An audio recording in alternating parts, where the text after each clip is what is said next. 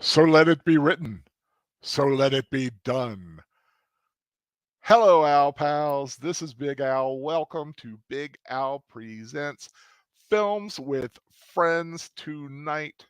The film is one of the biggest films of all time, literally and figuratively, because it's a huge, long film, huge cast, and a blockbuster moneymaker. It was the biggest film of 1956, The Ten Commandments, which for some unknown reason lost the Best Picture Oscar to Around the World in 80 Days or something like that.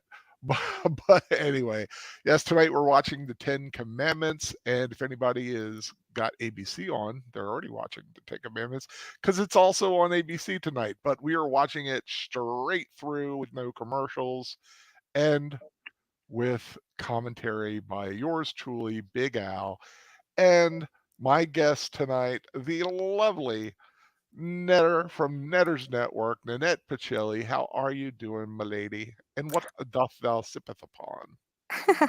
Thank you, Al. You're so sweet. I'm doing wonderfully. And I'm actually sipping on two things tonight. So I have a Diet Dr. Pepper, and I'm also drinking a muscle milk. Knockout chocolate is the flavor. Ooh, fancy. Got two things to imbibe upon. I have peach tea because I had a little bit left over, so I just plugged some ice into my thing and just made another one to have as backup. So instead of my usual virgin limoncello, but yeah, peach tea is the drink tonight. For those people who may have recognized, there's someone missing tonight, and that is the beloved Troy Pacelli, who is not feeling 100%. It's okay if I talk about what happened, Yeah, right? yeah, Troy, of course, I think many of you know, had a a procedure earlier this week, and his throat, because he was, what they call it, intubated. I don't yeah. know what they. Yeah, they had the thing down his throat, so his throat's not feeling too good. So he's going to sit this out vocally, but he will be typey in the chat. And in fact, he wants to let you know that he will be showing the movie on his Cosme account. It is up in the chat there if you want to get a hold of that. If you do watch it through Cosme, please, once it started, let him know if you can hear everything that's going on. So, And Big Al, but did you want to pin that to the top so people can find it easier? how do I do that? I don't really know. If you click on the three dots next to where he's got it it posted, it'll tell huh, say pin to the top. mine just says put user in timeout or block the user. Oh, that's weird. I know it is weird, isn't it? Yeah, mine says, well, because I don't, Well, that's it right there. I mean, I can show it. And let me see. What if I do? What happens if I star it? Does that pin it to the top? well, it's not pinning it to the top, but it is, oh, wait, are you trying to pin it in StreamYard or on YouTube? Oh, StreamYard. Excuse me. Okay.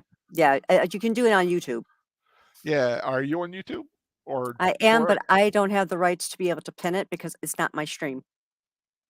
Oh, but I thought you had the wrench that you could do Well, that. as a wrench, I can put people in timeout and that sort of thing, but I can't Oh, pin anything. Only the owner of the channel can pin things.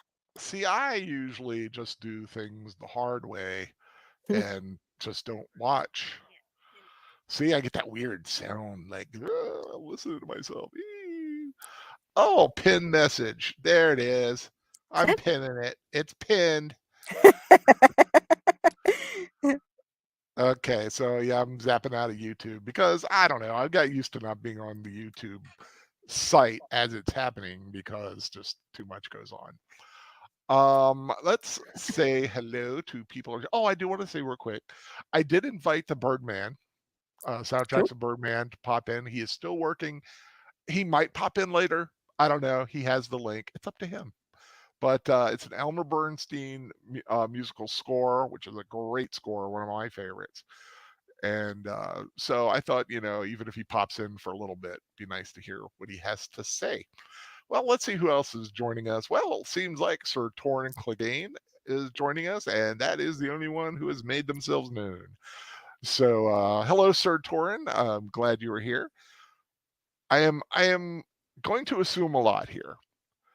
This is a film that is on every freaking year on ABC. Usually Palm Sunday weekend, right before Passover, because this film kind of deals with what happens at Passover. And this has been a tradition for me personally to watch this film every single year when it's on. Of course, I had always had a game with myself. Can I make it to the parting of the Red Sea before I fall asleep? And about 50-50 usually. It really depends. It all depends on what I was doing at that time in my life, how hard I've been working, if I was in school, or if I was just lounging around because I had nothing better to do and could stay up all night. But it has been a huge part of my life. I love this film. It's one of my top 5 films of all time. It would be one I would want on a desert island if I had electricity and a way to play it. Uh, how about you? Do you have a history with the Ten Commandments, Netter? I know I've seen it, Wow. when I was a kid. I don't remember seeing it as an adult, but I remember, like, my mom having it on and us watching because my mom was a fan of well, those well, what now they're called old movies, but she was a fan of those movies, like, all the Fred Astaire ones and Ginger Rogers and all those, and all the ones like this one, like the Ten Commandments. So, whenever they became Ben-Hur, things like available, that, yeah, yeah. she would, make sure that we watched them because not like I mean, that's back in the day before we had, like, VCRs and stuff. Yeah. So, it's like when we knew they were gonna be on, it's like, okay, mom would turn that on, we'd watch these great old films, these classic films. Um, and I don't remember it being as long as you're saying it is, but maybe that's because I was enjoying it so much that the time just flew by. It really does. It doesn't feel that long once you're immersed into it and are really, like, just going with the journey. It never felt like a long movie to me. Uh, the only way it felt like a long movie, like I said, is sometimes I'd be like I would fall asleep or something. But like I said, it was kind of a little joke I had with myself. Like, can I make it to the Red Sea? I mean, I do most of the time, but the last 10 years I always make it. I make it to the end because I just have nothing else going on in my life, so why not stay up late? I Well, would like I would like to say hi to I want to say Lai Jen. Leah. Lee Lee Jen? Oh, Leah? Yeah, Jen? that's Lei is Leah. Let us know if we're mispronouncing that because I'm saying it's Yeah. Leah and he's saying something else. So I let us like know the correct pronunciation. Les Jen. I mean, it sounds very exotic, however it is Yeah, pronounced. Lei does make sense, like Saying Hawaiian hello. lei. My first live. So excited. Might only be able to stick around for the first half. The fact that you're here is like absolutely fantastic. Oh Yes, my it is. God, John Green in the house.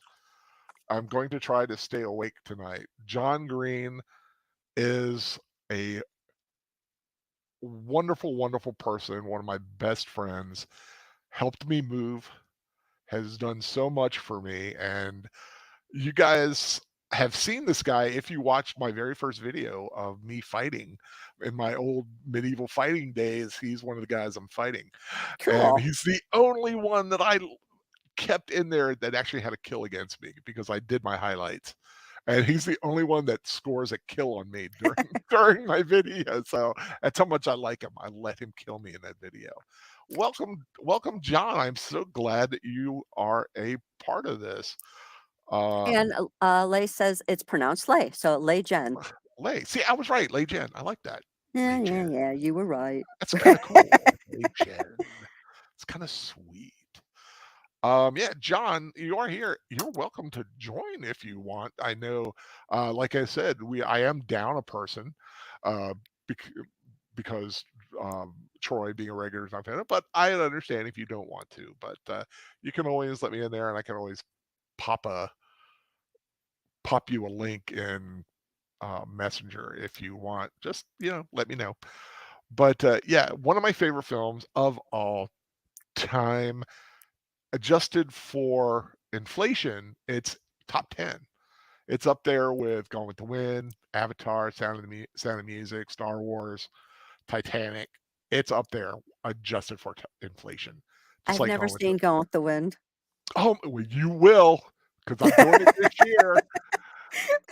Is that a I'm not going threat? to do it. Yes. No. No, I've been wanting to do Gone with the Wind for a while. I'm just waiting. I was just kind of waiting for the right time. I knew I wanted to do this. I don't want to do a lot of long films in a row. Although your next film and the film I have afterwards are all 2+ hour films. Uh, so we do have that. But and he has 2 copies of Gone with the Wind. Sweet, yeah. Gone with the Wind is one of my favorites. Been wanting to do it for a while, and it is also one of my desert island movies. And but yeah, we're gonna do it. But I'm gonna wait a little while until we have a few small regular movies under our belts again. Um, but for everybody who's going to be watching along tonight, I am going to be starting. If you have the download, it's at 4 minutes and 4 seconds.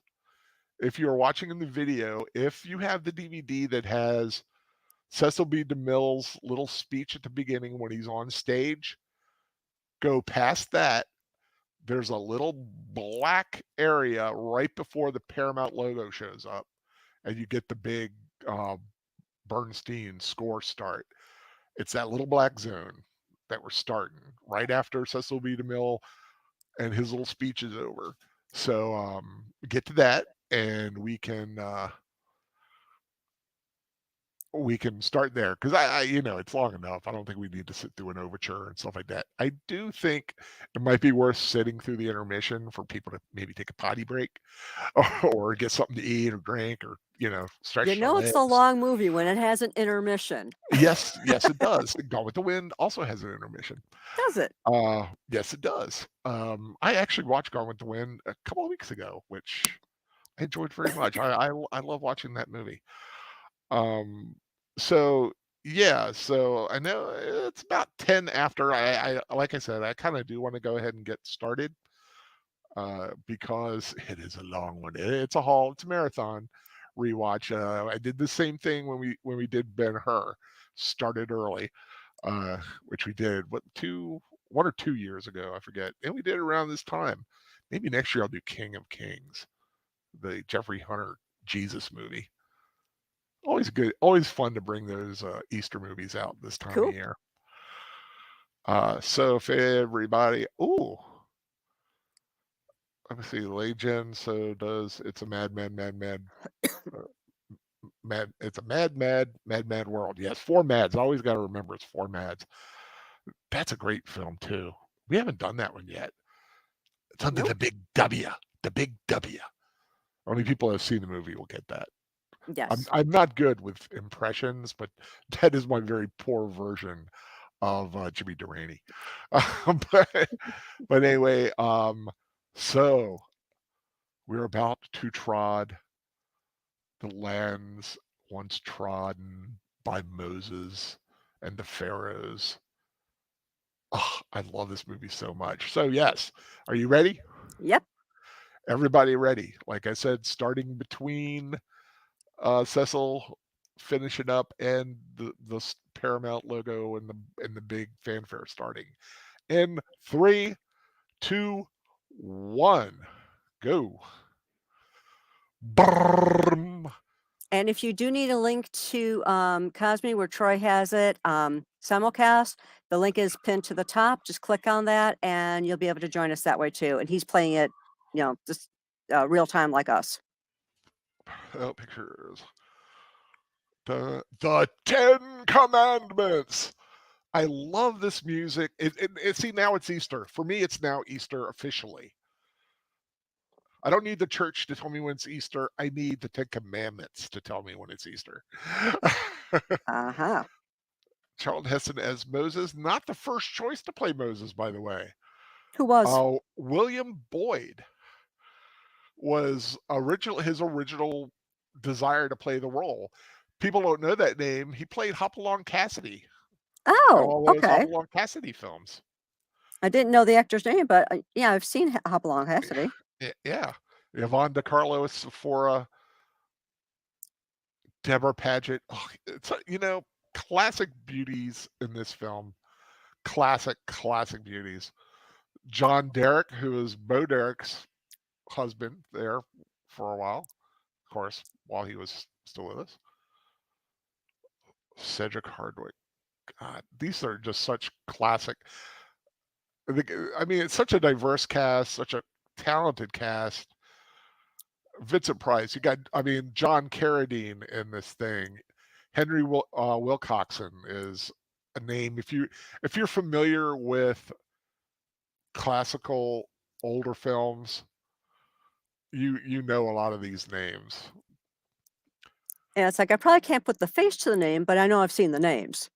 Yeah, and that's the cool. That's like I said, always favorite uh, kind of actors I like when you really don't know what their names are, but you know their faces, but you know the name because you see them around. Woodrow Strode.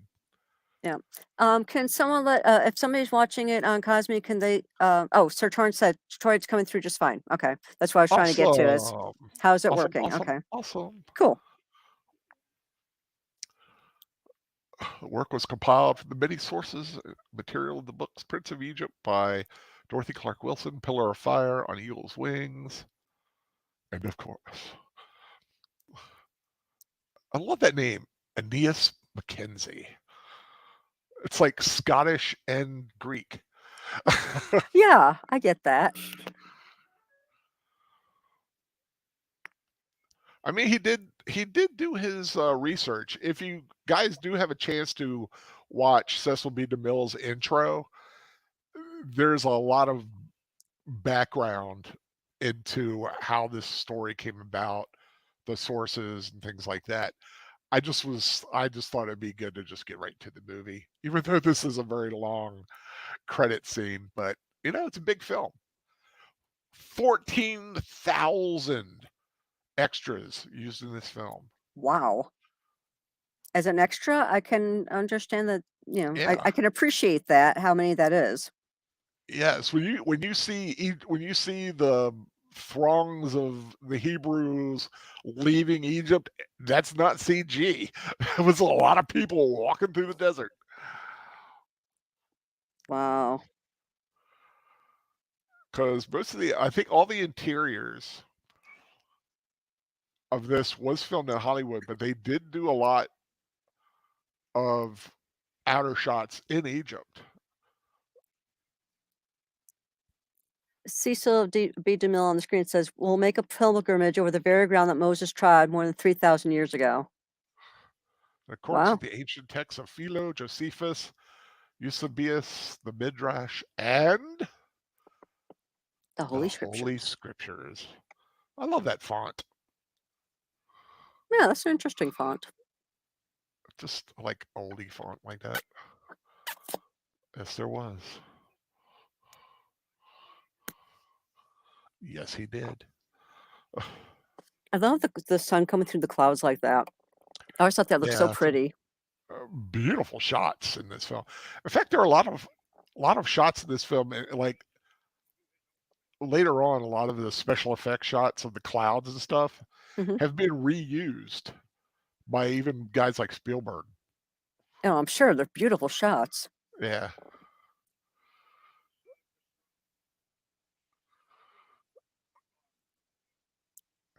Also, a little a little commentary. Cecil B. DeMille when doing this, and this is Cecil B. DeMille is narrating. He was kind of making Okay. a commentary on communist Russia. Huh?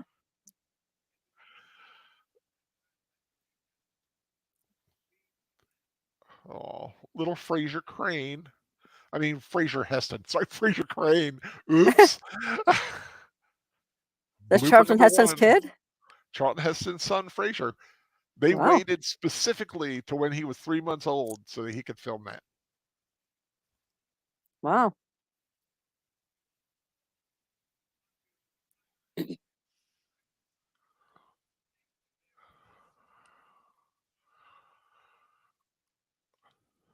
Now I know Yul Brynner's in this. Yeah. How many years between this and when he did The King and I? Do you know?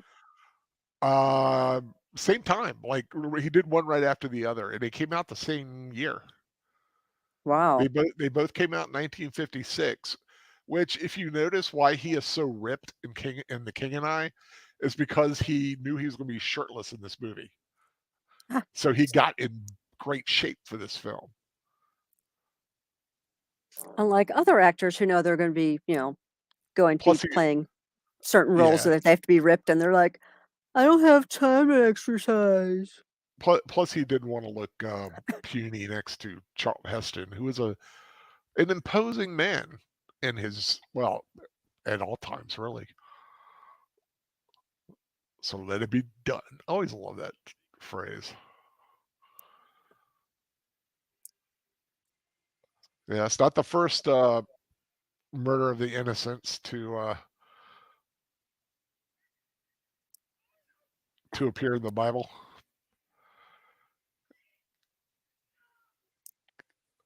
Love the look on that woman, just the total shock in her face. Yeah, well, that's why they got to save little Moses here. Yep. Although he doesn't have a name yet. Doesn't get a name till his adopted mama finds him.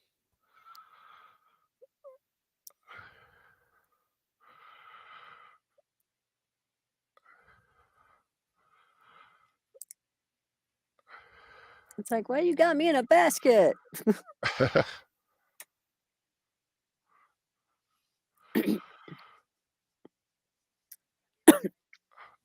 And for those who may not know the story, what was the reason that they were killing all the male children? uh, Same reason why they had the murder of the innocents when Herod was ruling.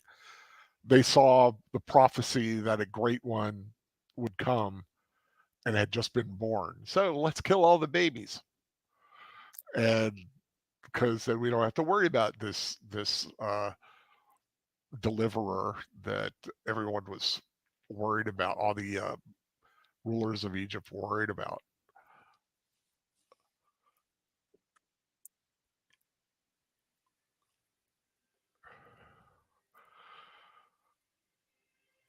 So back then, you believed in signs and portents in the sky. And if the little one was going to be following the basket, why didn't the little one just take the basket somewhere?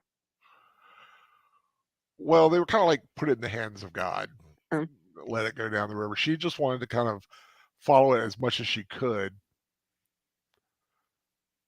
and it just happens to get found by Bithia.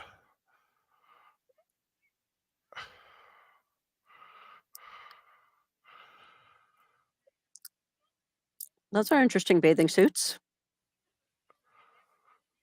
Yeah, well, remember this is 1956, or when they were filming it, probably 54 and 55. This was rather hot for the day. I mean, that's a lot of leg. Yeah, they shouldn't be showing that much leg. It's like, look, there's a basket. What could this possibly be? Yeah, Lejen says, and they were outnumbering the Egyptians. That's the one thing you kind of run into is when you enslave a nation or a culture, the chances are they're eventually going to outnumber you. And they've been working hard, so they're strong. And you've been sitting on your behind sipping uh, Egyptian wine, and But the Egyptians were a very martial uh, empire at the time. They knew how to win a battle in war.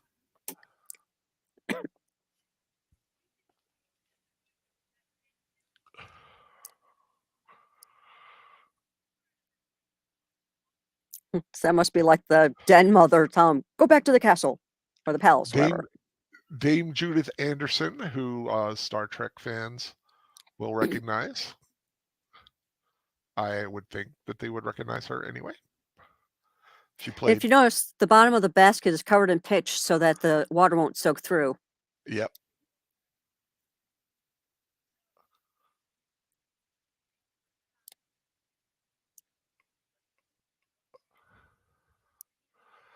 But Dame Judith Anderson played a Vulcan in Star Trek 3.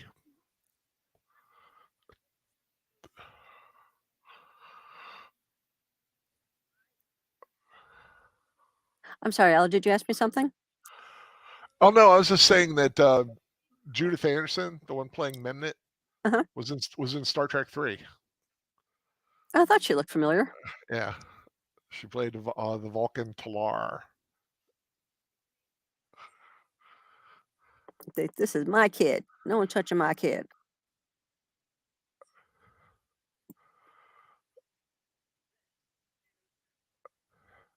That is a beautiful blue cloth. I love that shade of blue, that royal blue. Literally in this case. Yeah, it's like mine is a more muted blue, but it's still a really pretty blue.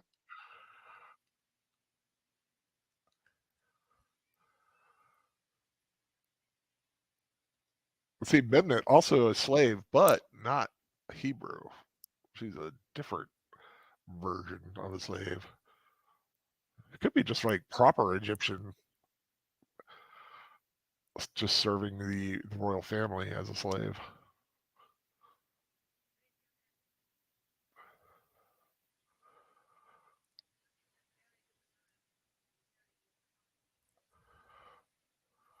It's like you ain't telling nobody about this.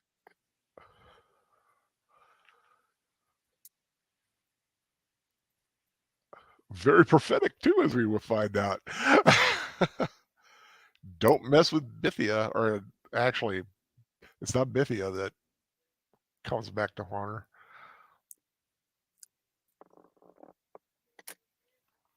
Oh, Daniel Heron's in the audience. Hi, Daniel. What's this movie about?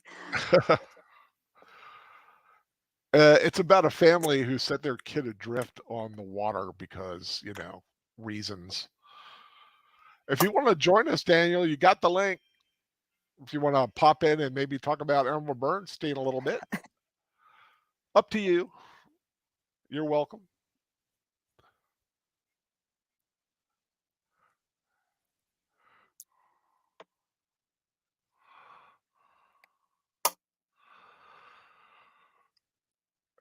Yes, Leisha, that was a great transition.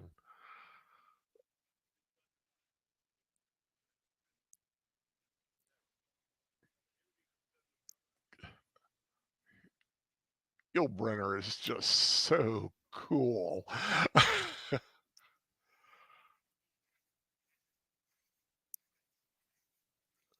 I have expect him to break out into song now because The King and I. It takes a real man to pull off that little side ponytail.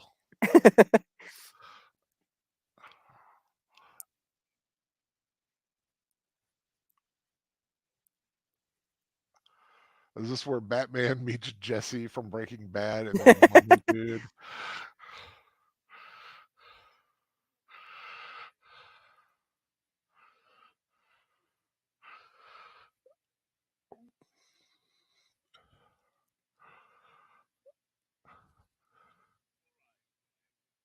I love the Pharaoh at this point. He's kind of snarky. Where is my city? Well, he also has to keep in mind it's easier to destroy something than to build it. Yeah. And Ramses is not a builder. Ramses is a warrior. He is a conqueror. He wants to rule. He doesn't want to build anything. Buildings for other people. I'll always say I love the Egyptian crown. The way they show it, I don't know if that's historical at that time, but the the red part and the white part used to be two separate, lower and upper Egypt and lower Egypt, and then when they combined, the crown was combined. But I can't. I don't remember which one was upper and which one was lower. Now that's a great dress. Oh yeah, she's got a great wardrobe in this. Excuse me. Ann Baxter was a beautiful woman.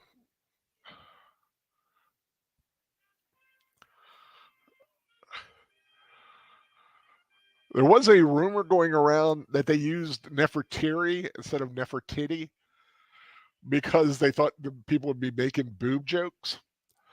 But it's actually more um, accurate because Rameses' wife was Nefertiti, Hmm. which means like beautiful one or something like that.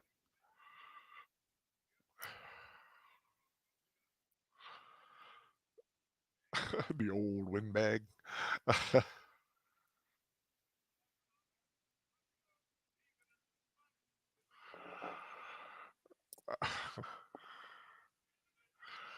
Let's throw down lots of flower petals.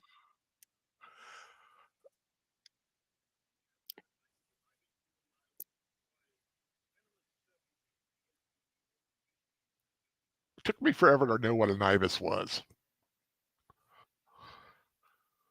For those who don't know, it's a bird who ate the snakes.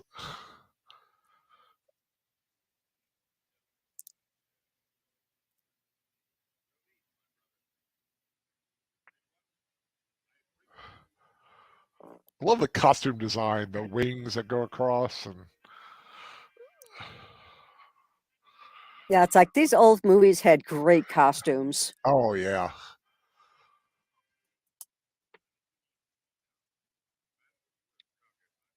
Woody Strode, the Ethiopian ruler, great stuntman in a lot of great movies. Fought Spartacus, if everybody remembers that. I like that. Ramsey's like, kneel before the Pharaoh. And Moses like, no, I brought them in friendship. Yeah.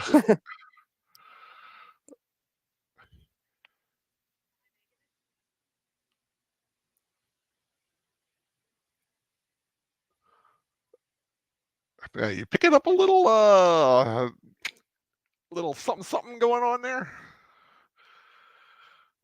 Yeah, it's a good looking dude. She's attracted to him. Oh yeah, she's a nice looking woman too. It was like, but think of the time. That was a very sexual in kind of innuendo, not innuendo, but allusion to a relationship. For the 50s, an allusion to an interracial relationship. People lose their mind. Time for the dance party.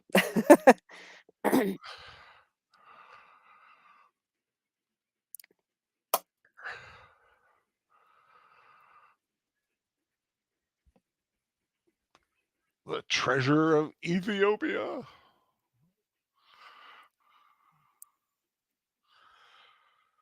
So were those costumes used in Cleopatra or vice versa? Um, I don't know. Well, Cleopatra came later. I wouldn't be surprised if something from this movie made Cleopatra. Oh yeah, they reused costumes and Yeah. props and sets all the time. I was like looking at the things I noticed the most are armor, like helmets that keep showing up again and again. I can see that. Like I've seen helmets from Conan end up in Willow and a few other like the sword and sorcery movies.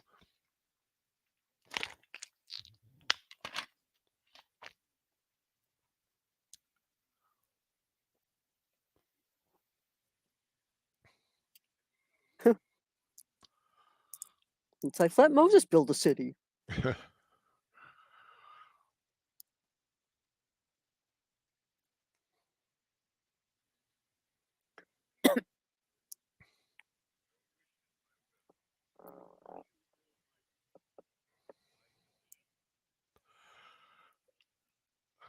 now I don't got to worry about it.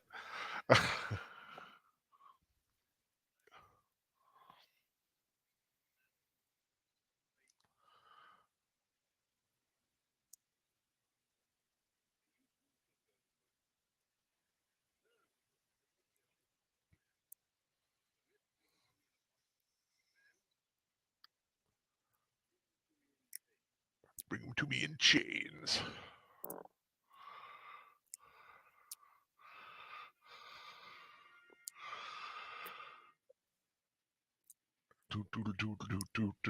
So who's he talking about being a myth or a legend? The deliverer, the one who is supposed to be destined to free the Hebrews from bondage. Ah. So Jesus. Yeah, well, no. Moses is the deliverer. Shh, we're going to say it's Jesus. No one will know. Well, Jesus is still many centuries away.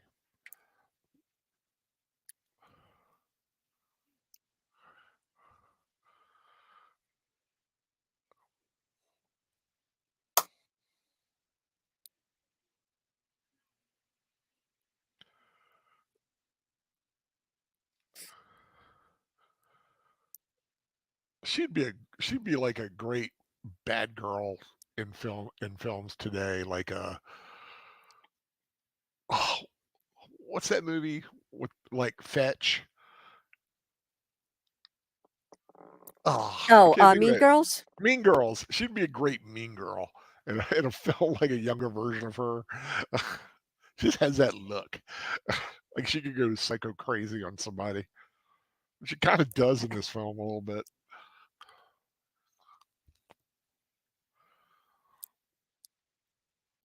Isn't the lady in white the Pharaoh's wife? No, you mean Nefertari? Not yet.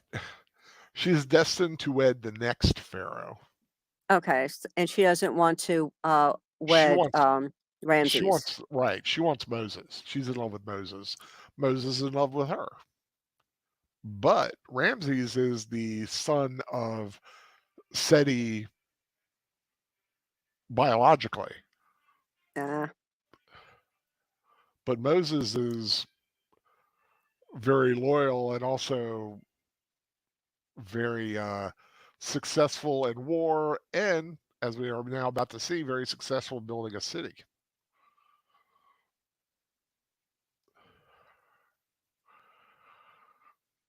John Derek playing Joshua the Stonecutter.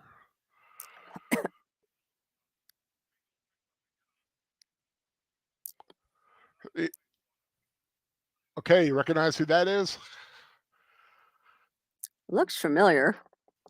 Kang, Ah, okay. the Klingon, yes. Michael Ansara in an early role.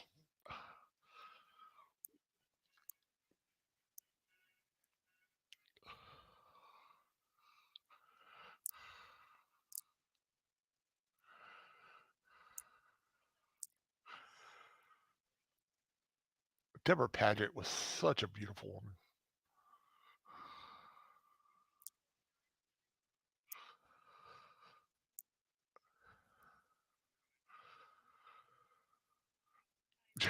John Derek is in a film called something like The Adventures of Haji Baba, which is kind of a Sinbad-y kind of That adventure. that sounds familiar. It's a lot of fun. I saw it once early morning on cable, and it's really funny because the music is Haji Baba, Haji Baba. It's really weird, but he plays the lead role, and it's a pretty fun little movie.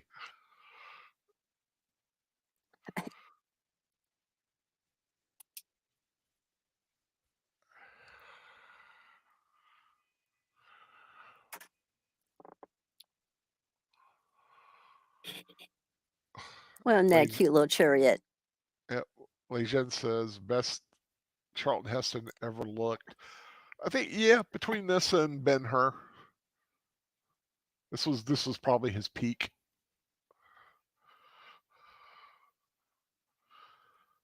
I'd say the same for Yul Brynner.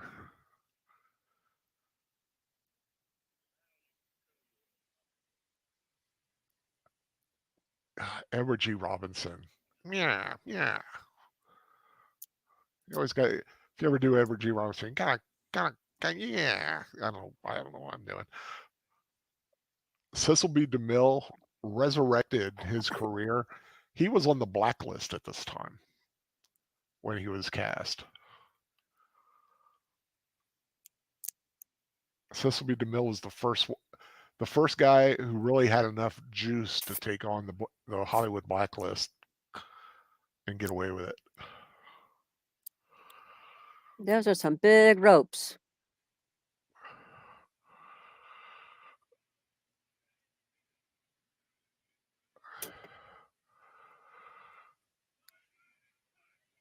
That's it. If you ever wonder how the pyramids were built, pretty much like this. It's just a lot of pushing and pulling.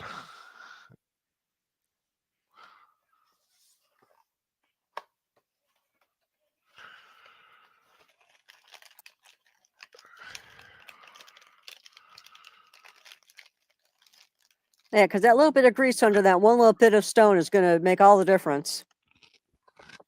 It couldn't hurt. Uh-oh, she's stuck. Yep. Undo your belt, lady.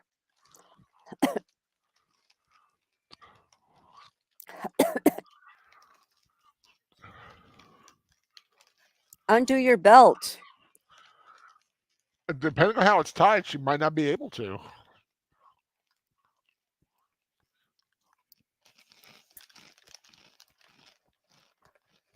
Undo your belt. Oh my gosh. She's trying.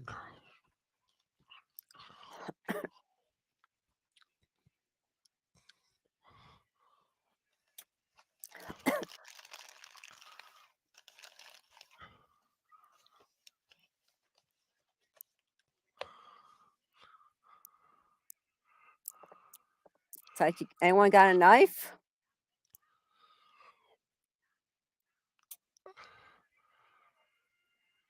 Probably not many of them would have a knife.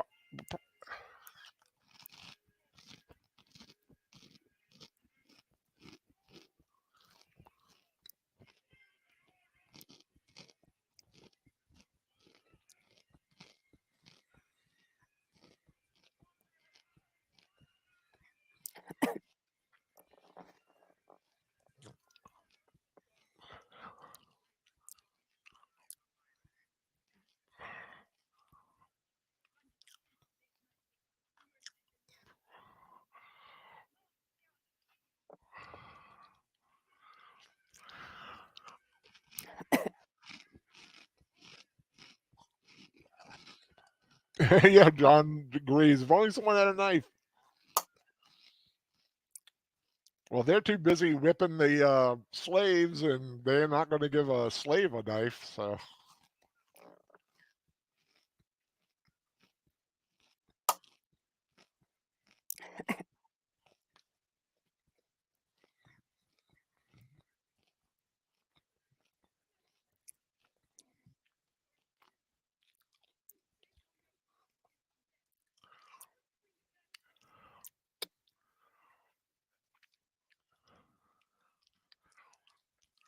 I love that oh, excuse me. The horsehair little thing he's got. Mm-hmm. Great for like slashing at flies, getting them out of the way.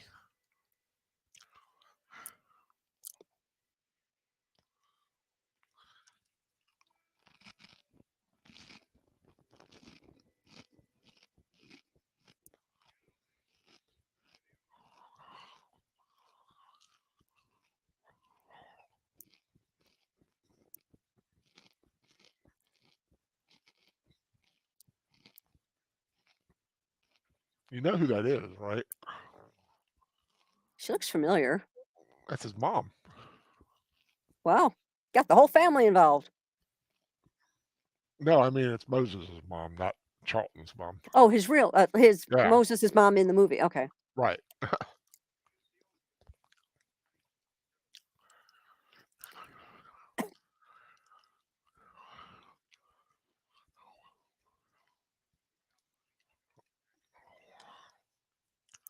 Lejeune would have removed her clothes to get loose.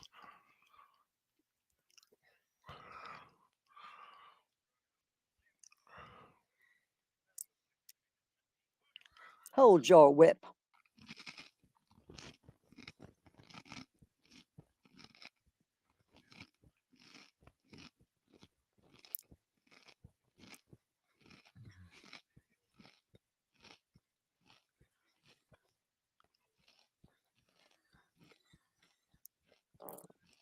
They're so keen to want to kill people.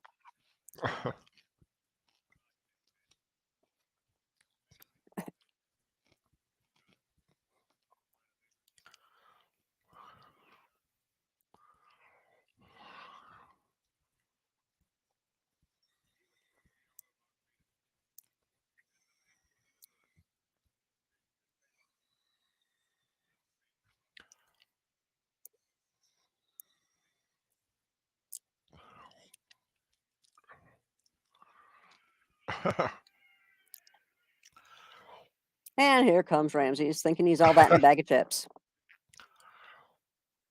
And a large soda.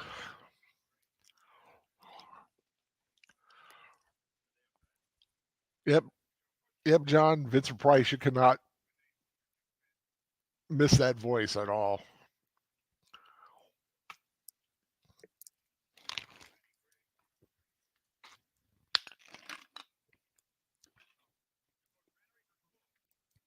He, like a lot of other actors, considered themselves very lucky to finally be able to consider themselves part of Cecil B. DeMille's film catalog.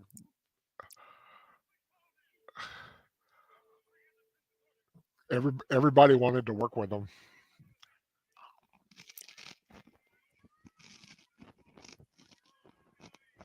What do they need the poles for? Busting the granary.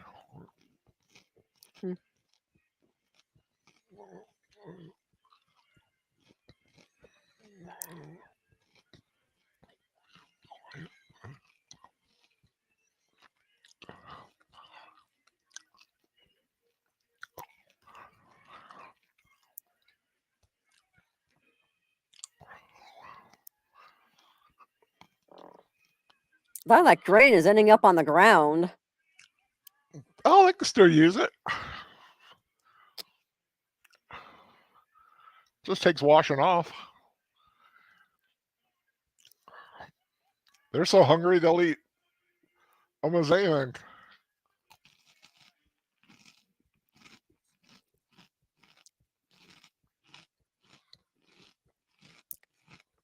I wonder what game that is. Hounds and jackals. I have no idea how you play it, but I think it's an actual game.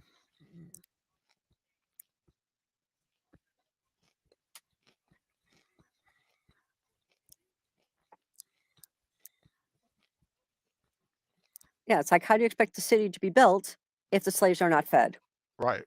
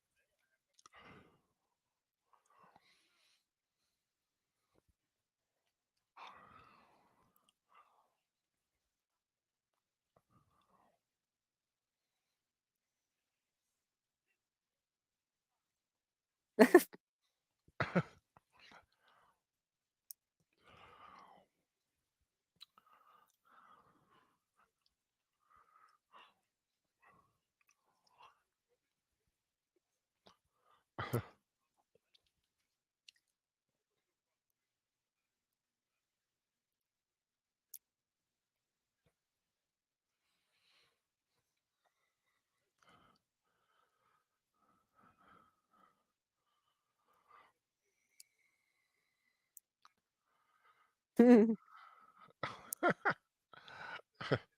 don't look any leaner.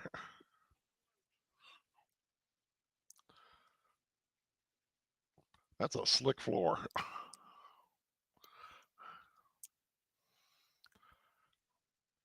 He flips that cape. So cool.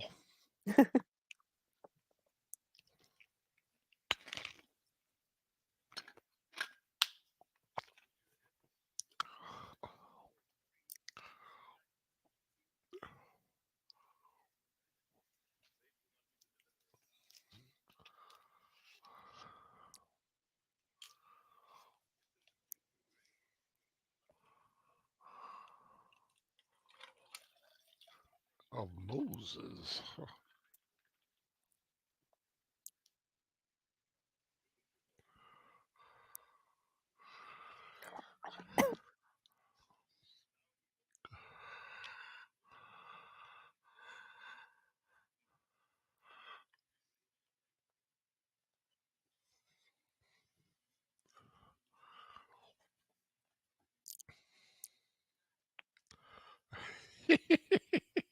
That sounds so devious though.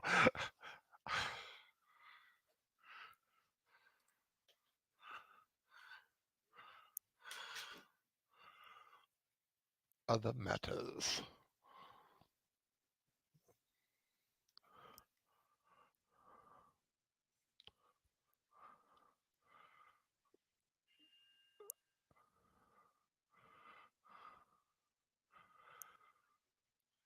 I like that little pointy helmet they got.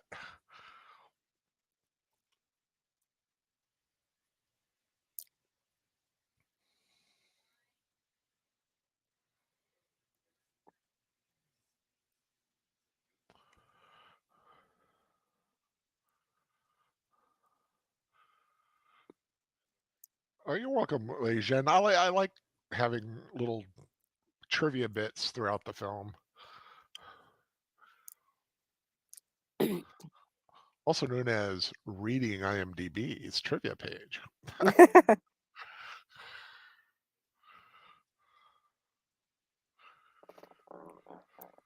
Oh, Troy put the gaming board has 2 sets of 29 holes. Gaming pieces are 10 small sticks in either jackal or dog's heads. One player takes 5 jackal heads, the other takes 5 dog heads. The aim of the game is to perhaps start at one end of the board and to reach the other with all the figures another point on the board.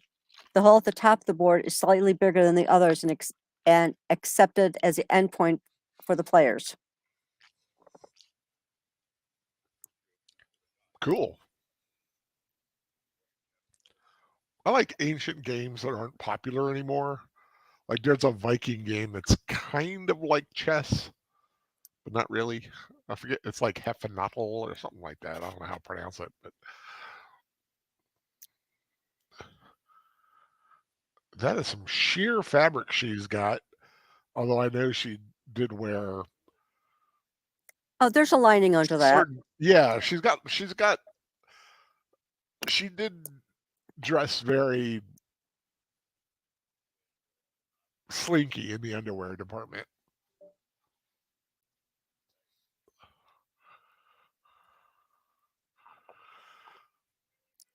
Oh, timestamp. I'm at 43, 41, 42, 43. Once Yeah, I'm again, like that's 3 seconds ahead 43, of that. 48.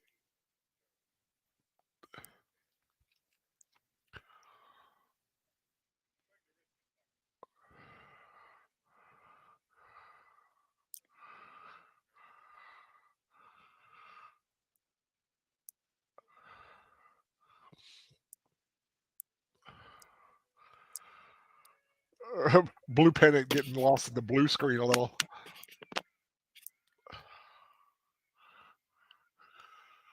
But how do the sticks for dice work? They're like hexagonal, and I think they've got different colors or something. I guess that means certain things. I mean, if you look at a lot of D&D dice, how some people make weird dice for role-playing games, Yeah. it's kind of a similar thing. I think they're just hexagonal rods instead. With I don't know how many. Well, I say hexagonal, which means what, 6? Yeah, I don't know how many sides they had.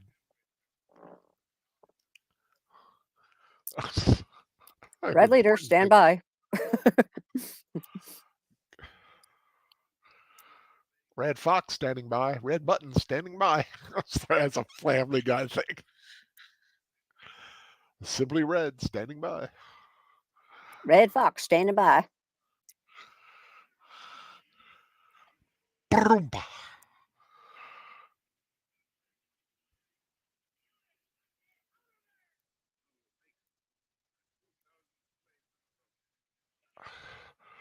"2,000 strong slave is filled with wheat from the granary."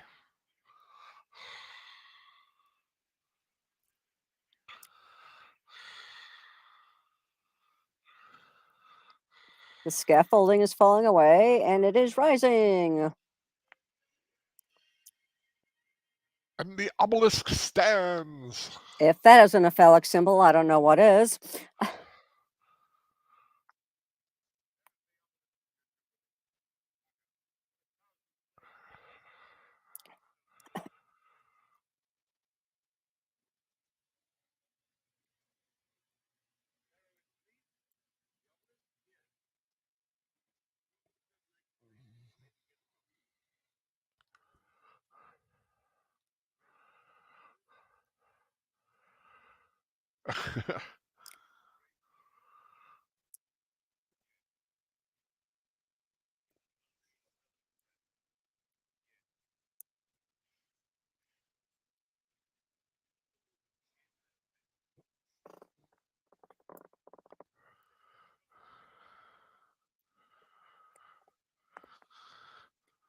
The dead make none.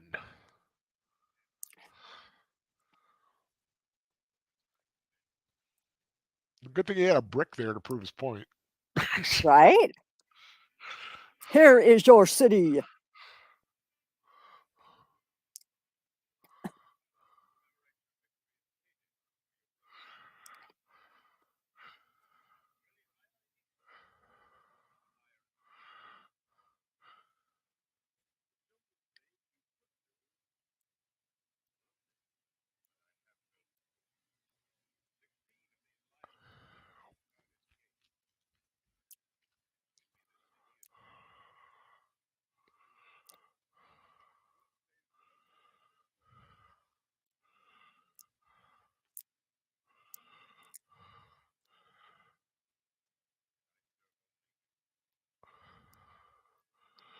Always Yeah, loved Ramses is Egyptian.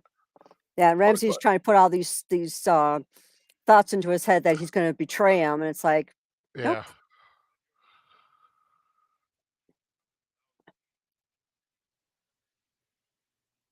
Dang, that's a big statue.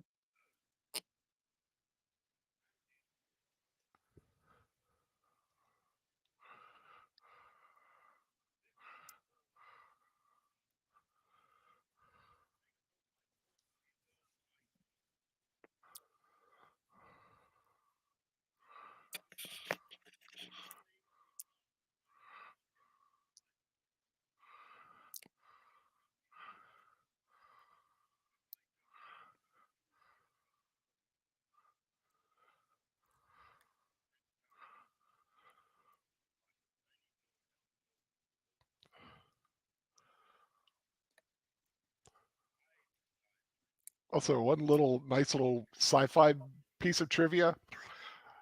Sir Cedric Hardwicke, who's playing Seti, the Pharaoh, was the narrator for War of the Worlds film Oh, in the cool. 50s.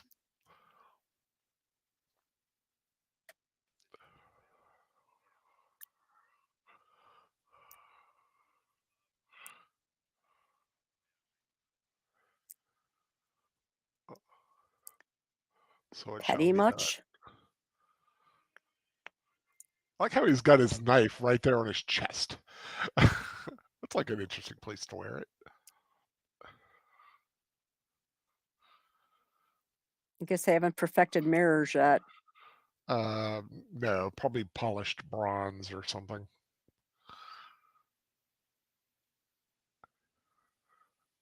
Oh, honey, yellow is not your color.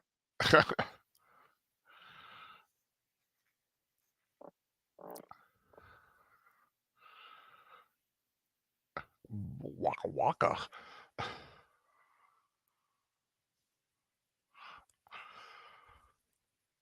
Yep, no CGI in that last scene. You're right. Just blue screen.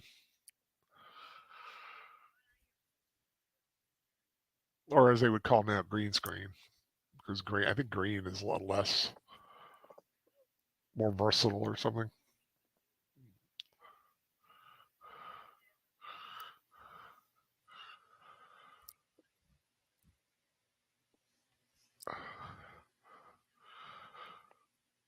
I'd like some mead right now. A nice sweet mead. Do you drink mead, Netter, at all? No. Uh, That was a big thing in the old medieval days when, I mean, when I was reenacting, mead was like a cool thing.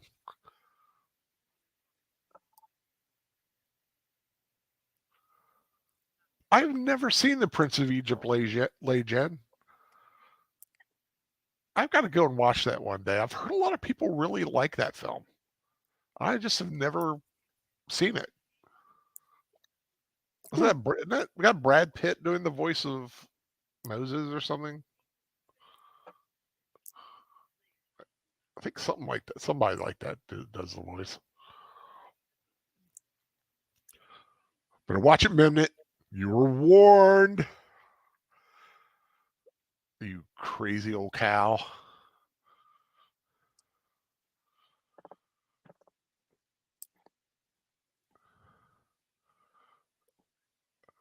Ooh. Like I said, don't mess with Nefertari.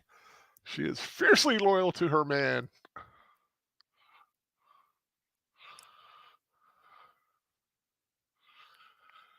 Val Kilmer, that was it. The Brad Pitt of his day. Ah.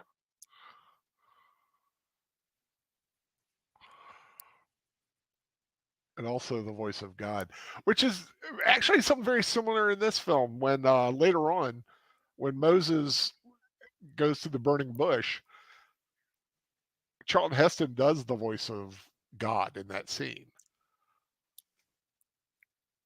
And Those, see, she told something she wasn't supposed to tell, and now she's dead. yep, just as Bithia foretold. But later on, when God's doing the Ten Commandments with Moses, that's not Charlton Heston. And there's actually a lot of controversy, not controversy, but speculation on who it actually was.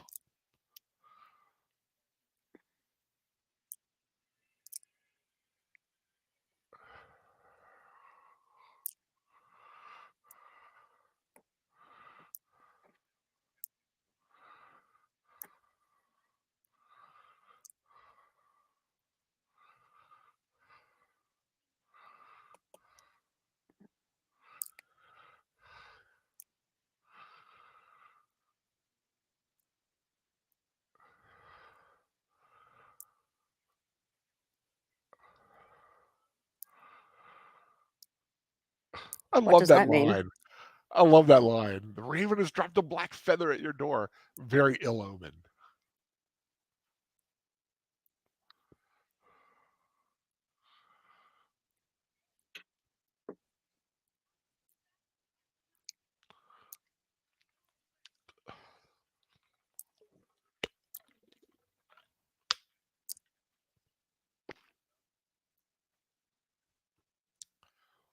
Okay, ladies and I'll make a note of that. I'll have to watch that film.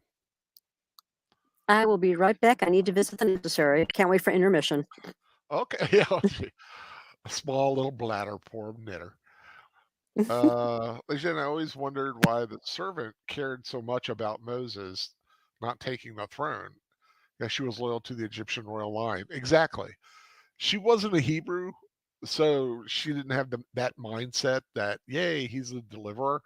She was very much just, she was a servant and she was a slave, but she was a higher class slave and of another nationality. And her family had been treated very well. So she was loyal to the royal family.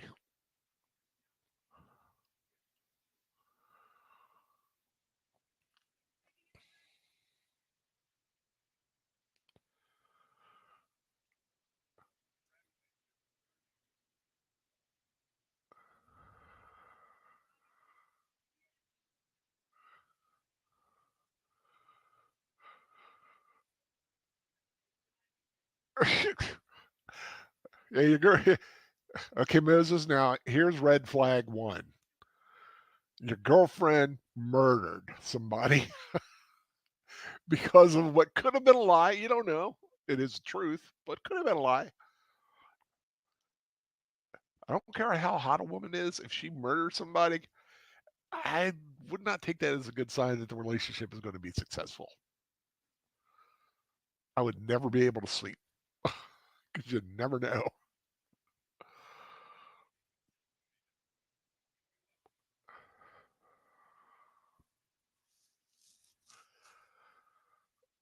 I'll put two and two together, Moses. Good God.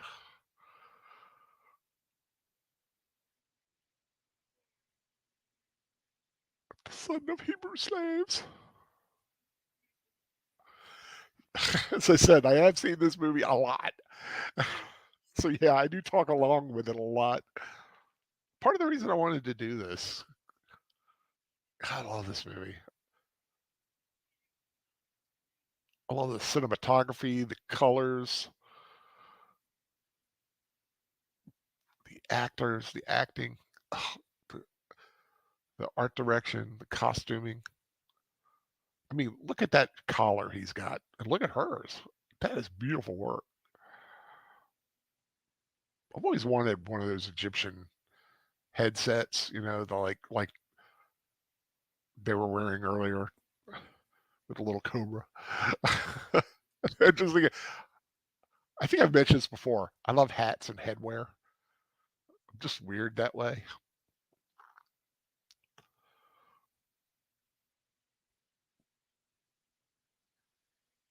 I used to have a really great floppy, like a Renaissance floppy hat that made me look like Henry VIII, but I misplaced it. I don't know where it is. I gotta get me another really nice one. It was like real nice. It was velvet. Had a really cool feather. John may know what I'm talking about if he's still here. My my cool purplish. It's kind of purple, I think, if I remember correctly. At least in the sunlight, it was purple. I thought it was black when I bought it, but it had purple in the sunlight. But still cool. Purple's royal.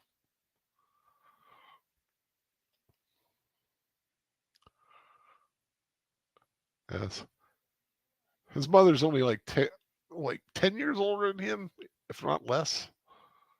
Nina Folk, who plays his mom.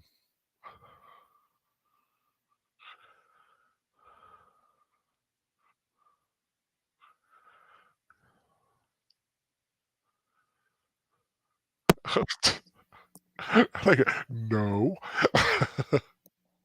that was a lie. You could tell that by the way she said it. Her bangs are crooked. Yeah, a little bit. Yeah, you're right. Well, back then it was hard to get bangs straight, I guess.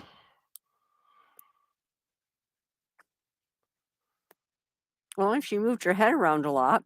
That only happened to me when I was a little kid and I didn't want to sit still. I love that sweet little kiss he gives his mommy.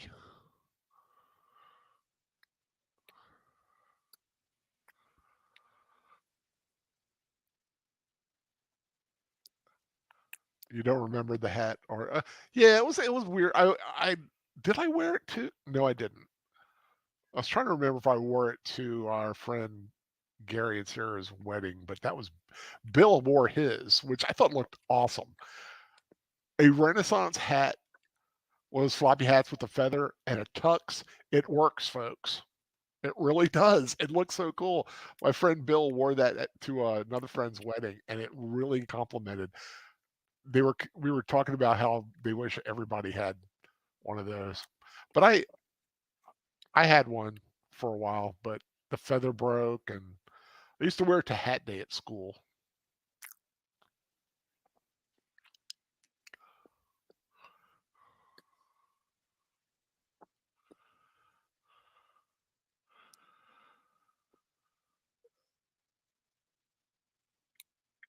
It's like, go on, Yes, get out. Leisha was like me. I had hard to make it to the Red Sea, especially when you were a kid, because your parents wanted you to go to bed, and they always the Red Sea was always like at the 11 o'clock time.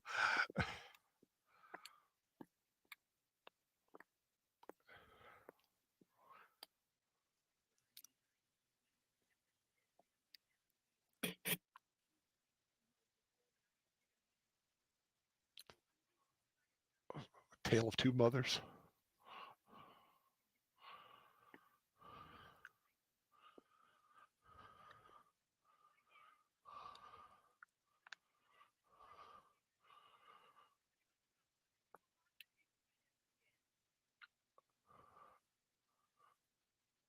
She also got to nurse him, which was a good thing.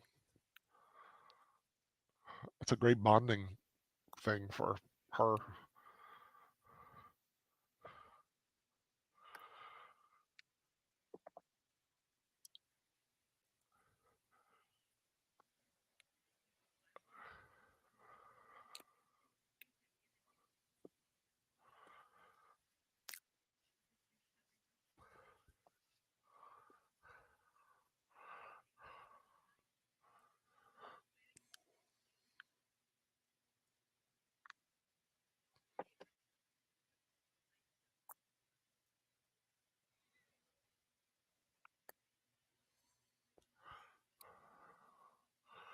Hey, Joshua V, how you doing tonight?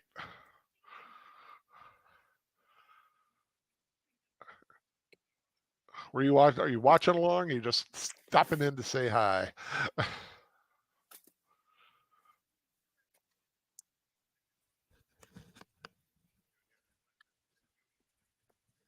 It's like, Mommy? Oh, recognition. You're the old woman I saved.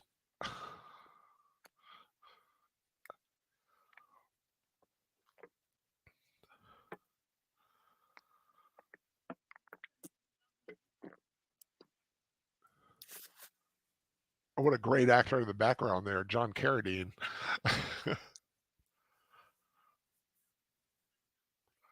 Who by this time had played Dracula in a couple of Universal films.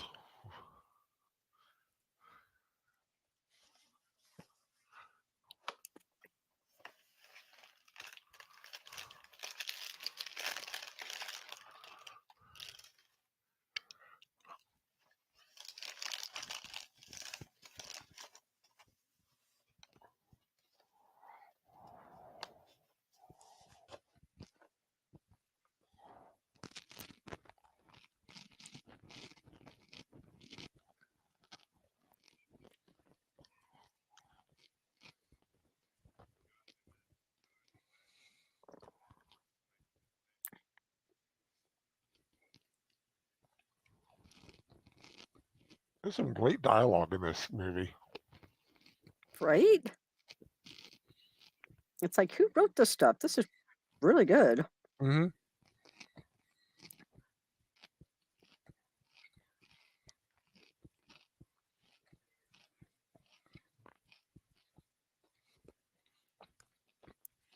Because you hear me chewing, I'm eating Triscuits, I figured pretzels. which I have discovered get in the back of the throat a little bit and kind of make me want to cough. Yeah, it's those little bits. And they also make me want to get some shredded mini wheats for some reason, which I haven't had in years. Good fiber. At the dollar store, I saw a chicken and a biscuit. It's basically a chicken flavored cracker. Oh, I love those. I just finished up a box yesterday. I love them things. Did you buy them or? No, I'd gotten something else, and it's like I try to limit what snacks I buy so that I'm not just totally glomming snacks. Yeah. This week I saw, well, I originally put down smoked Gouda flavored Triscuits because I thought, ooh, smoked Gouda. I'd like to try those.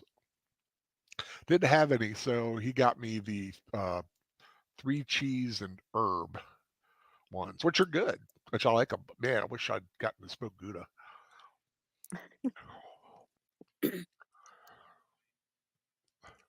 Yeah, I use Instacart for people who don't know because, you know, being disabled, really great. But sometimes you're like getting in the chat and they're like, they don't have this and there's nothing like it around. And you're like, dang it. Trying to figure out what replacement to get at the last moment. I've been pretty lucky though with my breakfast burritos lately. They've had them. Yeah, it's El, like I've El been doing. Monterey brand. Oh, Good. okay. Yeah, I've been doing Amazon Fresh. just so, we don't have to leave the house. Uh-huh.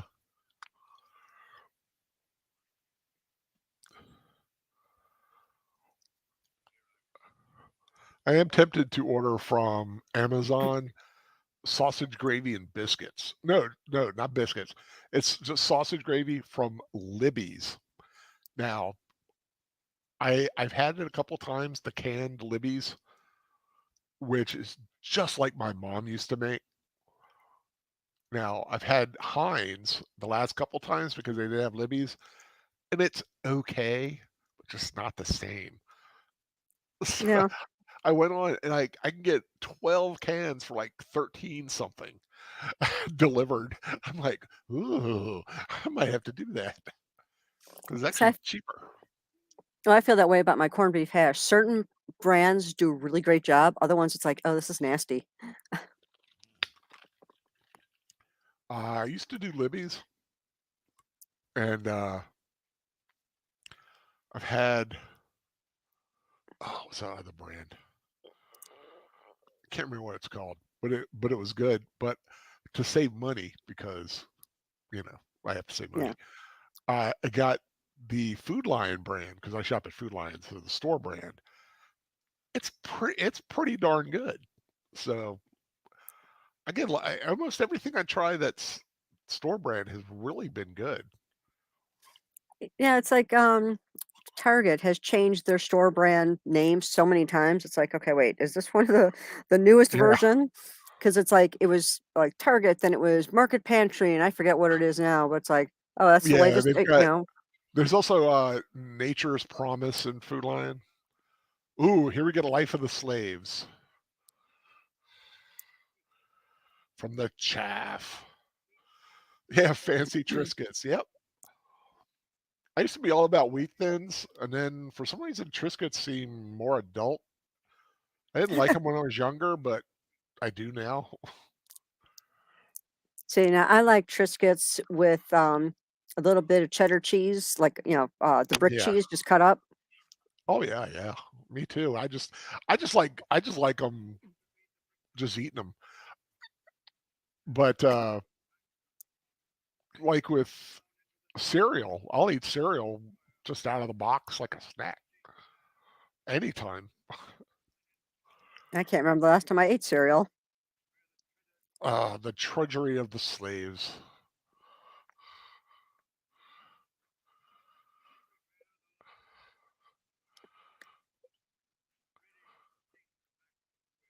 Cecil B. DeMille did give him some really gave himself some really great uh, stuff to say. I always liked those little mattock knives that they were doing, cutting the straw with.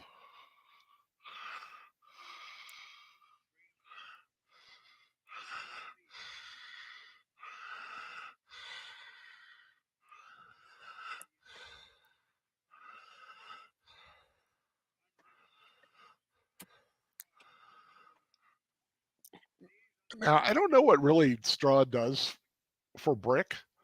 Was it like a bonding thing? Because it Yeah, makes it harder? it's like a binding agent. Oh, okay. Along with the mud, it helps keep its shape.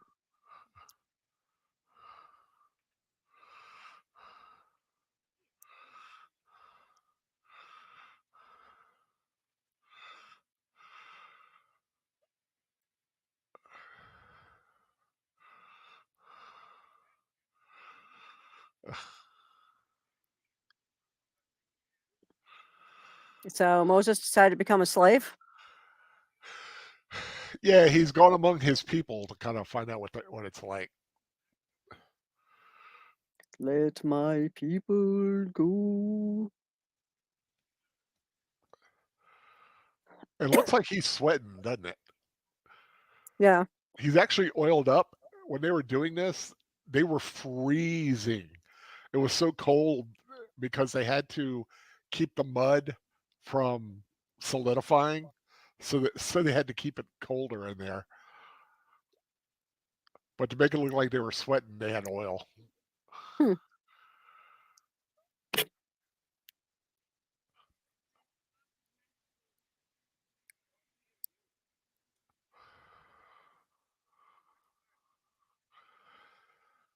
That's what I need. I need like one of those kind of rigs. People carry me around like that. I said it was a joke, but it would kind of be fun. Don't-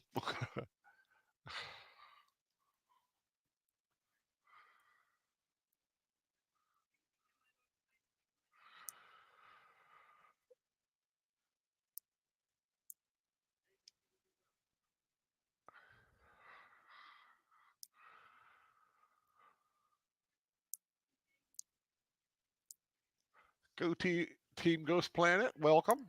Happy Easter, everyone.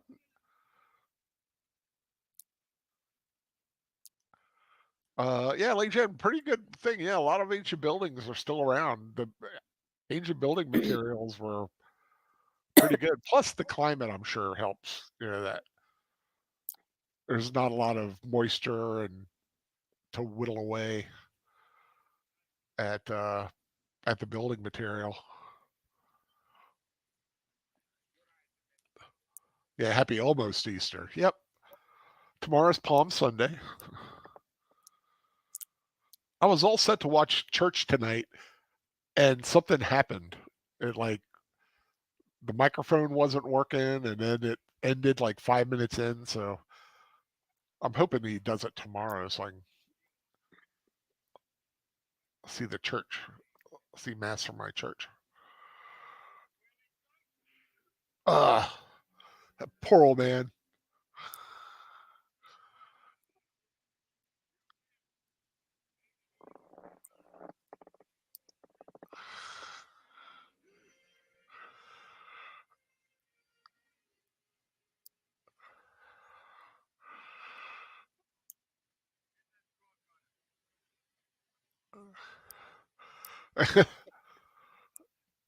Yeah, he's worried about the cutter, not the old man.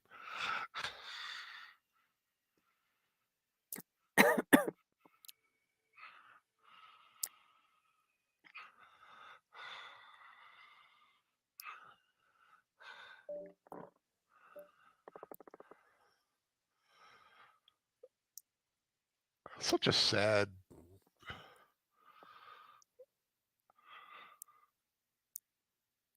Good Team Ghost Planet asking, wonder what happened to the Ten Commandments stone tablets.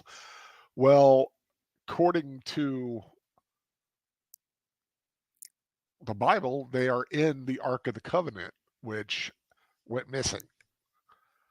Some people say that it's in Ethiopia currently, and some say it's under Jerusalem somewhere. But that is where they put the Ten Commandments, was in the Ark of the Covenant.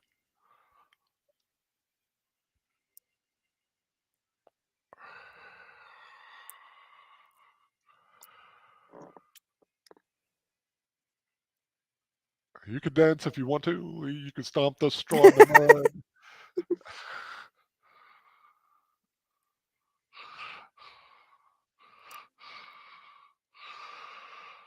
Now, a KitchenAid mixer would make short work of that. Yeah, or Ninja. Get those little emulsion things. Just keep going down in with an emulsion mixer. I used to have one of those. I don't know what happened to that thing. I was going through my kitchen today trying to see what I had. I have a lot less than I thought I did. And I don't know where anything is. I'll have to get John Green and Cheryl over one day to find out where everything is with it. I don't know where my mom put everything. I wonder if she recognizes him. She does. She was like, I want the real dirty one there.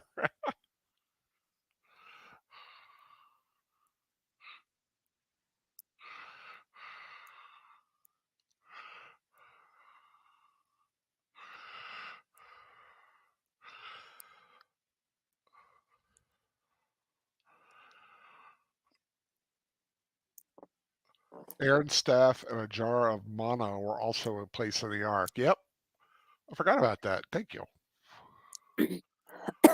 Also, I think a copy of the Torah, where the book's written by Moses, handwritten by Moses. are supposed to be in there too.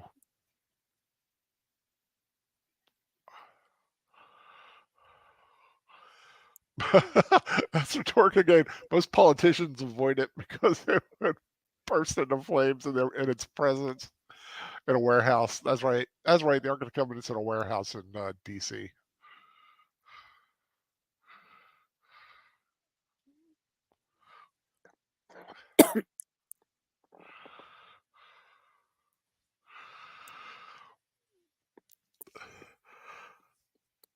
Yeah, you're welcome anytime, John. Come on over. I'm supposed to get a visit Monday from a certain professor of the geek variety. I'm supposed to watch the second film in the Kingsman movies.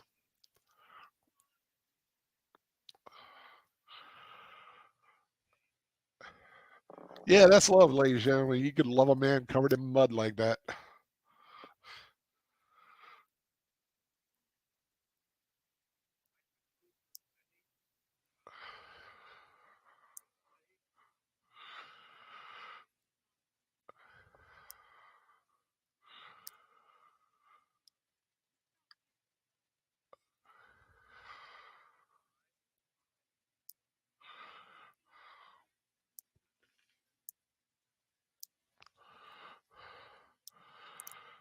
Now, I'll give her this. I think she's smart on this point. Yeah, he's Moses, doesn't want to lie and all that stuff, but he could do much more if he were Pharaoh. Yep. But he's an honorable man. That's why God picked him.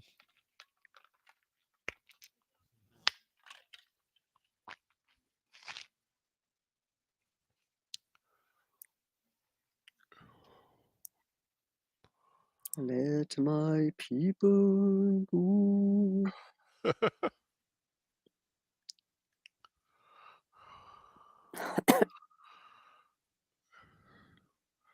I've been that muddy before. I would hate it now. When I was a kid, it was awesome. Well, I can imagine it's itchy. Yeah, now it's like dirt. It's like, ew, it's so dirty.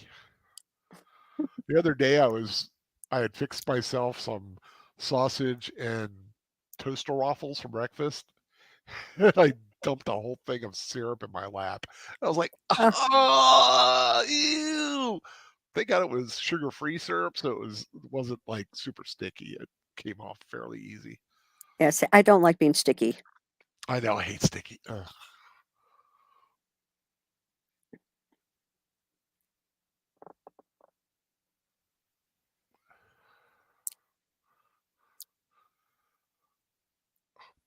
I gotta say, nice eye for the flower that works with that dress. Now that's a dress. So much for her being a house slave. Yeah. I think the kind of slave he has in mind is a whole different deal. Yeah. The stench of injustice will align. Yep.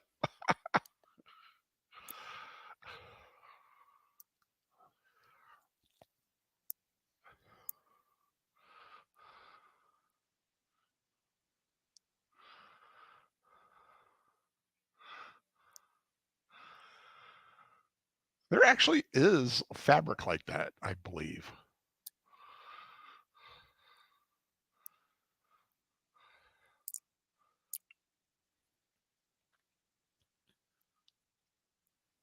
You know, Joshua, you needed a better plan.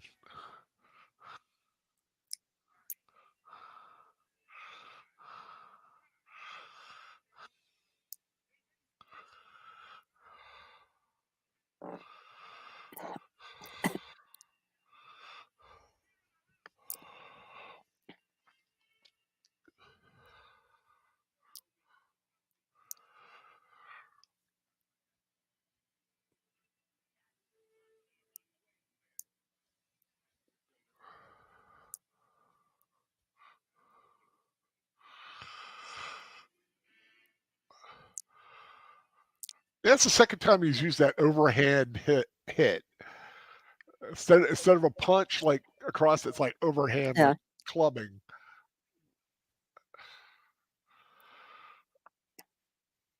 See, I told you need a better plan there, Joshua.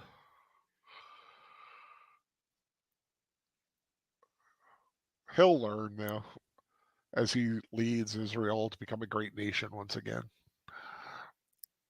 But that is another story.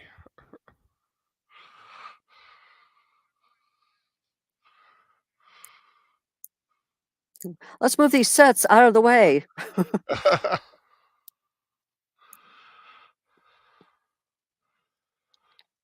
I do like his whip.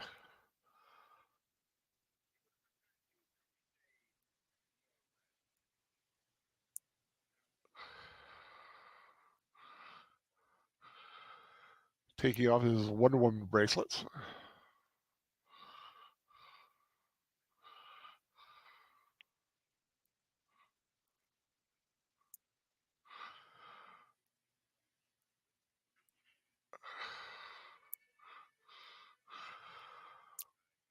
That's a short whip.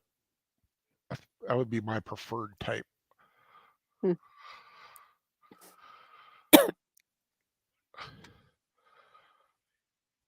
Yeah, it's all of us who grew up with Raiders of the Lost Ark still dream of having whips.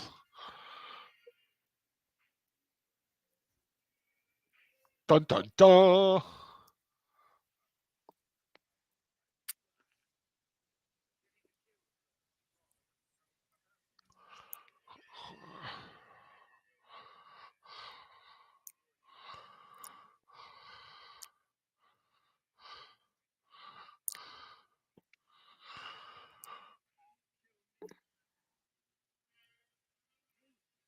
I like the look on his face like, is that Moses? He probably knew he was in trouble too, because Moses is probably one of the best warriors.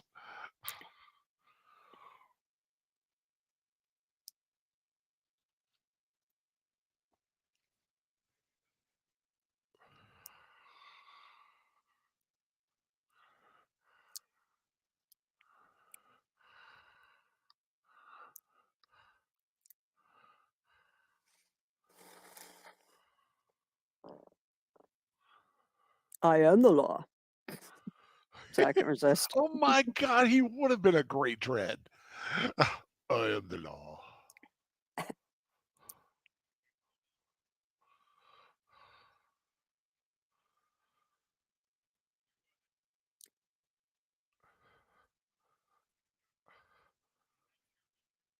Did you ever see the Carl Urban Judge Dredd movie, Dredd?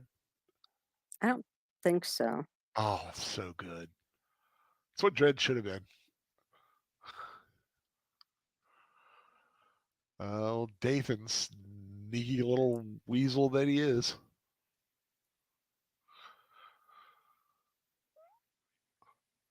See, that's Henry Wilcoxon, the guy talking with Rameses.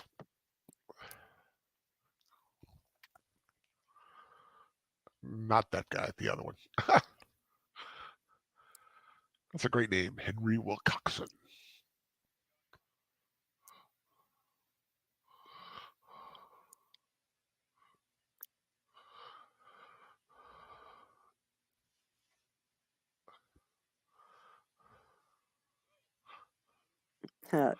That's like, I'll tell you who did this, but there are too many ears listening in.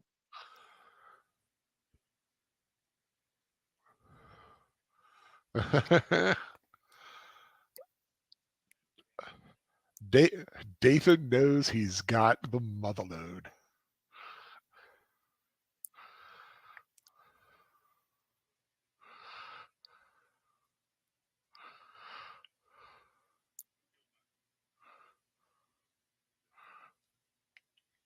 Hmm.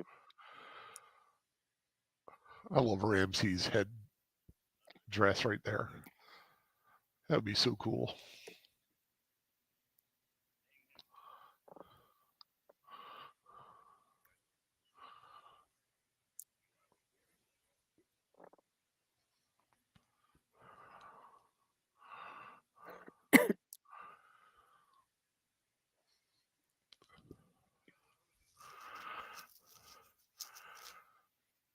And of course, here's a little thing. Don't answer if you know, Netter. I want to see a little fun trivia game with the chat. What Okay. other famous movie does Charlton Heston star in with Edward G. Robinson? You don't win Hmm. anything except bragging rights, but I just want to see how many people know it. Famous film.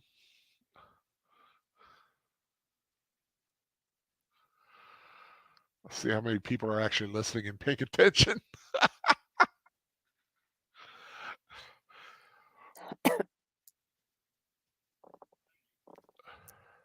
But if you kill him, you won't get your answer.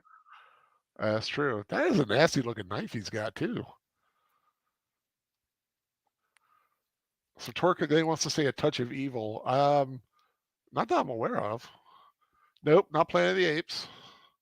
Not the one I'm thinking of. I'll just say I'm thinking of one. It took place after this film.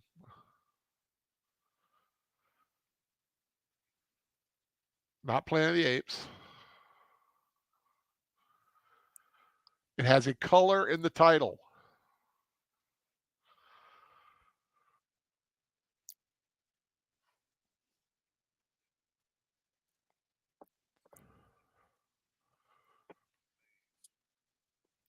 I'm Oop, surprised nobody's guessed it this, yet. his secret's out. There you go. Lay Jen got it. Soylent Green. It's people. Soylent Green is people. That's weird. I just had a flash of I held back my voice there a little bit because I didn't want to disturb my mother. Aw. Such a habit I've got. But see, I don't have. I mean, I can talk as loud as I want here. Sorry, Mom. Up there, wherever you are.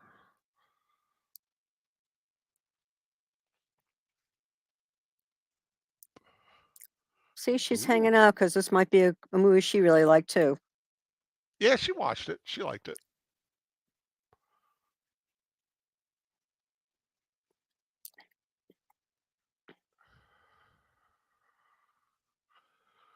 It's good to be the Pharaoh. I guess. Ooh.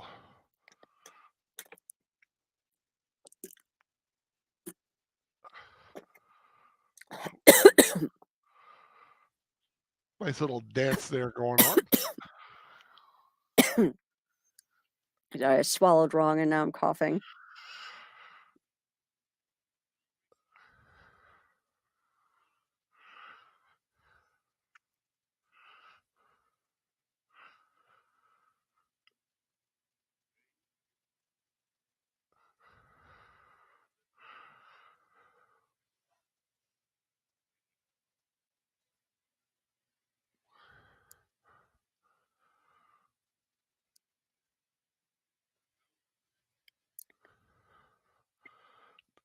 Now, now the Pharaoh's headdress. Now that's something special.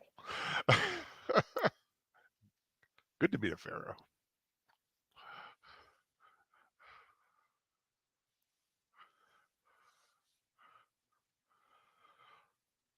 Ah, such a pivotal scene. A shocking moment for everyone in attendance. I love the chatter of the crowd that you actually hear. Why, it's Moses. And oh my Moses? God, How it's could it be Lord. Moses? It's Moses. I like the little like background chatter.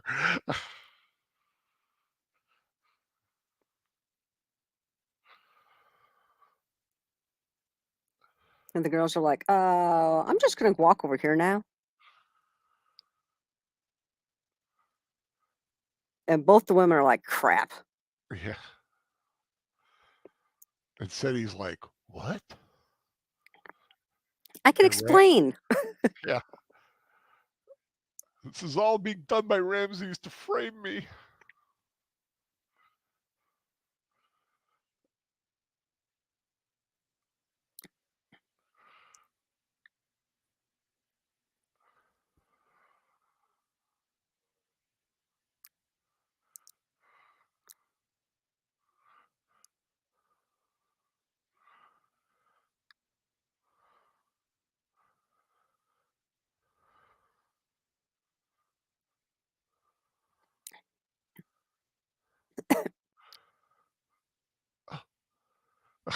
Incredible. It can't be. You can really hear it in the headphones too. That's what I like. Yeah.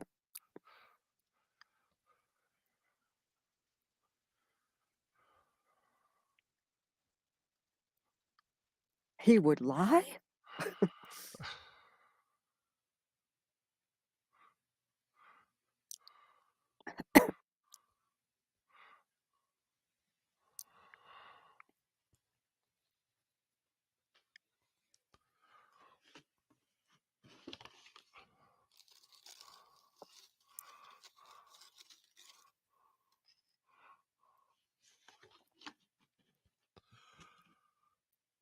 I, you got to feel bad for Pharaoh because he did love Moses. And it's like, okay, what am I supposed to do? This guy built a city for me and he conquered other cities for me.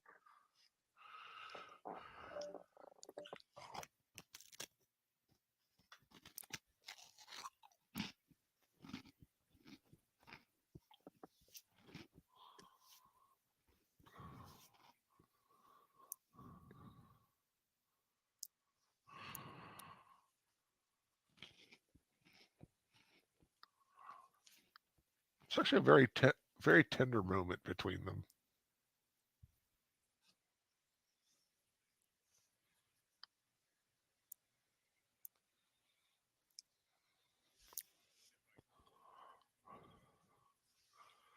It's like, oh no, what is he saying?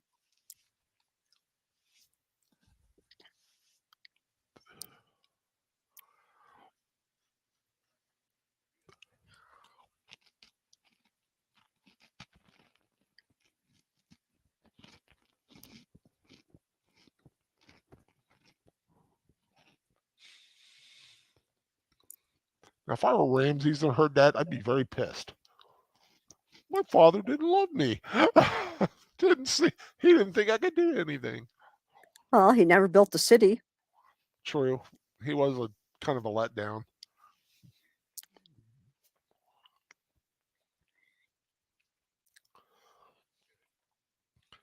Yeah, Go Team Ghost Planet. Yeah, I do miss Troy tonight, but his throat's still bothering him after his surgery this week. So And he is in the stream watching.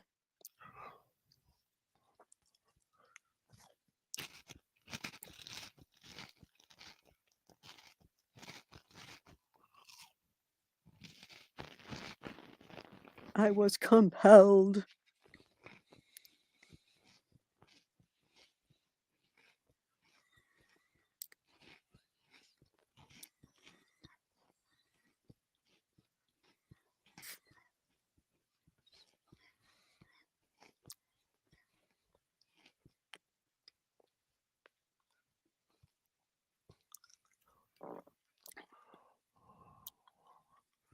It's like, but I don't like him. yeah, every man wants a woman who despises him to be his wife.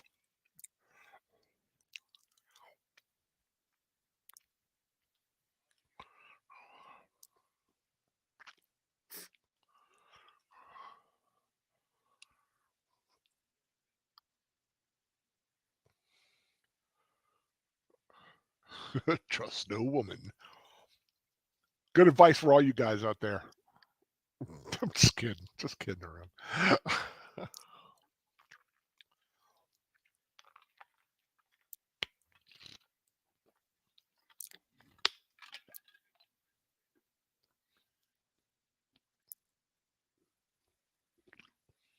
No, he just said he would free the people.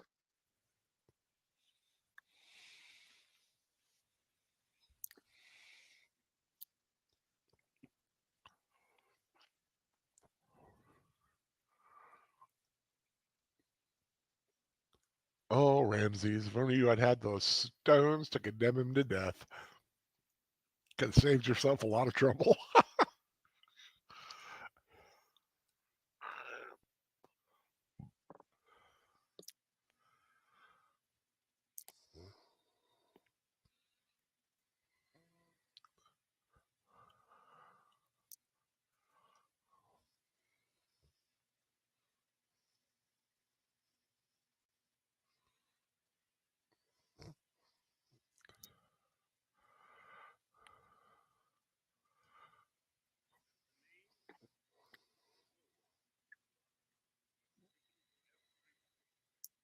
Man, that's gonna take all night.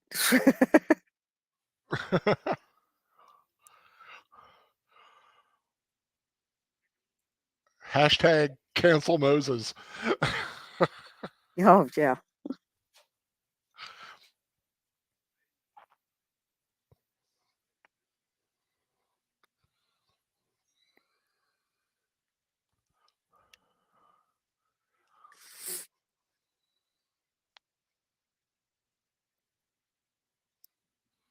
Ain't gonna work.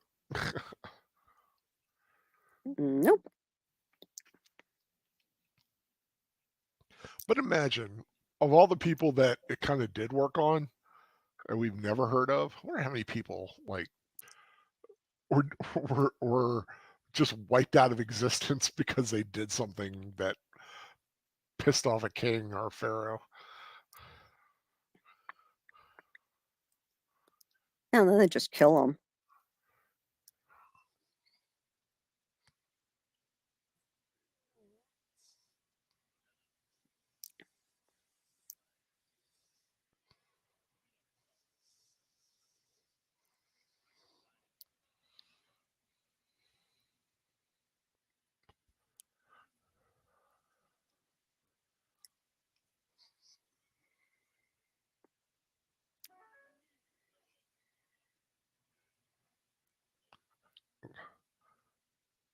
I love that line. No phantom will come between you and me in the night.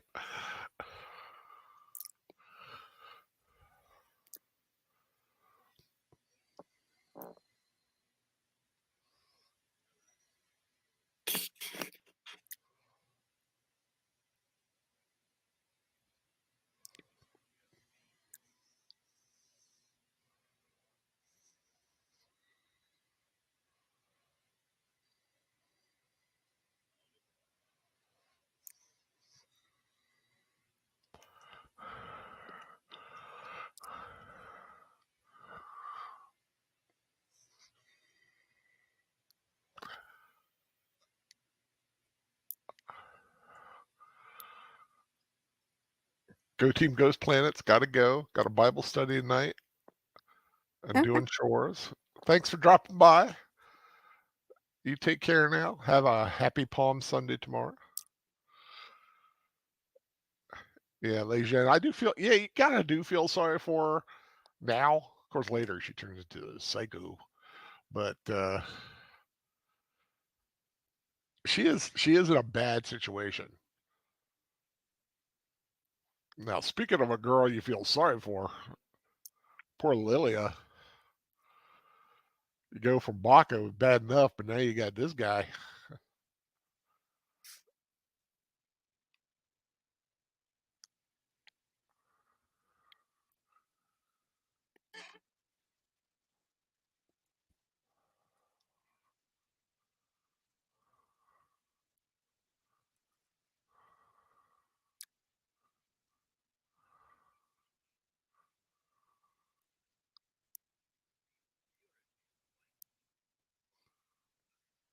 Oh, brother. He's fancying himself a fashion designer.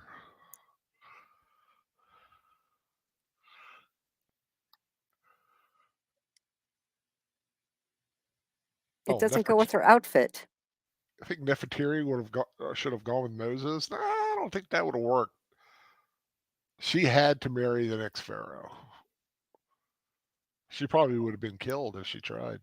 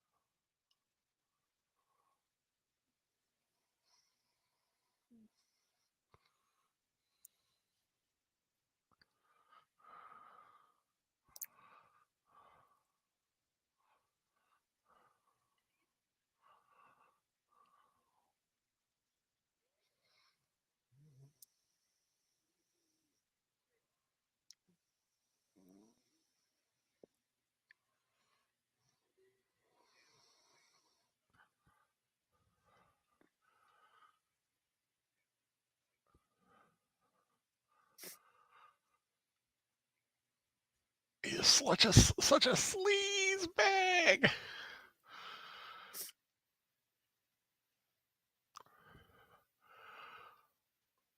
Basically selling herself to save Joshua's life.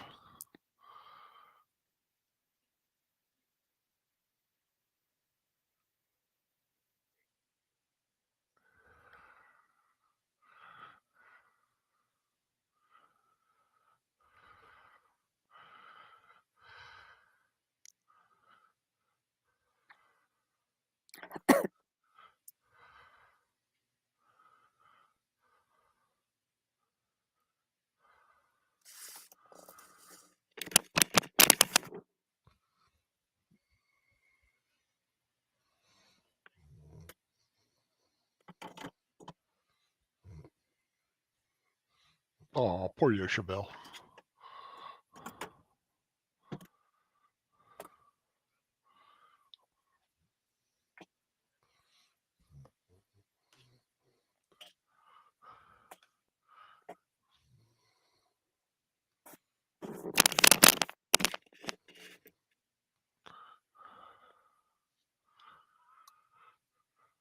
Yeah, it's probably very rare back then for a female of royalty to actually marry the man she loved. Probably.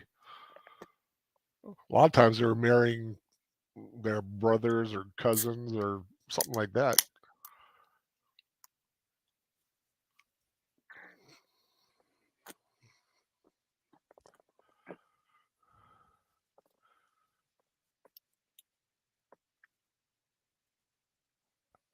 I don't know for sure, but I think I read somewhere that Charlton Heston had that robe and staff for like the rest of his life. Wow.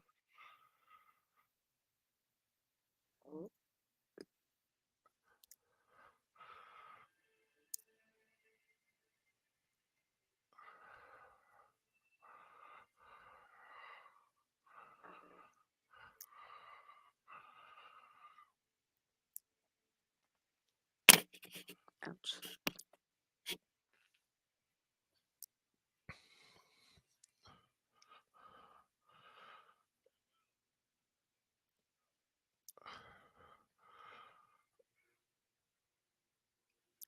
Like I said, I think that was filmed in a studio in front of a blue screen, and that was actually, I think, filmed in Egypt. Cecil B. DeMille narrating again. Yeah. Man who walked with kings now walks alone.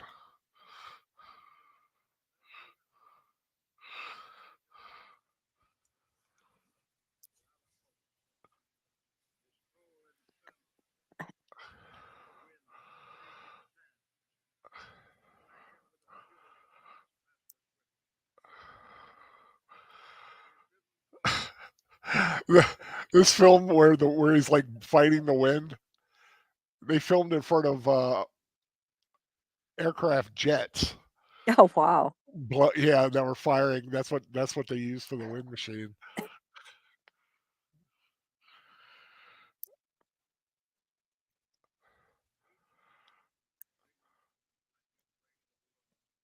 Black embrace of loneliness. Moses, Moses.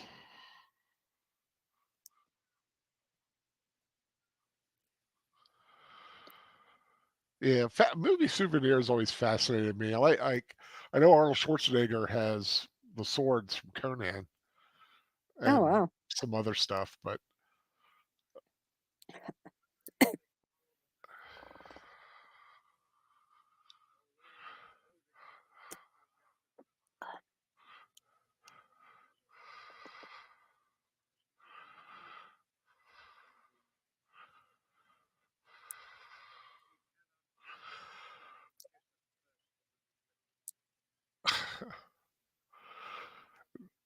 trying to get any last little bit of water out of that. Like,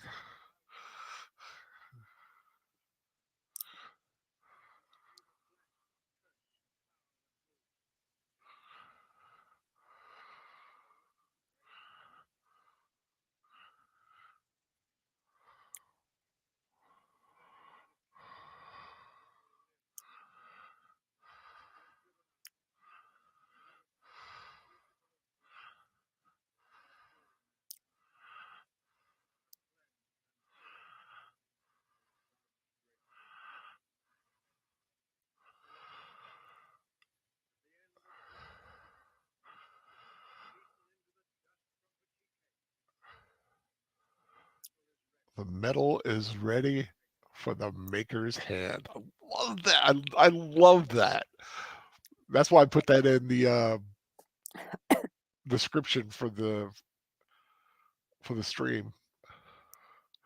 Ready for the maker's hand. There be animals. There be food.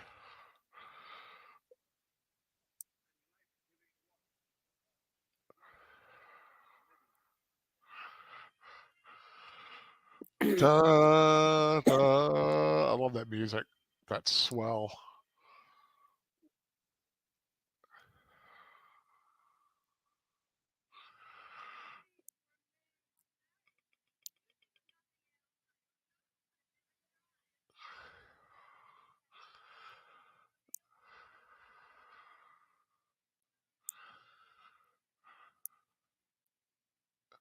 Yvonne DiCarlo. The lovely Lily Munster.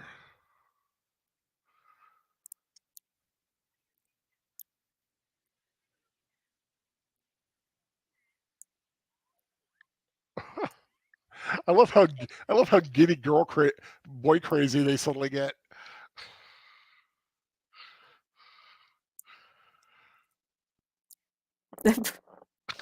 Who cares? He's a man.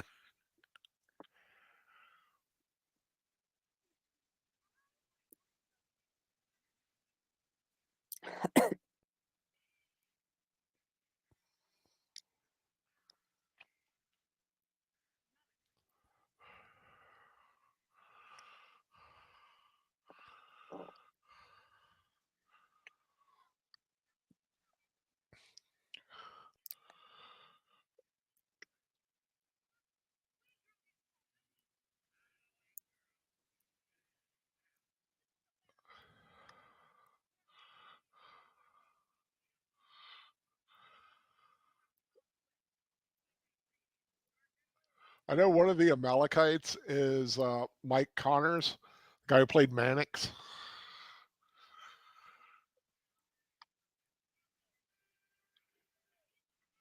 It's like, oh, look at him fight. He's so strong. Bam. Ugh.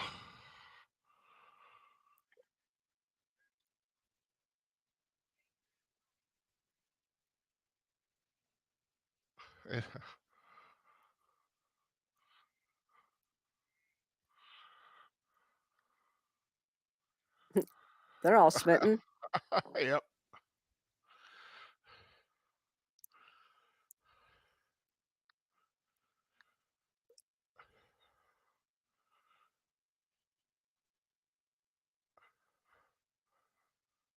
It's like, yeah, okay, let's do that for you. Like, hee.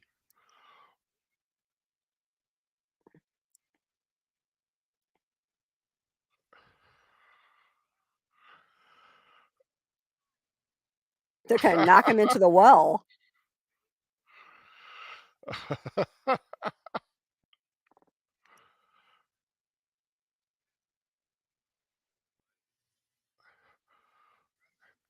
All that time in the desert, he's still smoothie.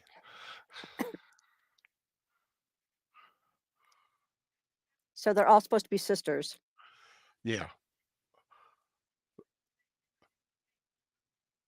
They are the daughters of Jethro.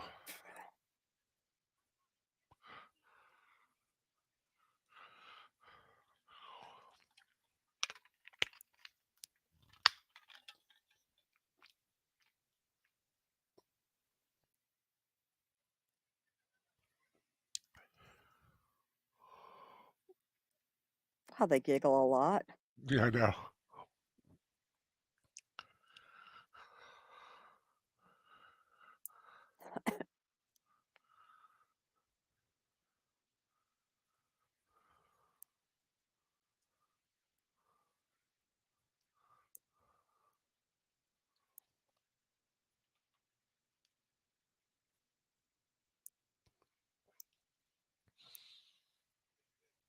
I often wonder what it'd be like to be a Bedouin back then, living in a tent and moving from place to place, following your sheep.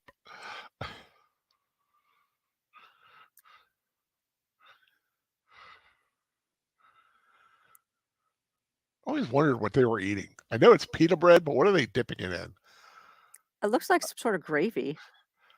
Yeah, I always wonder. Because for a while I was like, is it hummus? But it's so dark.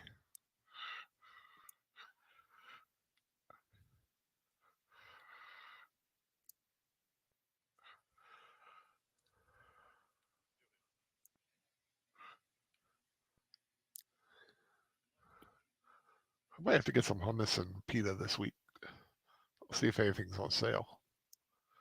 Hmm.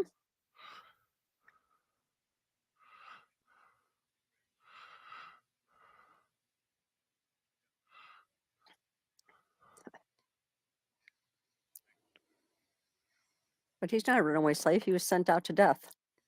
True, but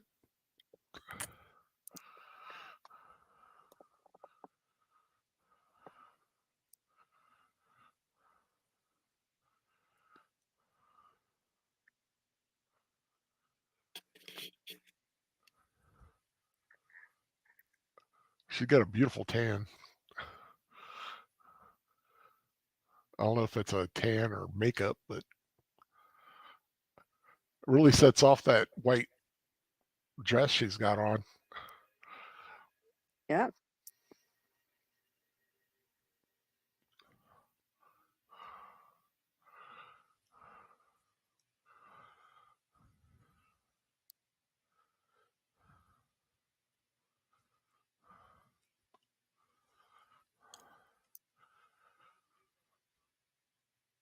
Oh, honey, it could be honey. I didn't think of honey. Like a very raw honey. We're so used to the processed stuff.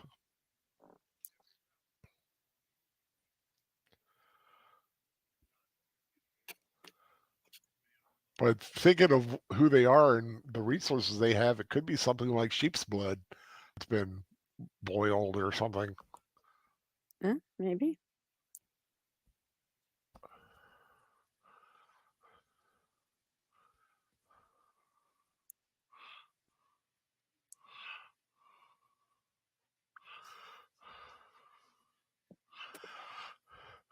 On any normal Saturday, we would just be starting.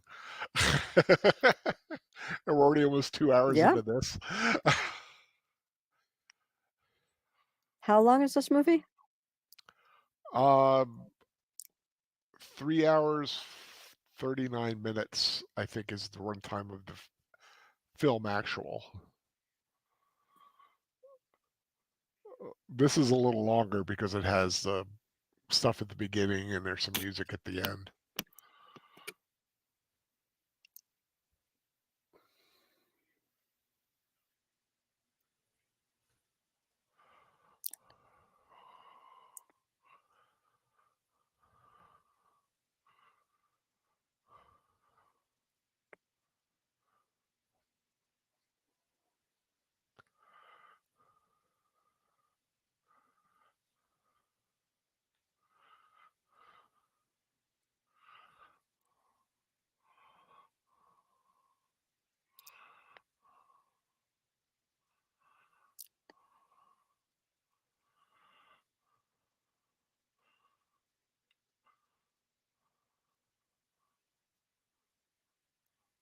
Yep, that was me. Yeah.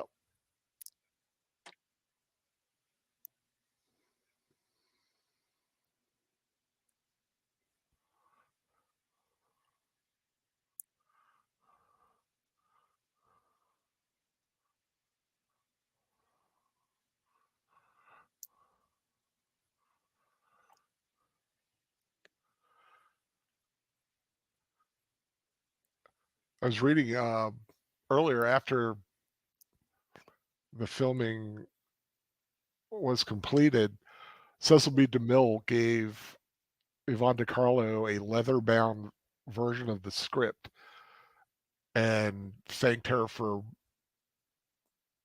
doing such a perfect job of playing Sephra. Wow.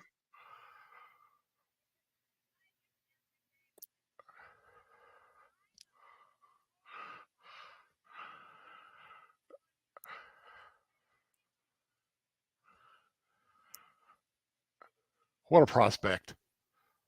having all those girls dance before you, and you have to choose one for wife.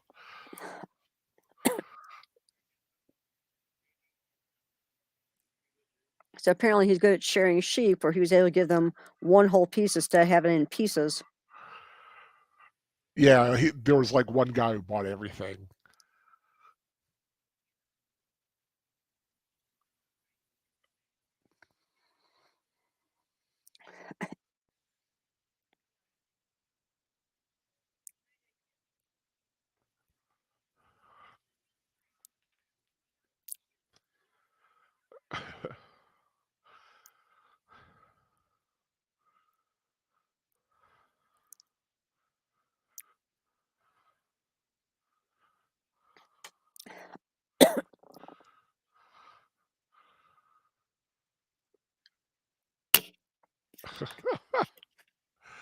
I love some of that. I just love some of his dialogue. The shadow of my wisdom has fled. You just don't hear people talk like that today.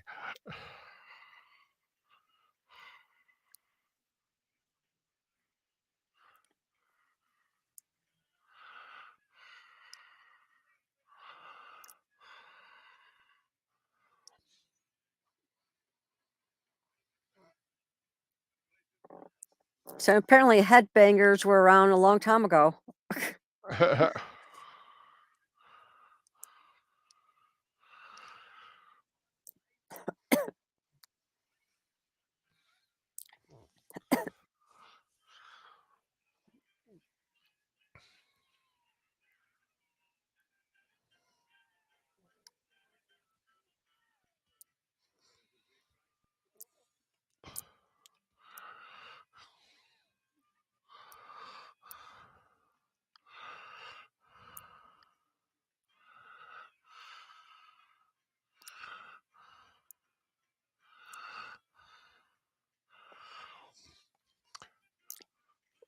There are a lot of people who think this inspired the Orion slave girl scene in the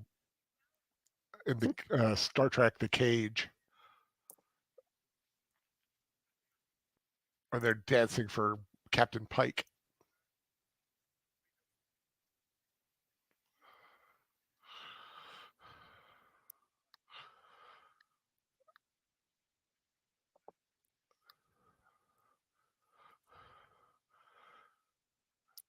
You know, that's civilization the way it was. He could have had more than one of them.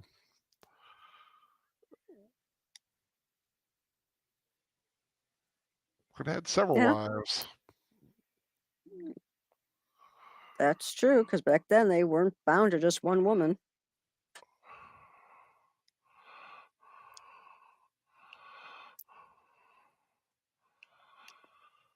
Yeah, yeah, Lejeune. Yeah, it's does depend on translation.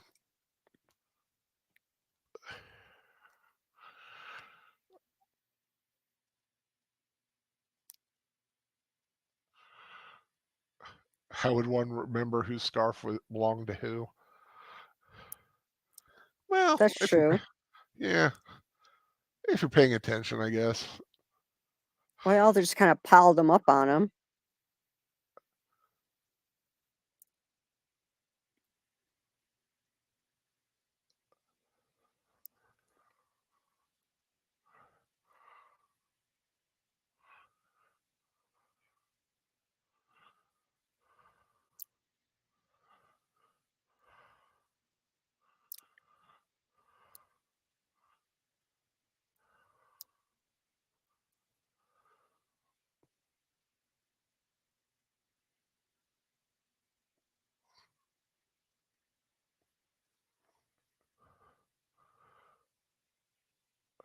But they are strong. Lips are not perfumed, but they speak the truth. It's all poetry. Yeah, there's a lot in the film. It is very poetic.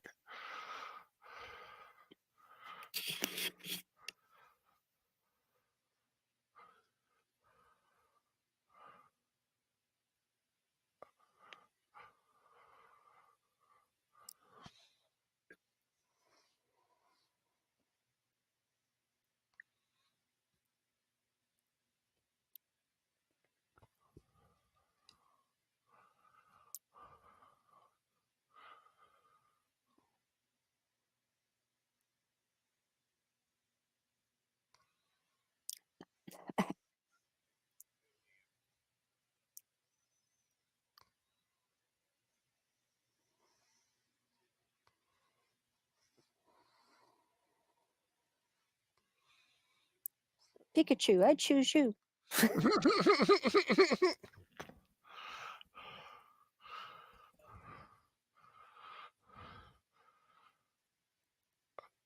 I like that little hand, the wrapping the ribbon thing.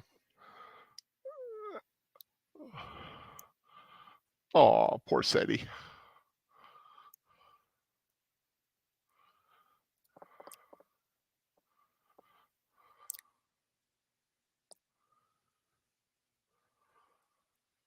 You should pardon Moses before you die.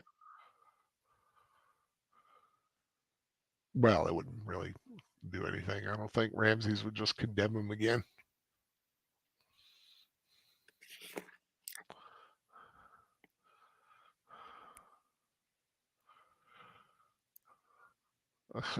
The old windbag.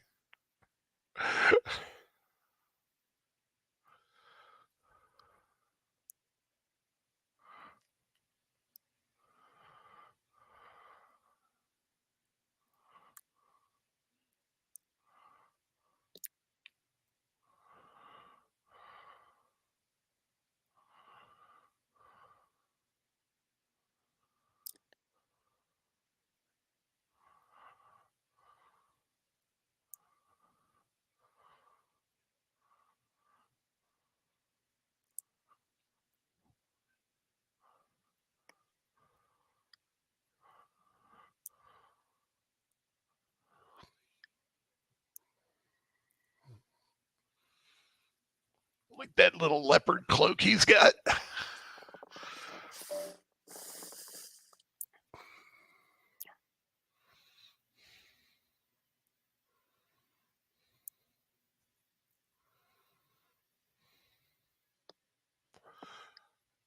Aww. I always liked him. I always liked his character. It's kind of weird saying, but I think I could have been his friend. I could see that. Yeah, he just seems like a cool guy. Yeah, he was fair when he had slaves, but yeah, he wasn't a bad guy. I know it's weird saying that, but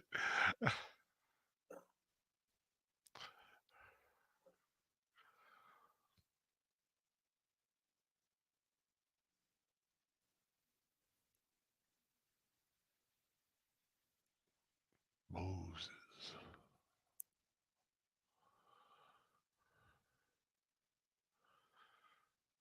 Yeah, it's got to feel good, doesn't it, Ramses? Your father's last thoughts are of the guy you hate more than anything in the universe.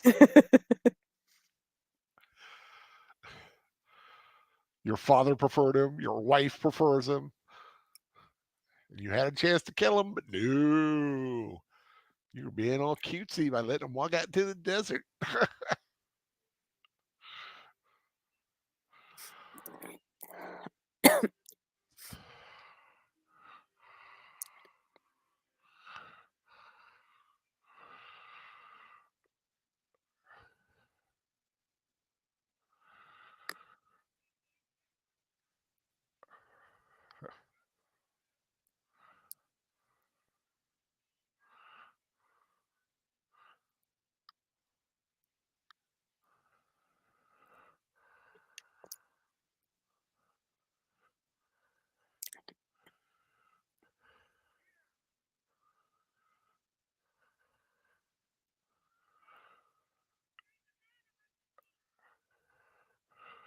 Oh no, there's a man among the sheep.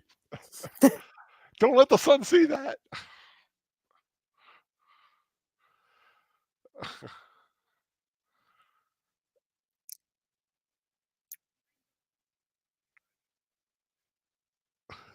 I love how she looks at the camera. That is one of my all-time favorite little reaction shots. It's like, what you doing with my sheep? He's like, can you believe he said that?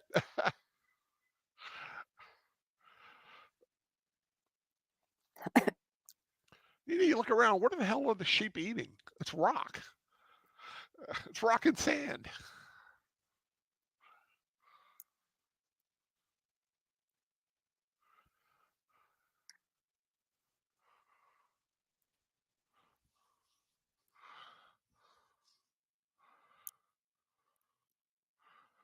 Oh, it's the It's brick Joshua. scraper guy. Yeah, Yeah, Joshua. the stone cutter.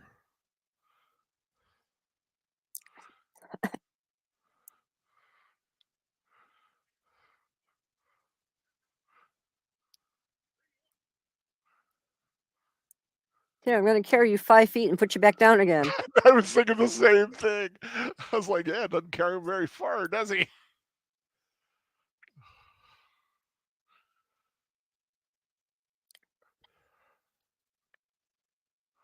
There are 6 more girls for you to marry. Yep.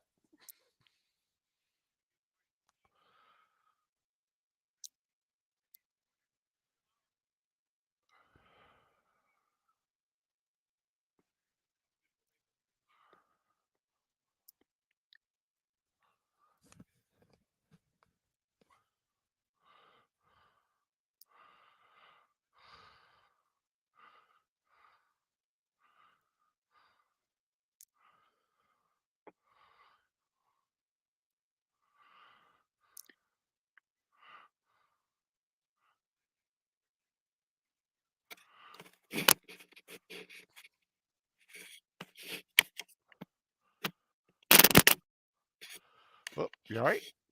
Yeah, I was adjusting my headset. Having it on top of my head is giving me a headache. I'm not Yeah, used to wearing it for so long. I know.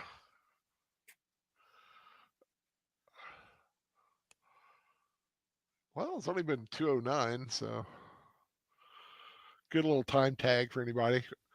I'm at 2:09, 07, 08, 09. Yeah, we've got a long one next week and the week after. Although I don't think the one the week after is as long. It's a little over 2.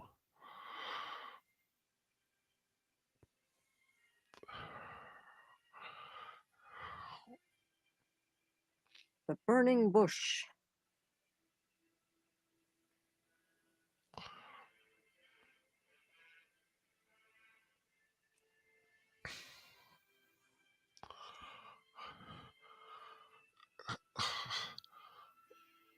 Love the music in this part.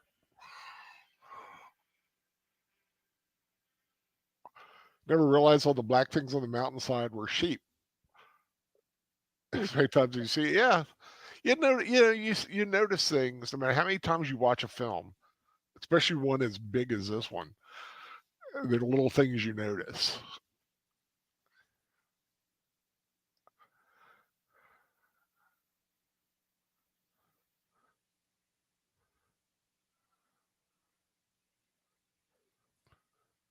I always loved the burning bush. That effect. It's all sparkly, glowy. Is everyone going to make it to the end? I am. Well, I hope so. Only an hour 41 left. Actually, a little less when you consider the end music.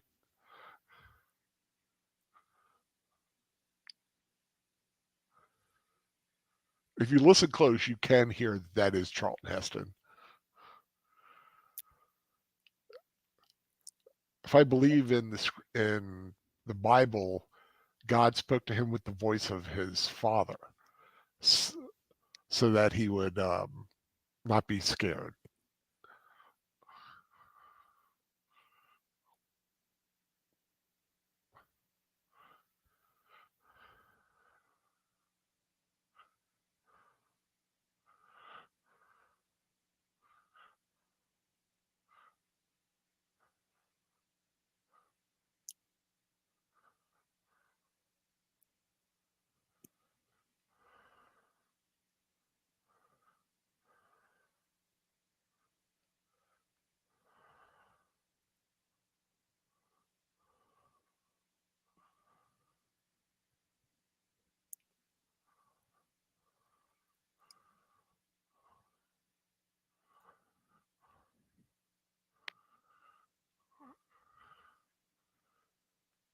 Moses.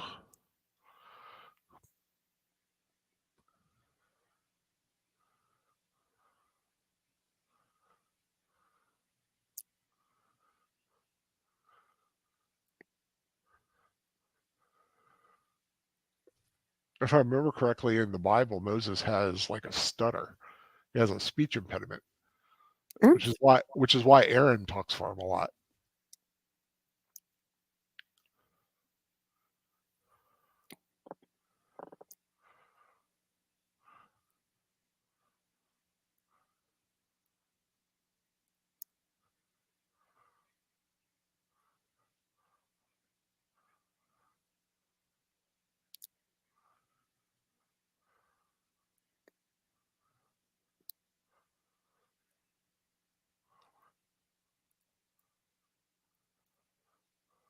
Slow of tongue. Yep. Or stuttering, you know. And in fact, Charlton Heston purposely slowed down how he talked a little bit to try to capture a little bit of that.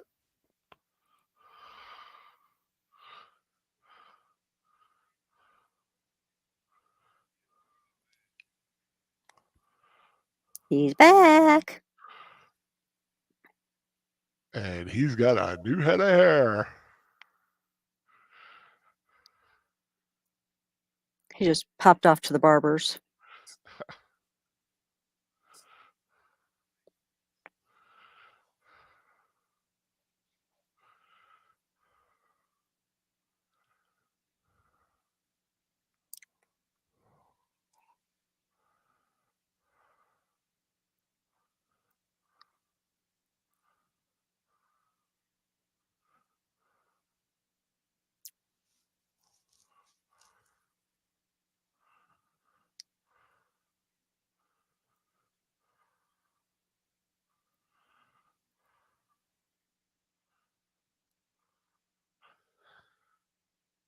Target says, I think my parents owned a copy of the Bible read by Charlton Heston. Used to belong to my grandparents. Cool. Oh yeah, I remember when those were really popular. Yeah, he did a series too, like a documentary series about the Bible as well. I mean, his voice just would be so perfect to listen to, speaking the words of the Bible. Yeah, like James Earl Jones. It's like certain voices would be so cool in the right settings.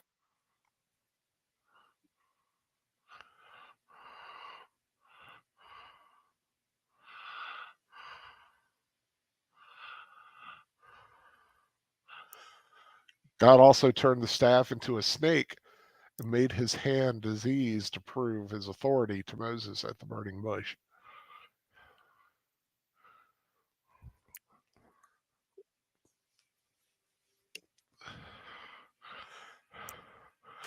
Da, da, da. Intermission. And this is the time, if you've been holding it, is the time to go pee. Because there's a little bit of intermission here. You can take a little break if you need to. John Curry saying Darth Vader reading the Bible. Yeah, that would be interesting. Christ, I am your father.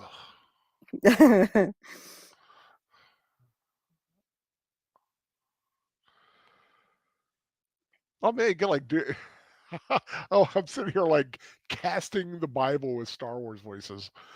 Ugh.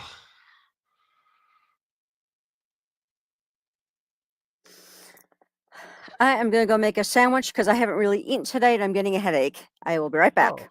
Oh, okay. Well, see, that's a good thing about having an intermission like this.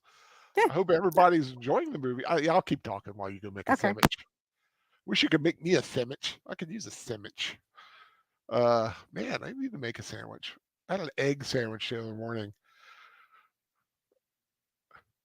I'm finding out because I don't eat bread a lot. And since mom passed away, I'm having to relearn shopping and buying for myself. And I don't eat bread as much because she would eat peanut butter jelly all the time. But every now and then, like if I want toast or something, but I would only use like half a loaf of bread by the time it's used up. So I have learned the freezer trick, and of course I'll toast it all the time. So that's why I finally got access to my toaster oven. And I know it's like so weird, but it's like the little things kind of figure, like milk. I don't I don't drink a lot. I don't drink much milk or use milk too much, but I do have a little bit of powdered milk, so I can make it if I need it.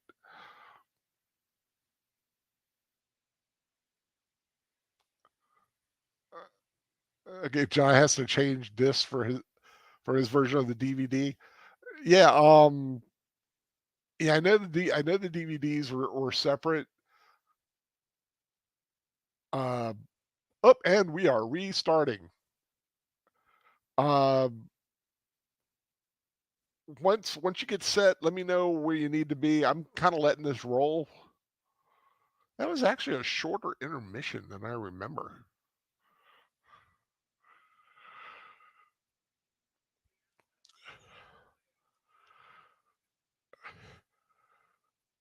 And of course, they're setting this at the time of the Trojan War, it seems, because they got King Priam of Troy.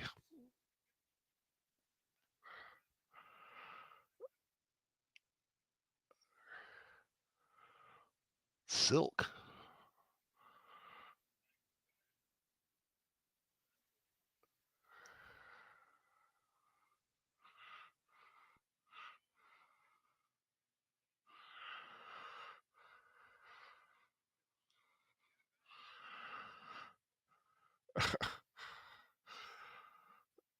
Spun from the butt of caterpillars.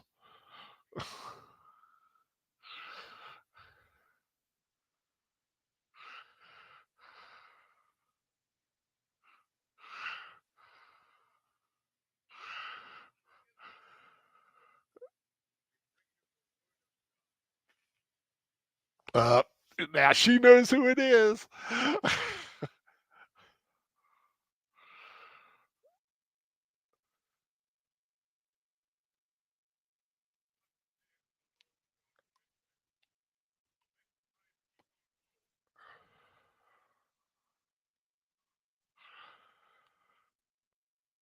All that they own is mine.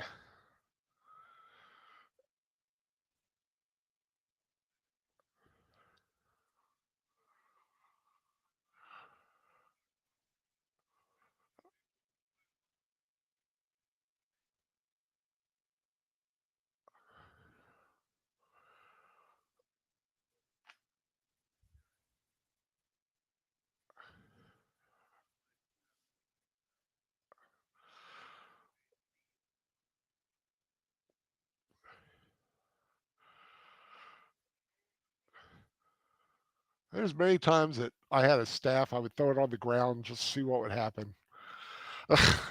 It never did that. It would have been so cool if it did.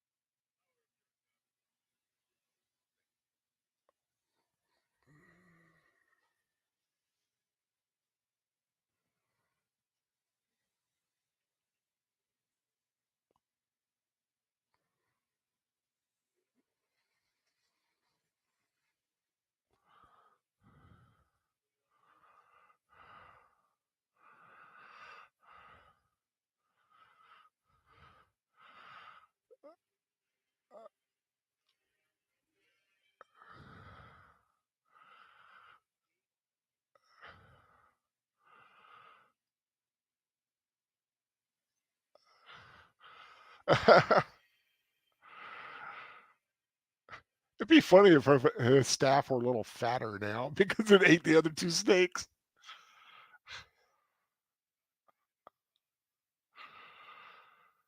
That's right. I wonder if that was wood or if it was like resin or something. Things I think about when I see props.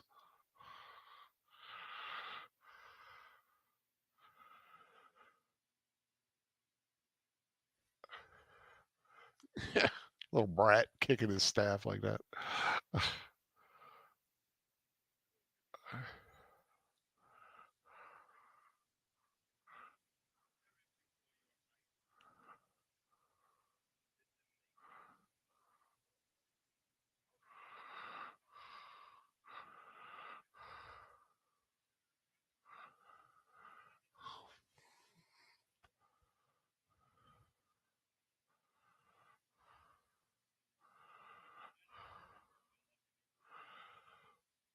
So let it be written, so let it be done.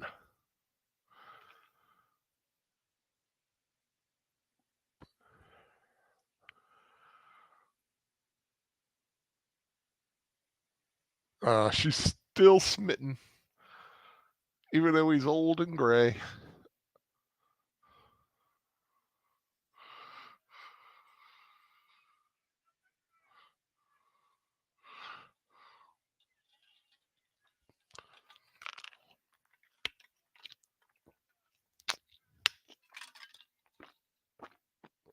Okay, I'm back. I guess I missed the opener. Yeah, it was a shorter intermission than I thought. I decided to go with cream potato soup and a bagel. Ooh.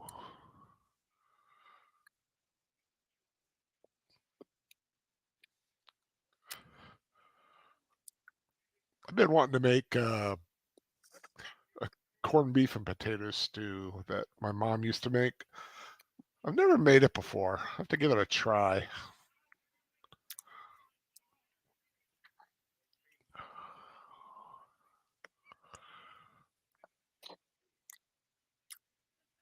And your little dog too. Sorry, I had a little flash of another movie there for a second. It's like, y'all need to just listen. Yeah, every time you turn around, they're trying to stone somebody. It's like, and y'all know that if we don't make any bricks, you can't have your buildings. Yep. Well, just like what they say, there's the line later. He's like, you tell him to make bricks without straw. He tells you to make buildings without bricks.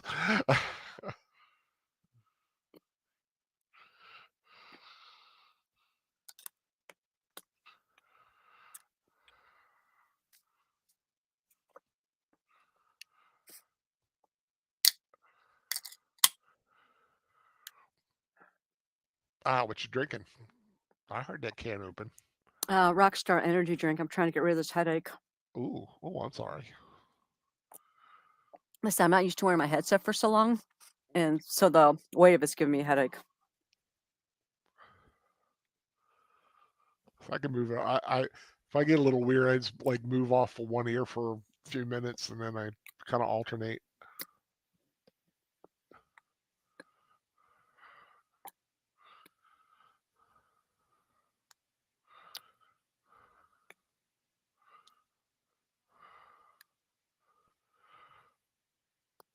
Gosh, but look at this great head of hair that I have. It is pretty cool head of hair.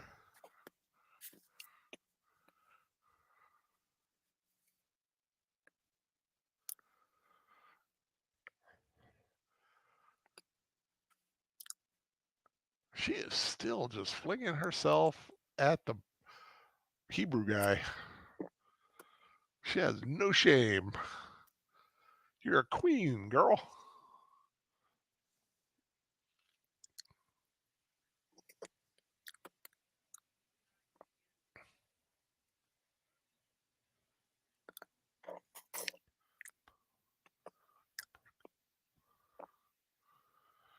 That's right.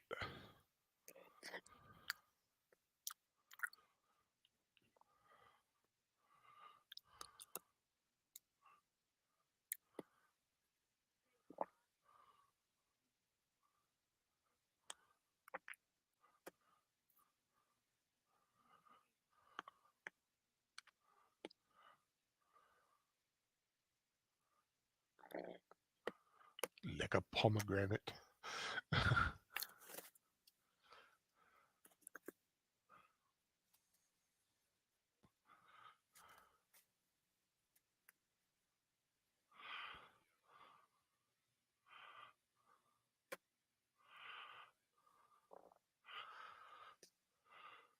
Um, Well, oh, you just read it? I was going to yeah. say What? I don't know what CC is. closed caption. Oh, I do have closed caption on, but if I take my headset off, I can't hear Al if he talks. Mm-hmm.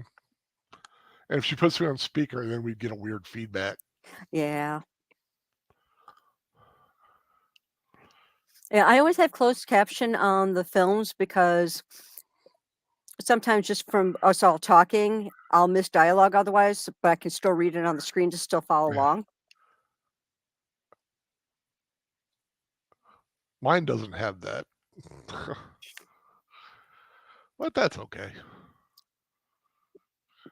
Excuse me. Actually, if you have media, have it playing on media player, at the bottom next Uh, to. I know, I It's, got it in movies and TV. oh, okay.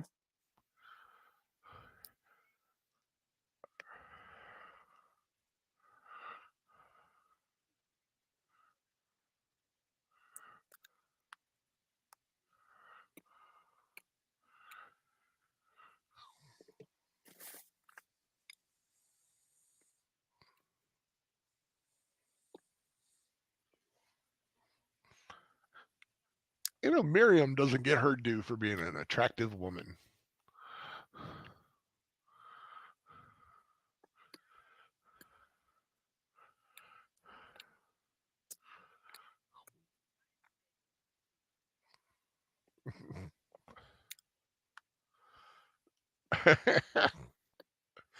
Yeah, if I were Dathan, I would really seriously have food tasters.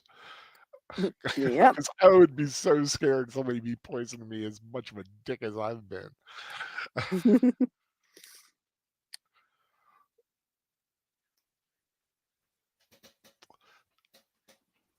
To save your life.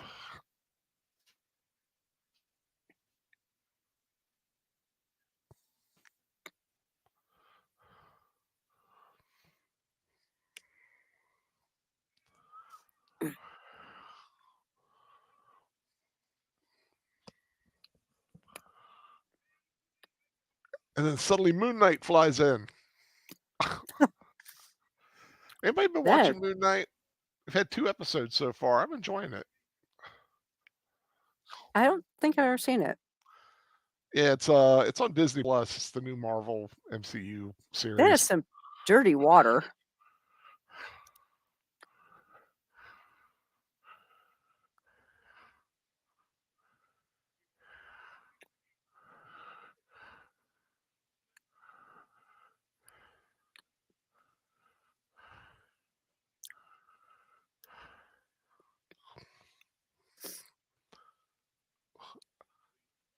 I like that little picture he's got.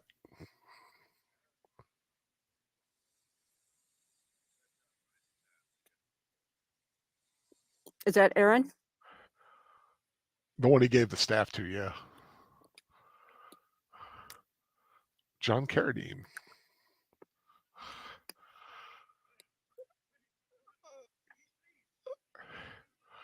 Some really cool little tricks they used to make that happen too. The staff had a little thing in it. So when I touched the water, it made the. Yeah, it made it red like that. It flowed out.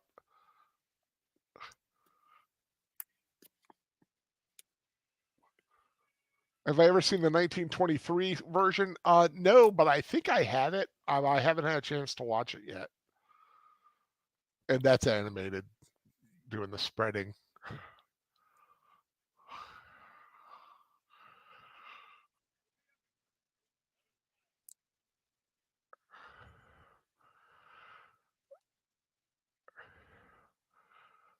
And this was just a little simple 2 little sections of the vase.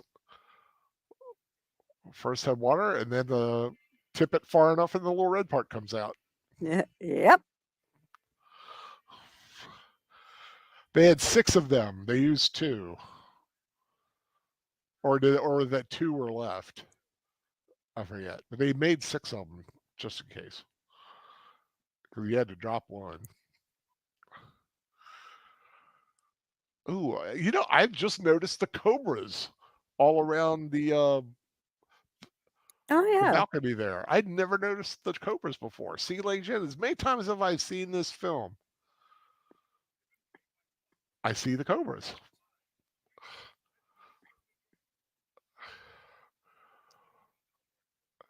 They actually filmed a scene with the frogs, but they had the frogs chasing Nefertiti, and they thought it looked a little comical and Uh, wasn't scary enough, so they cut it out. I would love to see it. I wonder if something exists somewhere. I gotta look for it.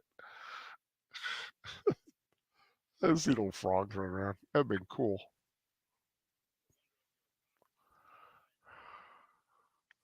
and notice now his beard is growing, and his hair looks a little bit more natural with the gray.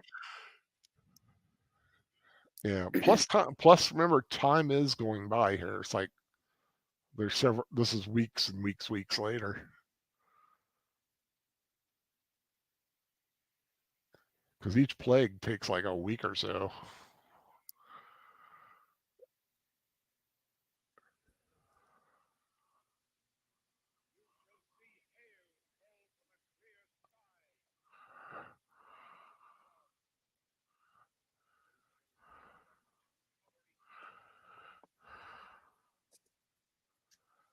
Okay, so an eclipse. Yeah, but an eclipse for 3 straight days.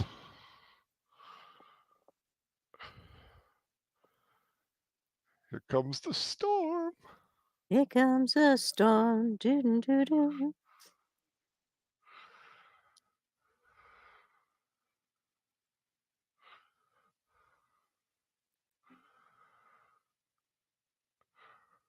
I like that lightning effect. It's a simple animation, but so well done. Here's what I like: the hail. You know what the hail is? Golf balls? Well, no, because they're not bouncing. Now, it's popcorn painted white, Huh. and they used it because it wouldn't hurt him when it was falling like that, and they could sweep it up and reuse it for a take.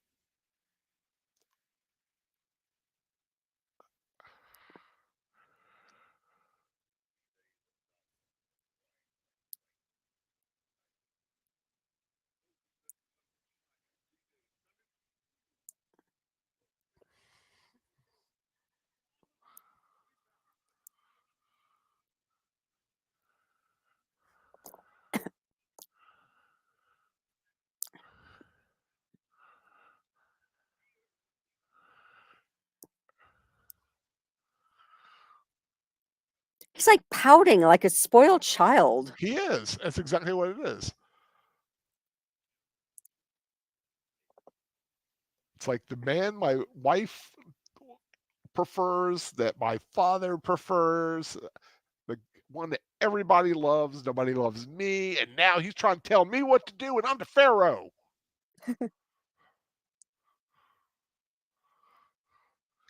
And here's Nefertiti worm tongue spitting venom in his ear.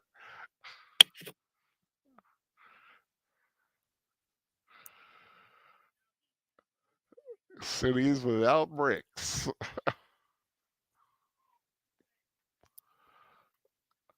And who is a witch? And she turns into a psycho witch real good. And all because she wants to keep him there.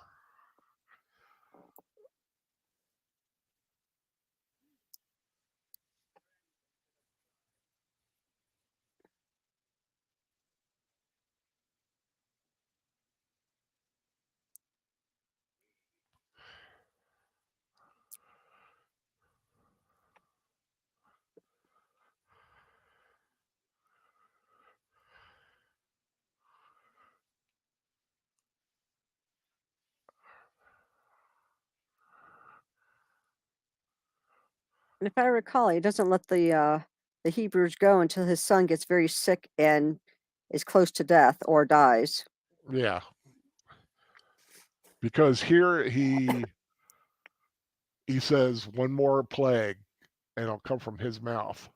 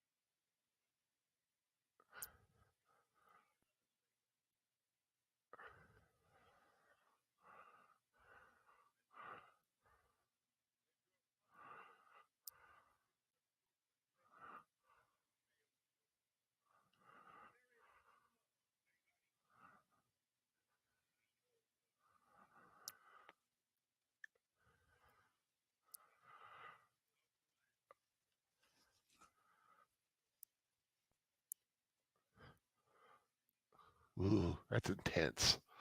It's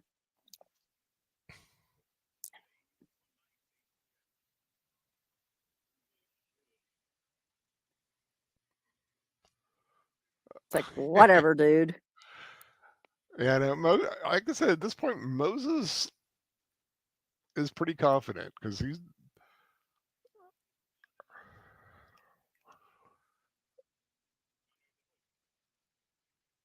I do like his rope, though. It's really pretty. Yeah. Like I said, the beautiful costumes in this thing.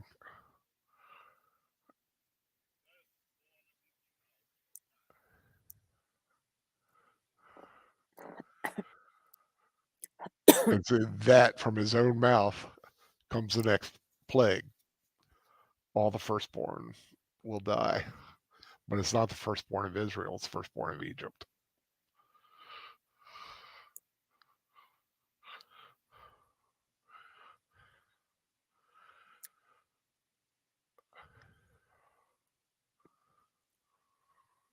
It's like, what do you want? It's like, whoa. The missus meeting the ex.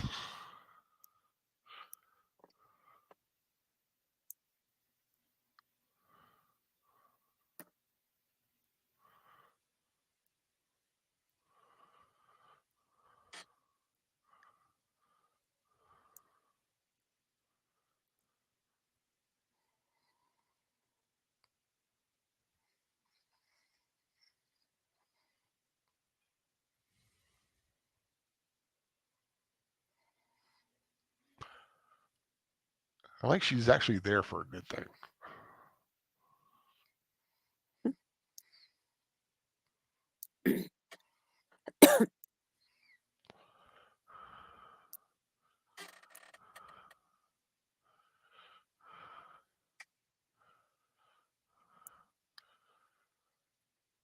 I like that lamp. I love all those old ancient oil lamps like that.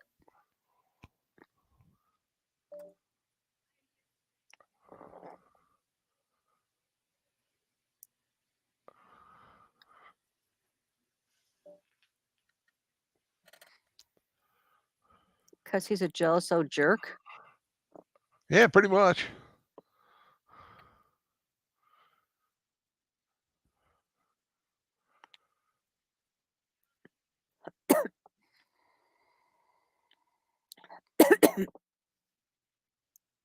That's a lot of camels. Yeah, and I like the fact that she cared enough to save his son.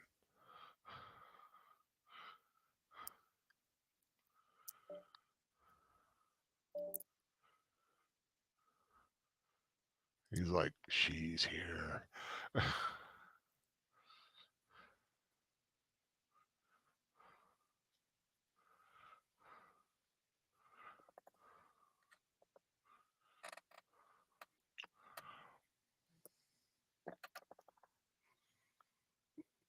Yeah, bet she does.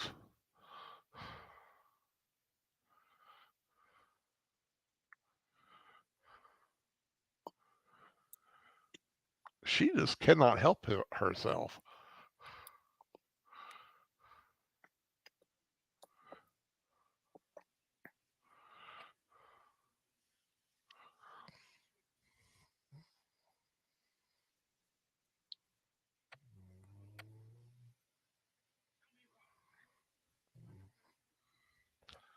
I remember when I was young and I heard Sardinian swordsman, I couldn't get sardines out of my head.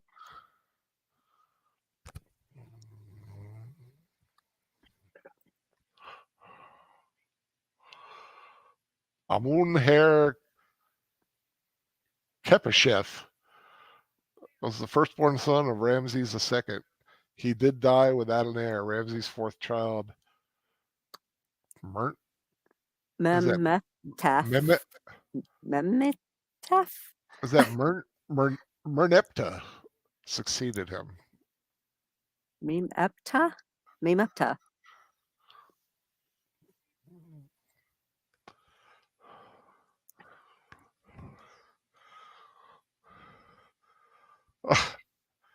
I love that little bit of pained acting he's doing. Oh, the firstborn of Egypt will die.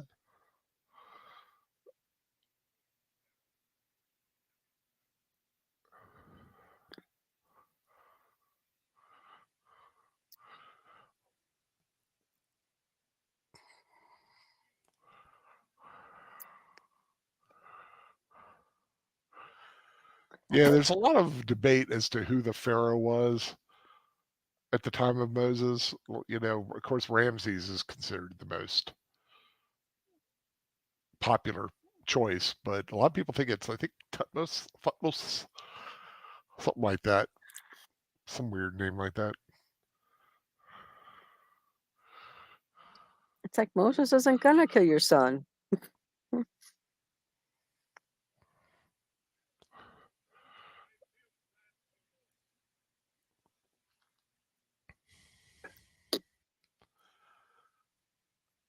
I love this scene when I was growing up. Not this particular Joshua scene, but the whole angel of death scene. It creeped me out so much.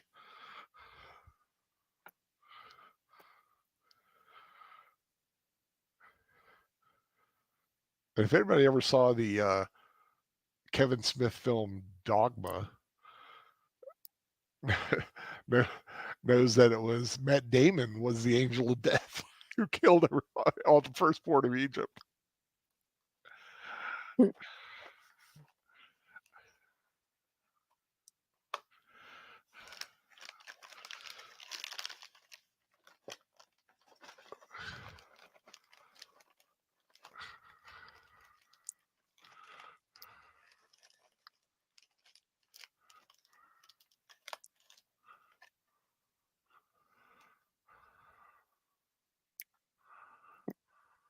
Oh, stop being a drama queen.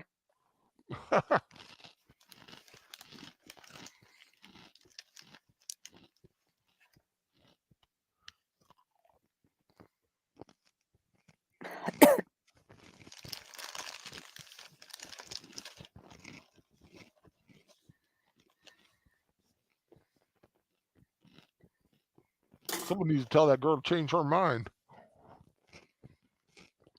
Oh, here it is. The creepy hand of death coming. And he's still putting the blood on because he's like, screw it, I'm still doing this. Yeah, he's saving her.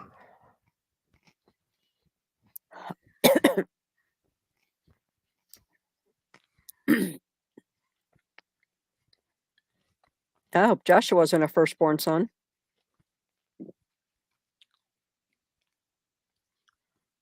Well, he eventually goes in with Moses where they're having the first Passover.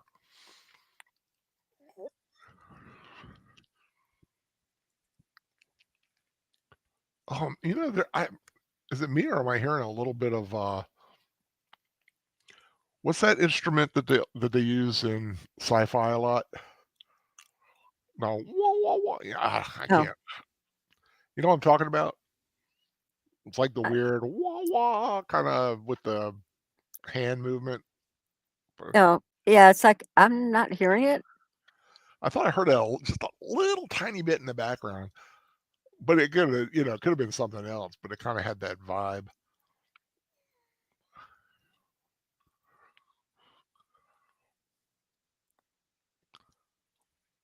But yeah, growing up, this always freaked me out. The mist coming down, the cries in the background, the music was just perfect. It was just the perfect sense of eeriness. Pharaoh soldiers wouldn't knock; they just kicked the door in. Theremin, thank you. Theremin was the instrument I was trying to think of. I couldn't get zither out of my head. I knew there was a th sound in there somewhere.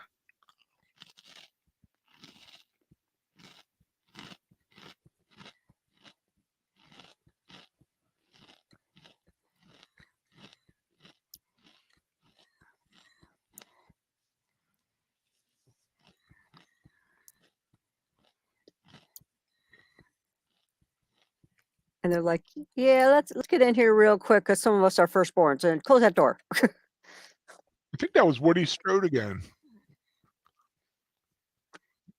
because he did play two parts in this film. because you can hear people starting to cry out. I know, and it's so creepy.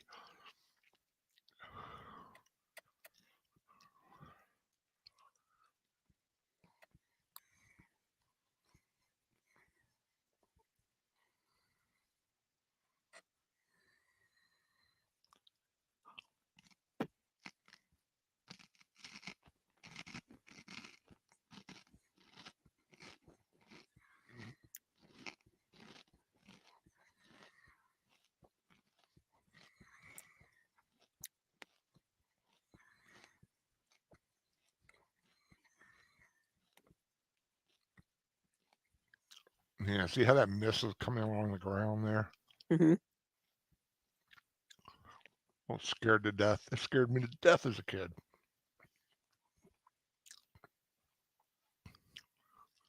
Oh, look at those stairs. Yep. Just need enough to get up.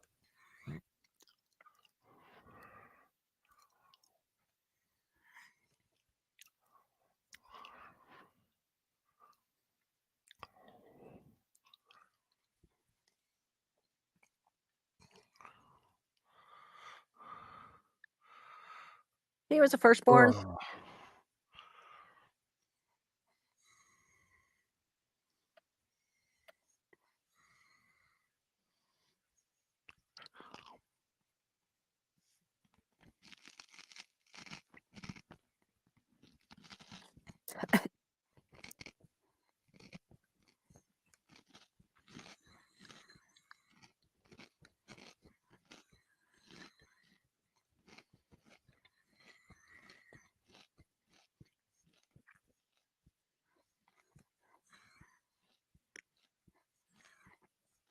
And all those bears are like, dang, I hope it passes soon.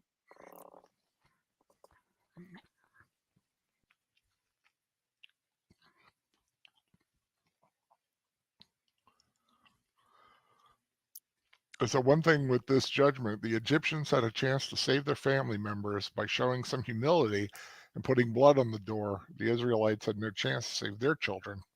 You're right. At the beginning of the film. Yeah, I knew what you meant. Lejeune. I am saying your name right, I hope. Lejeune. She did say it was Lay. Lejeune.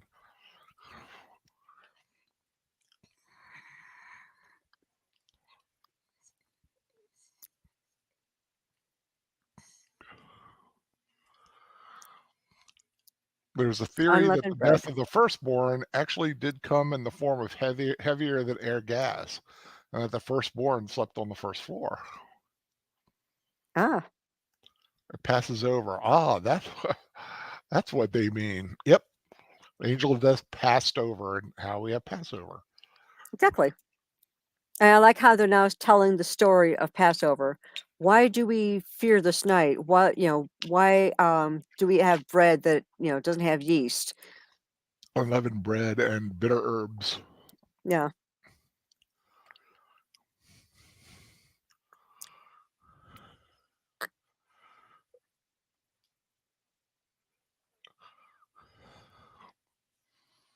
No, no, no, no, no, no, no, no. Yeah, heavier than air gas. There's there was a town somewhere that like a lot of people died because there was a gas released from I think a lake or some underground source or something, and it settled over and people just suffocated. So it happens. But of course, in this case, we know it's the hand of it's God's judgment, the angel of death. He's looking at the stuff at his feet going, I was a firstborn.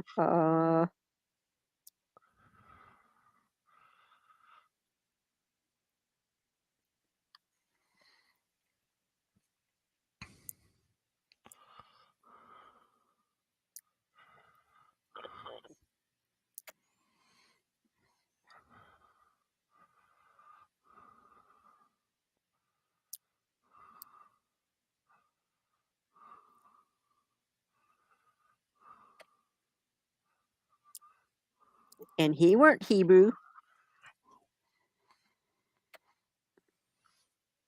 Nope. Well, now he's realizing, wait a minute, my son.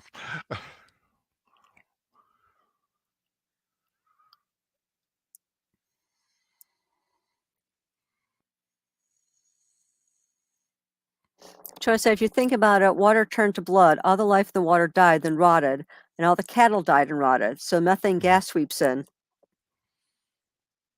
Yeah, you read a lot of thing about how one thing affected all the others, leading from plague to plague to plague.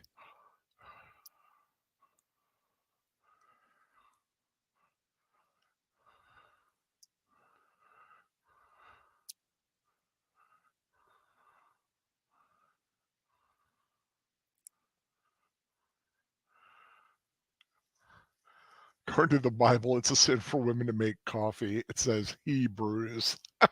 Oh, God.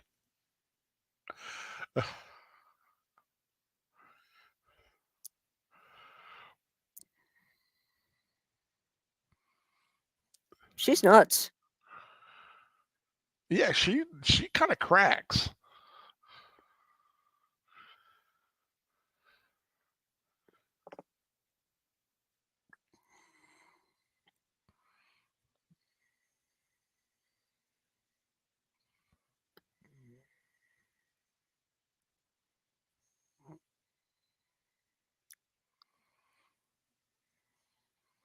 See, Moses doesn't have anything to worry about. He's not firstborn, so.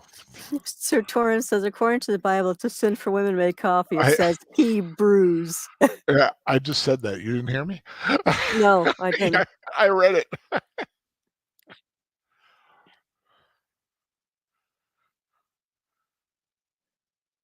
I like a good coffee joke. I always like the one, have a Star Wars based coffee place called Brewbacca's. Huh. That was like a joke from Big Bang Theory.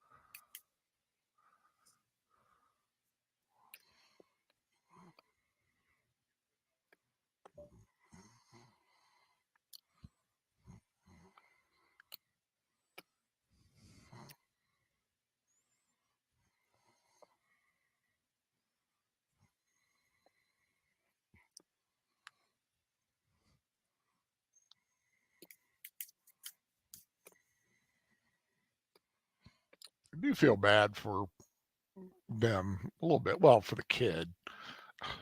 The other two are evil, but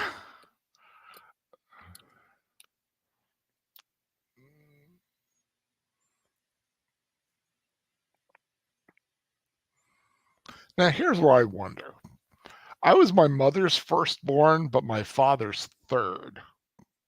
Would I've just gotten sick, maybe? I don't know.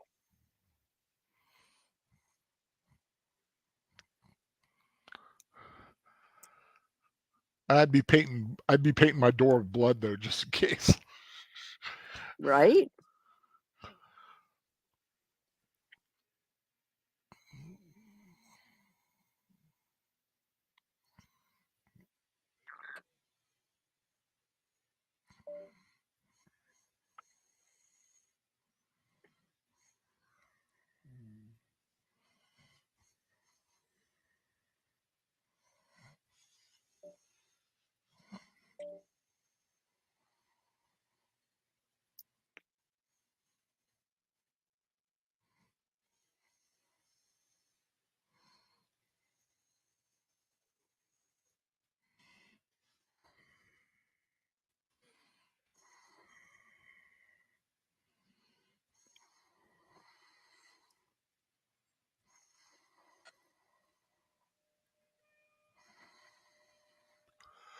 That horn right there is heard in Return of the Jedi.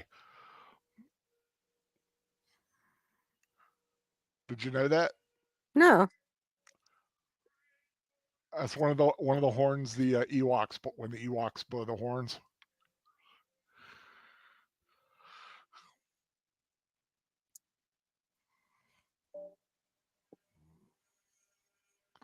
Yep, Troy. That first one was the Ewok horn.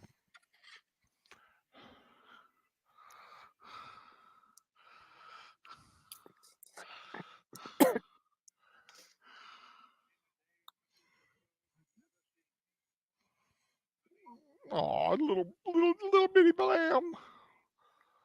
I love goats and lambs. They're so cool. All animals are cute when they're small. Yeah, but I like even adult ones.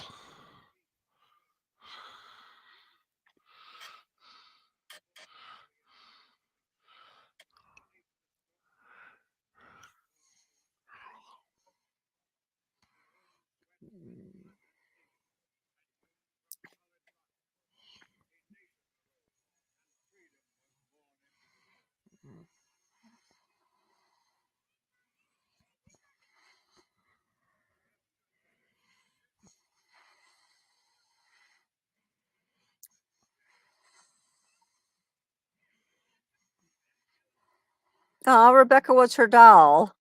Mm-hmm.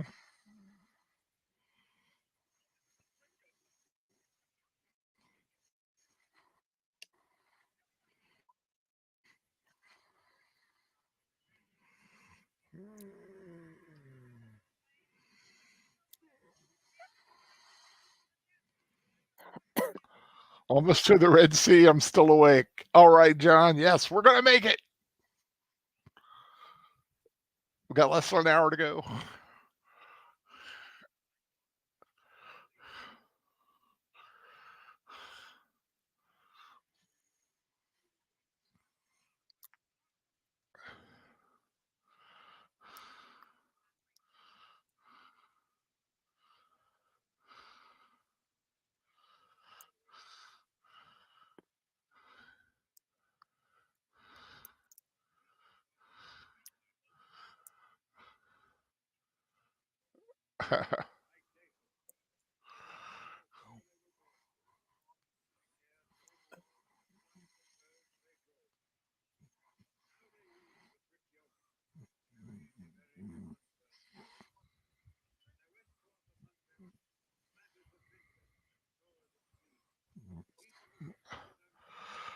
That is a lot of people. That's a lot of cattle, too. Yep. Like I said, 14,000 extras, 15,000 animals. Mostly goats and sheep, but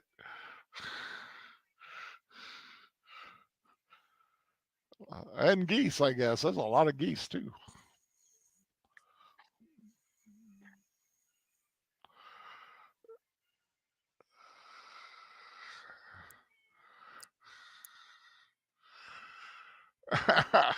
Like he's eating the dates. Yummy.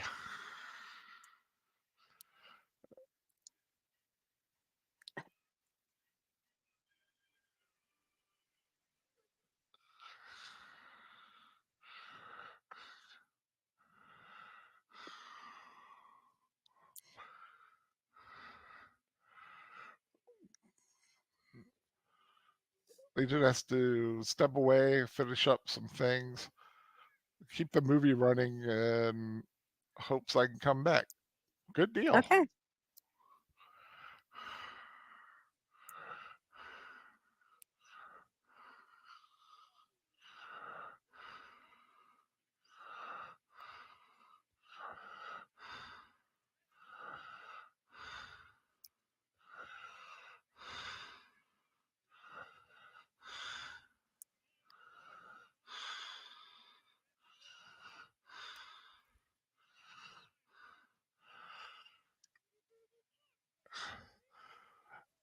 And that'll come back to haunt them.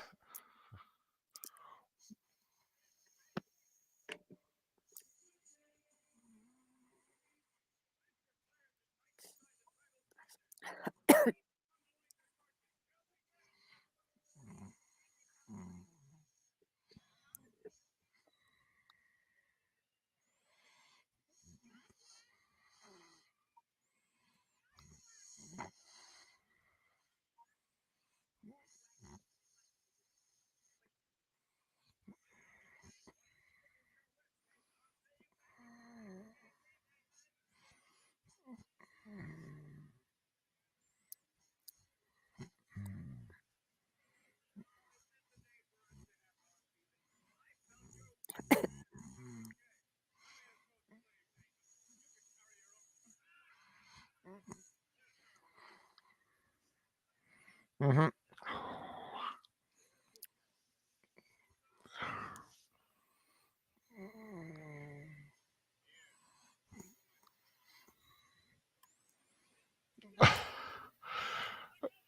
I love her reaction, Joshua.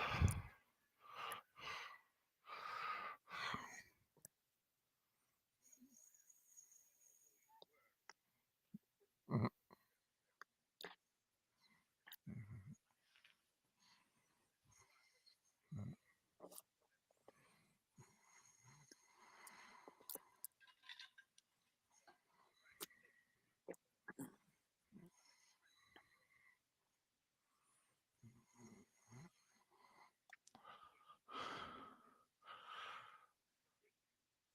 Yeah, so Tori Gaines saying for someone who didn't like acting, John Derek gave a solid performance in this film. He did. I've seen a couple of his movies. He actually was a good actor, but he just, like I think, directing and stuff like that. Only strike the rock once. Yeah, because God holds a grudge. Apparently.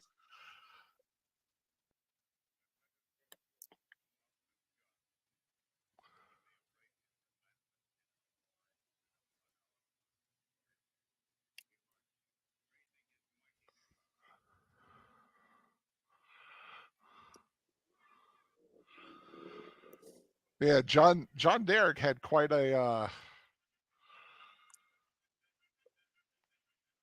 list of wives. He was among them Ursula Andress from Bond fame, Linda Evans from Dynasty fame, and Bo Derek. Huh?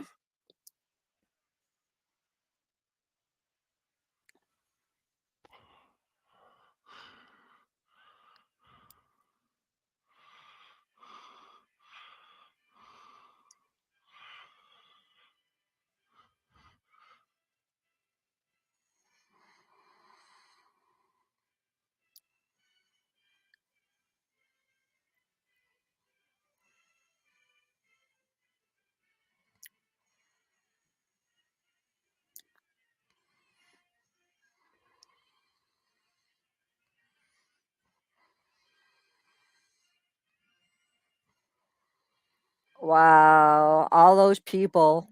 Oh yeah.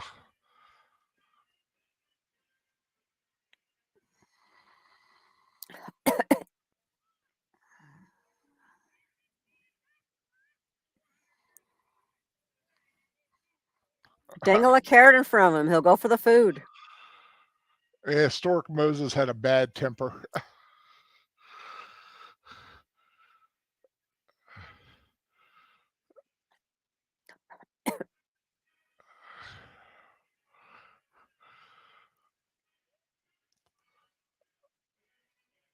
Yeah, they gave this original music for this scene was much more mournful, but they wanted it to be kind of a happy feeling, so they redid the music for it.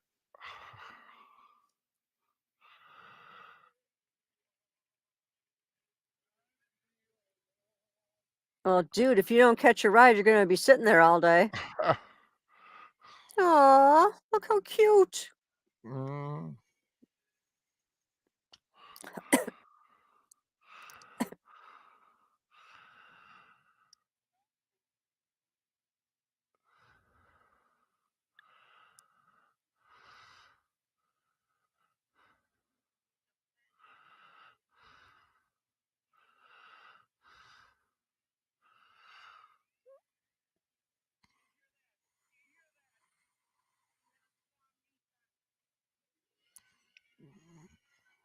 Look at the one kid just flat out asleep on top of the animal.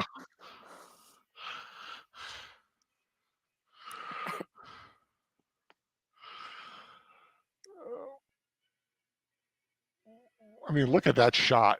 That is such a magnificent shot.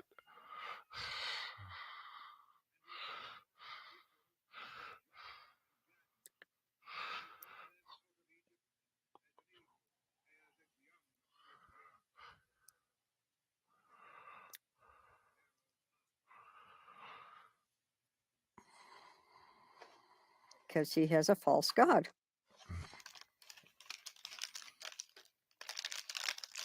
And a bitter, evil wife.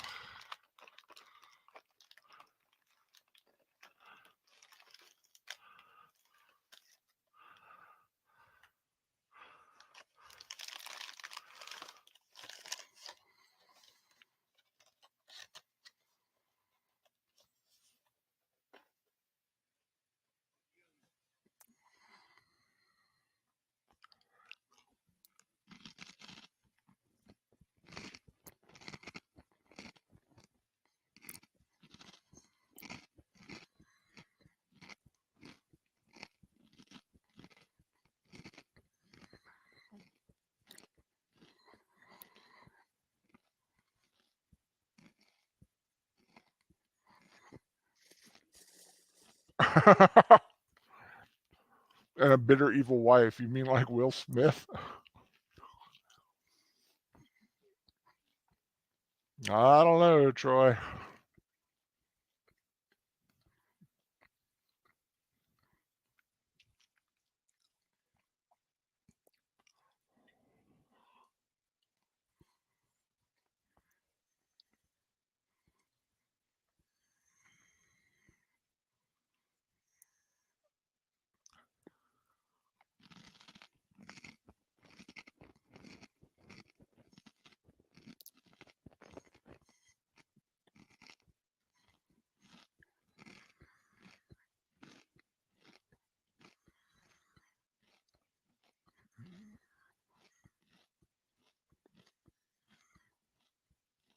Wow, she's harsh.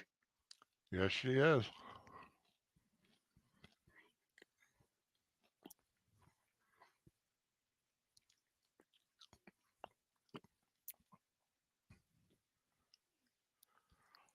Because that's what you are.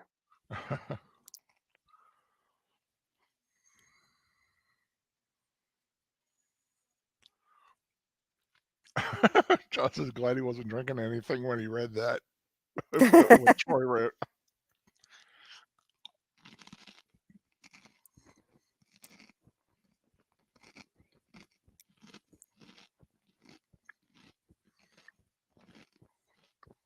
Actually, Sir Torin, that's not racist.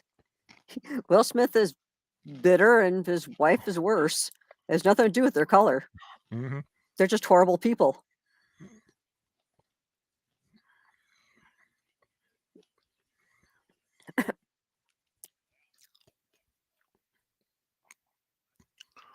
Yeah, now some people are saying him getting banned for 10 years is racist. They're like, what about all the other people who got in trouble? It's like, well, they're banned for life.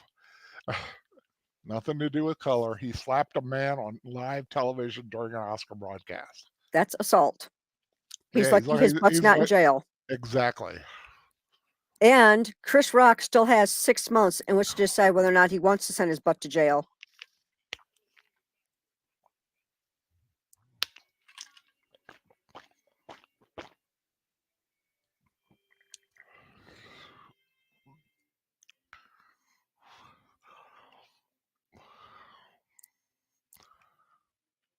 I mean, I got a lot of respect for Chris Rock. He took the high road on this, going, I'm not going to stoop to this guy's level.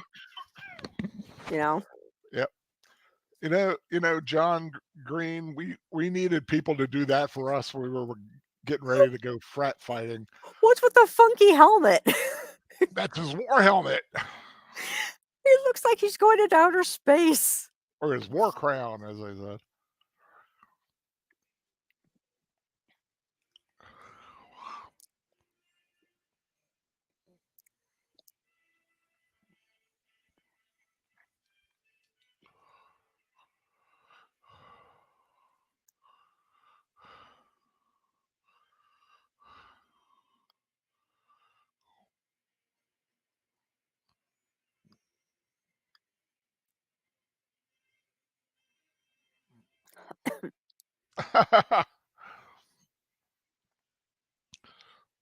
Yeah, we should just be able to stand there and suddenly people start putting on our armor for us.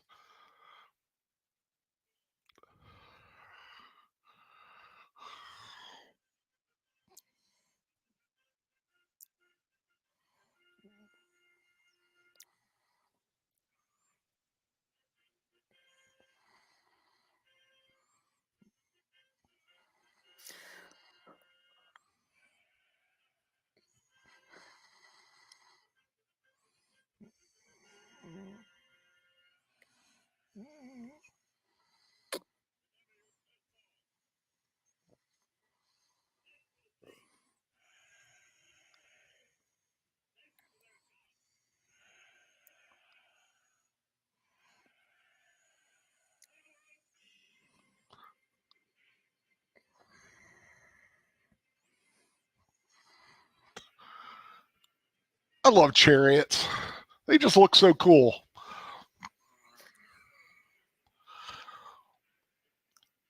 A lot lighter than the Ben-Hur ones, though. They look like metal garbage cans cut in half. Yeah, pretty kind of close, I would think. Yeah.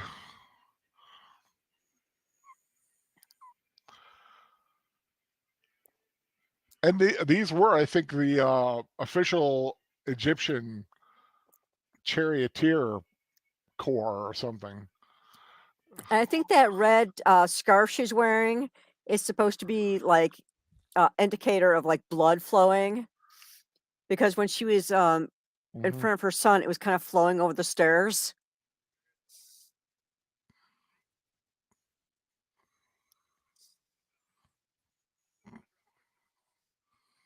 Yeah, chariots are great until you're underwater. Yep.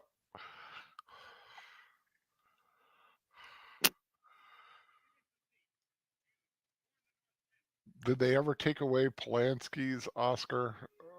Took him long enough. I don't think they ever took away the Oscar. They just can't show up or be there or participate anymore. It's like Will Smith can still win an Oscar. He just can't be there to receive it. And he can't vote. Yeah, and he can't vote because he's not a member anymore.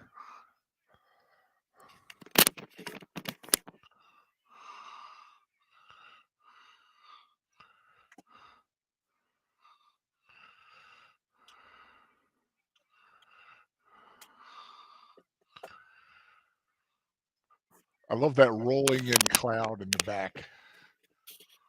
God knows he's coming.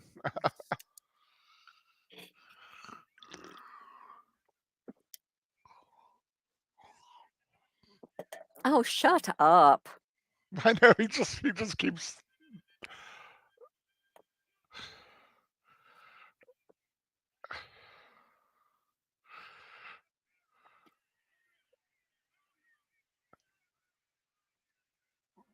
And, and like I said, 5 minutes later, stone him, stone him.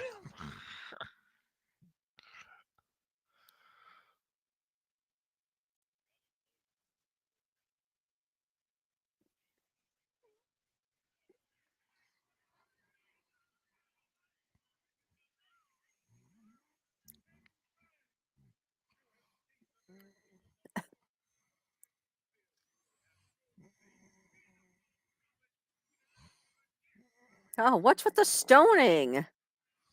Well, that was a thing. Easy. Just pick up a rock, start tossing it. Feel like you're part of something.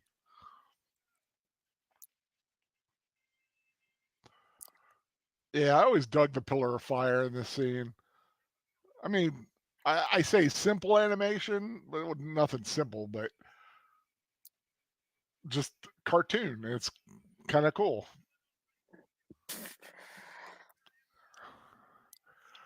If I were Moses, I would backsmack him with that rod right into the Red Sea.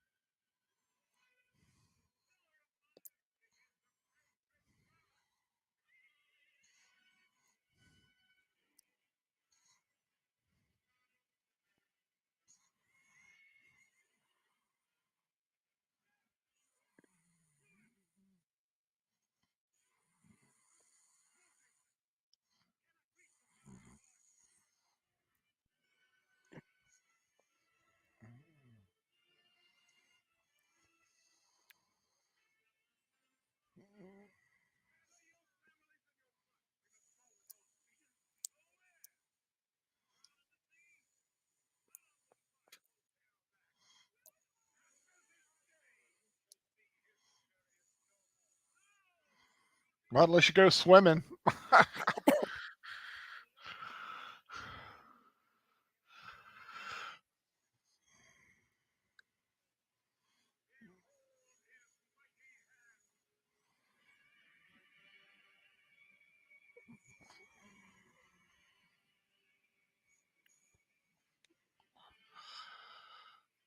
They look like sirens the way they're standing there. Yeah, I know, with the wind blowing at them.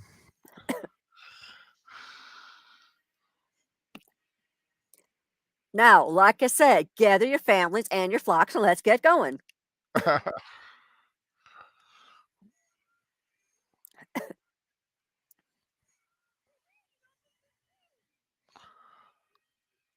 Well, the blast of his nostrils.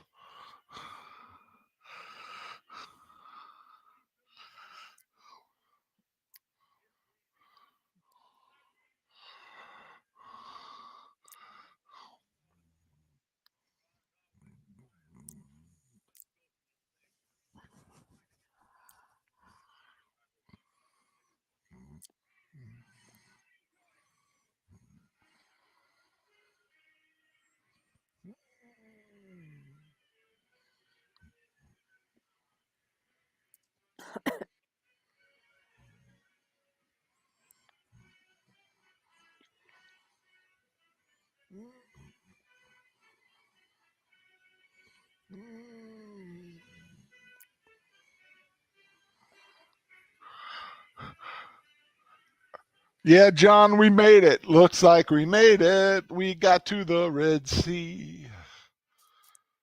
Now it's parting there for me.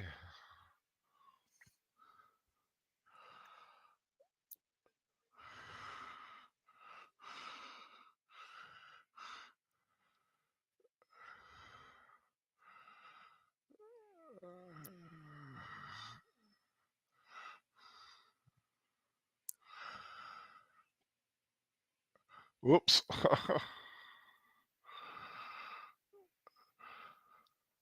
Yeah, nothing like having a flat tire when you need it least. Right?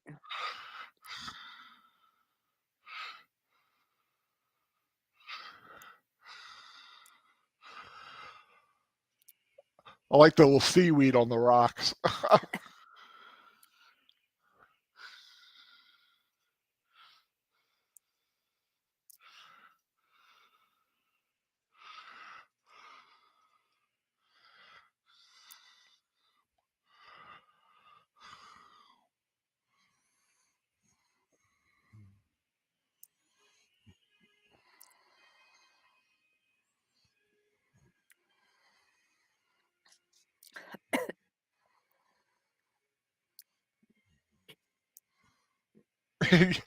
Yep, they give a lot of all the animals a lot of screen time.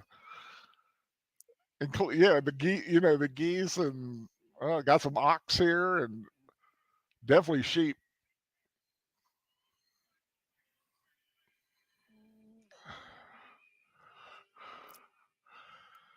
But having that many animals, it gives it a scale of this is a people relocating, and they're going to need a lot of animals to survive. Eggs, milk. Yep.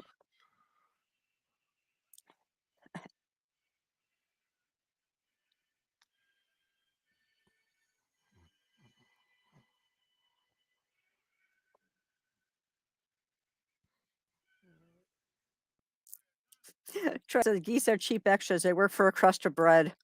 Yeah.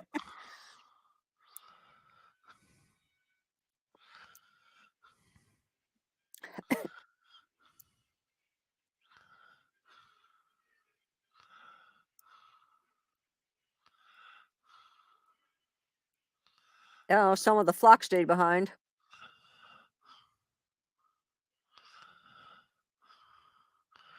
I never noticed that before. There's some in their tents. The odd animals in the tents. Yeah, I've noticed the tents before, but I never really noticed the animals.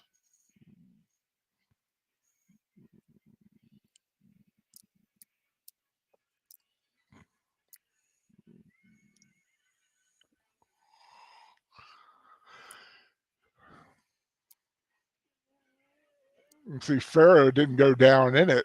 Somebody's a scaredy cat. Well, he said this isn't a work for pharaohs, it's for butchers. Go get them. Yeah, but I think he was a little nervous about going down in there with the water like that.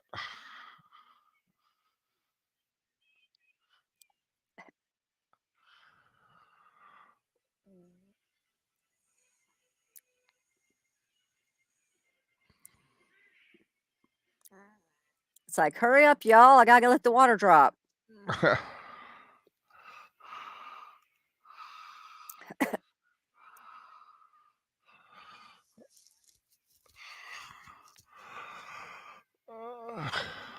Run, run as fast as you can.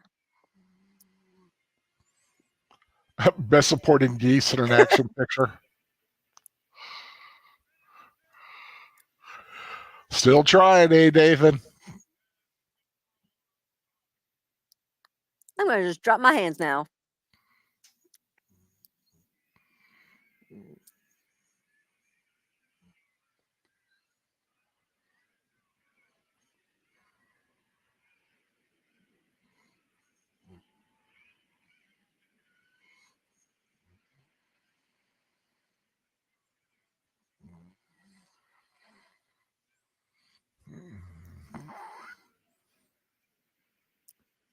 Like the guys in front going, screw this, we're out of here.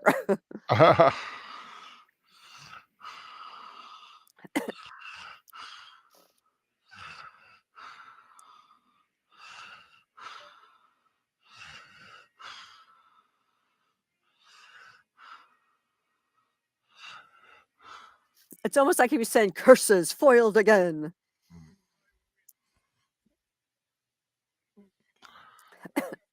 So Rameses was right. Thankfully, I didn't go in there.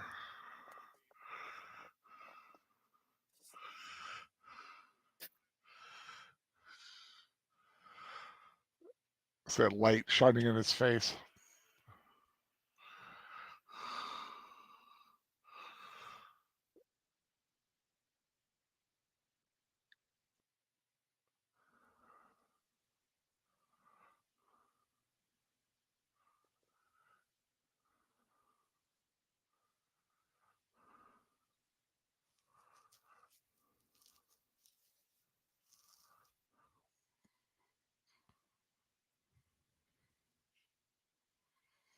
I am gonna kill you.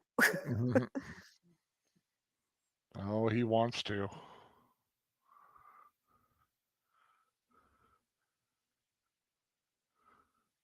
I do love that armor though, with the wings.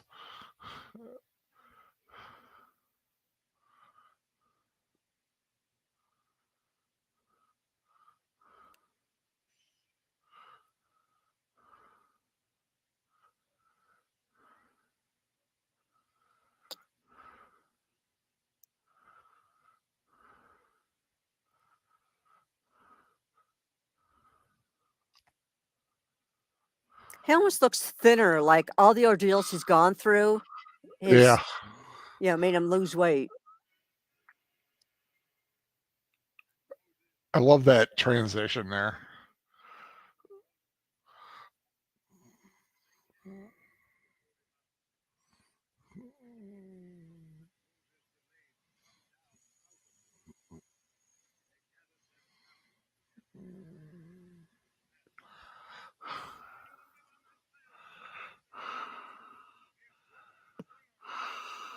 Oh, would somebody just smack this guy and shut him up? I know. I'm surprised he would. I mean, I would have done anything to not go with them.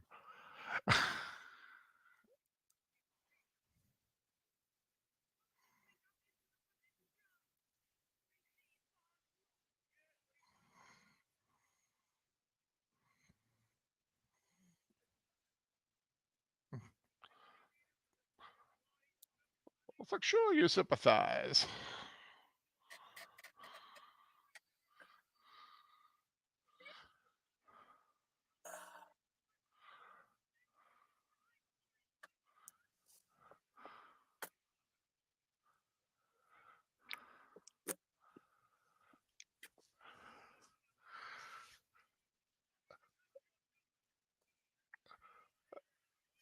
Okay, guys, this guy has been lording over you. He has whipped you, and you're still listening to this butthead. Right?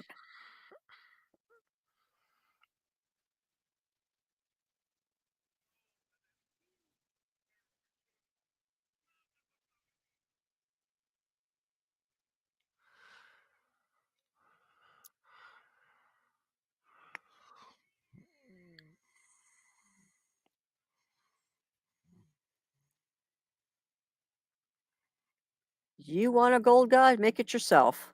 Mm.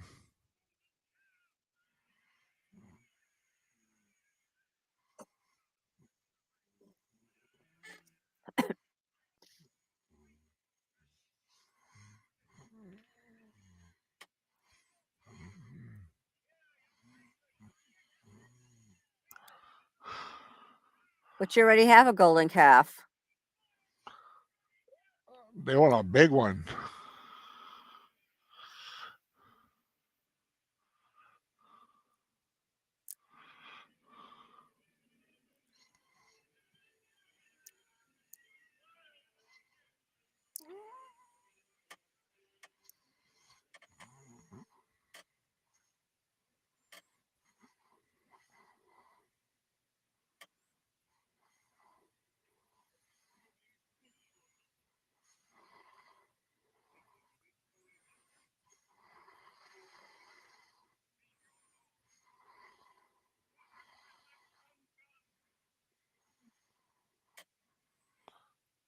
Oh, I just learned Deborah Paget, the one who plays Lilia, is still with us.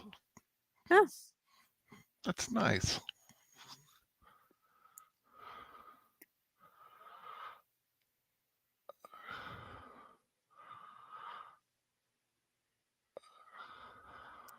And he doesn't have any other god before you. Well, you said you better not.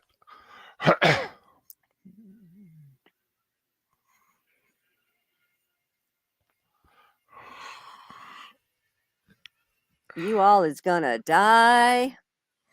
Oh, yeah.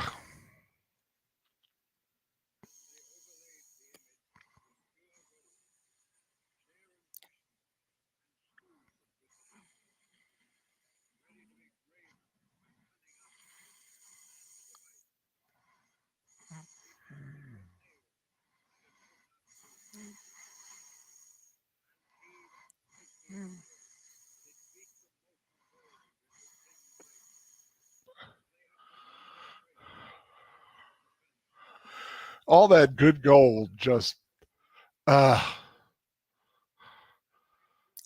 such a waste.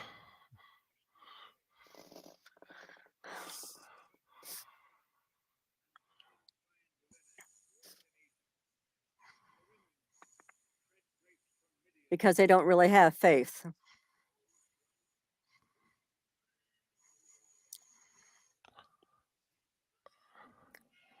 That's why whenever somebody takes the Lord's name in vain, it bugs the snot out of me. You can drop F-bombs all day long, but don't you take the Lord's name in vain.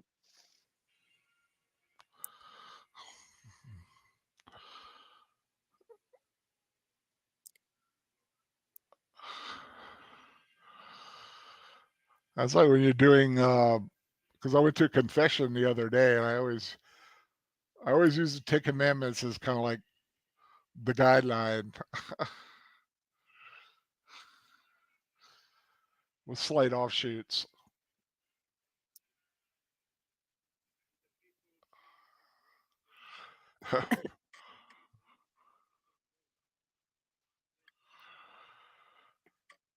Animation looks very vintage Disney.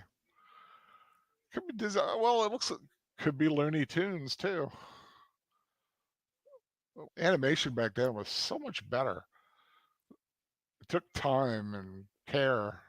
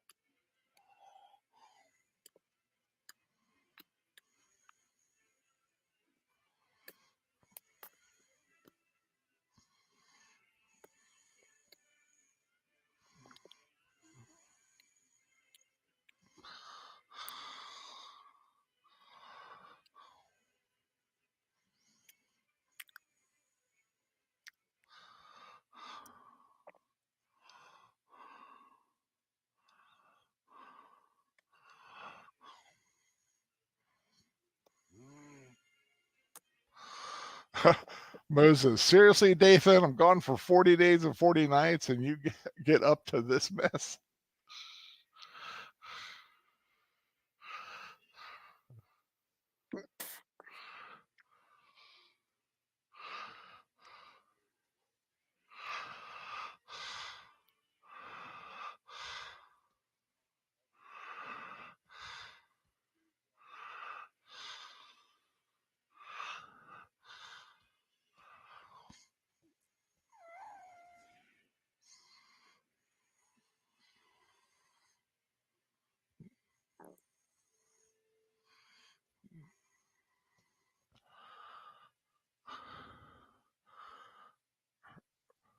Just imagine being Moses and seeing this being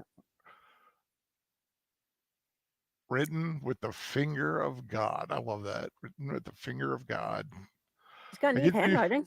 I give you these 15. Oi, 10, 10. Come out. I always love that scene for Yeah. history of the world.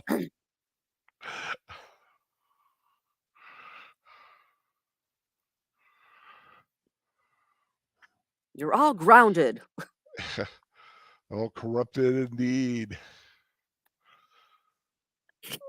They're breaking all kinds of commandments now.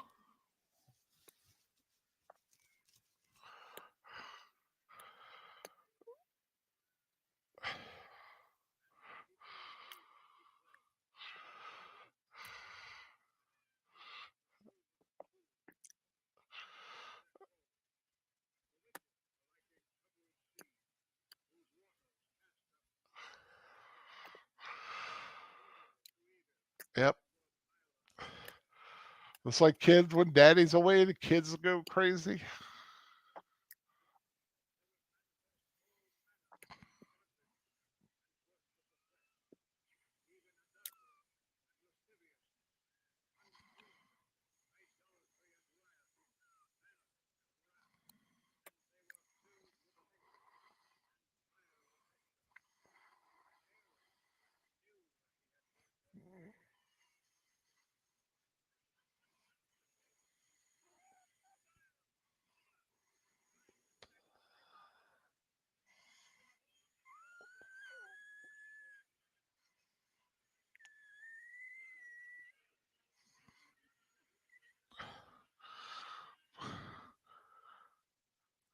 Why would anybody think a calf is a cool thing for a god? I mean, an ox I can see. Big, strong. It's a baby.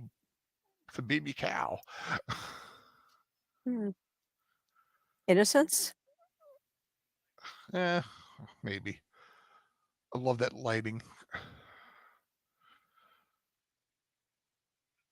Red in the background.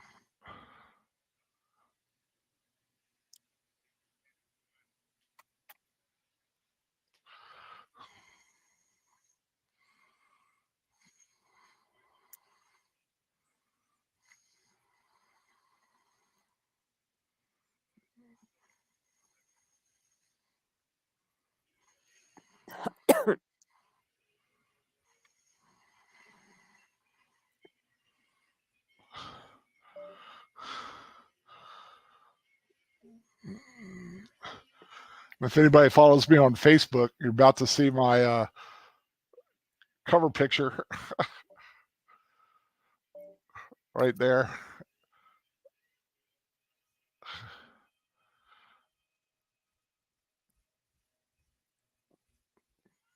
Uh-oh. Daddy's back.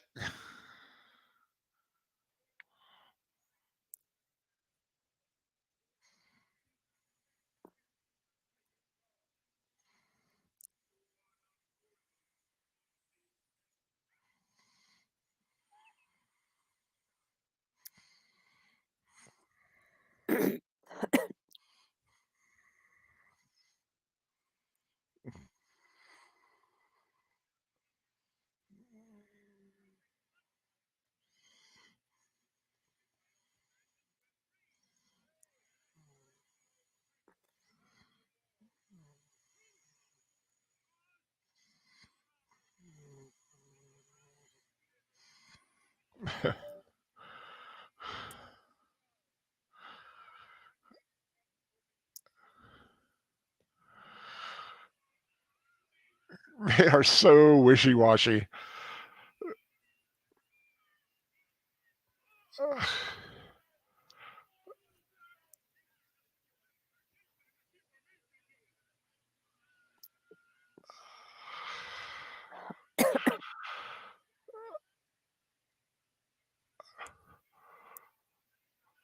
Yeah, they did. They used the old Hebrew writing.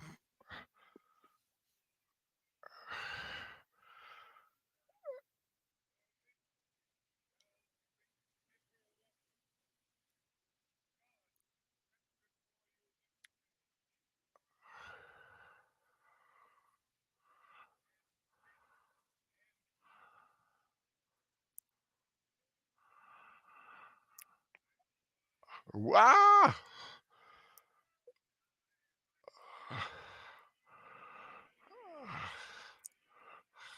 Dude, you just threw the 10 Commandments.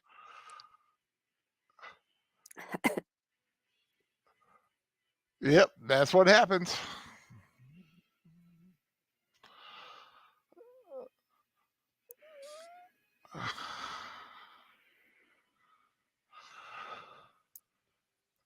God is pissed.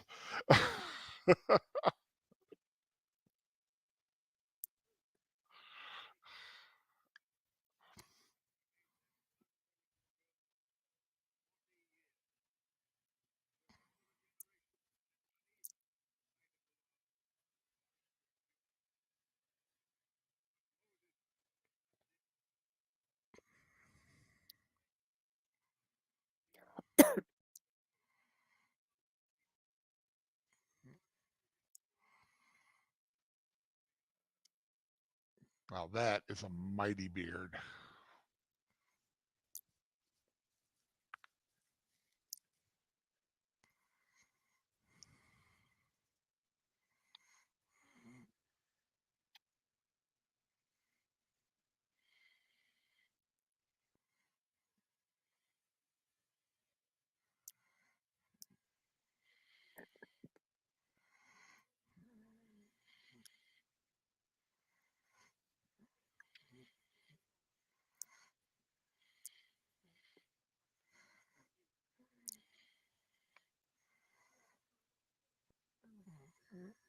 All these years, and that cloak he's wearing hasn't fallen apart. Well, they don't make cloth like they used to. Back then, it was tough stuff.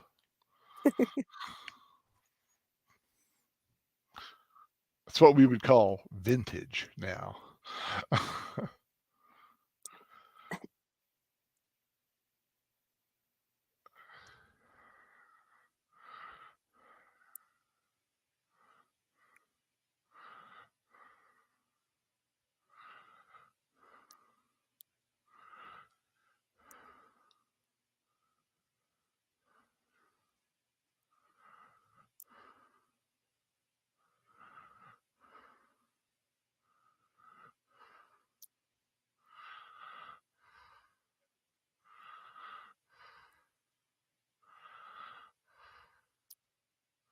But be careful not to touch the actual ark, or you'll Yeah. die.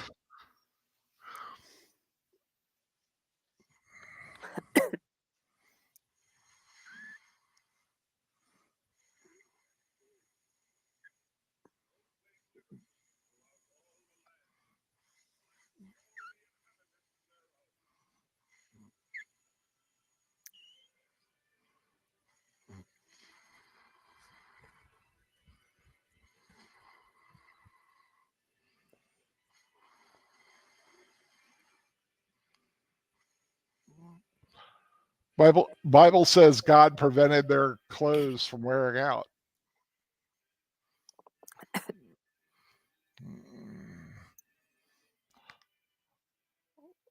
So it was written, so it shall be done.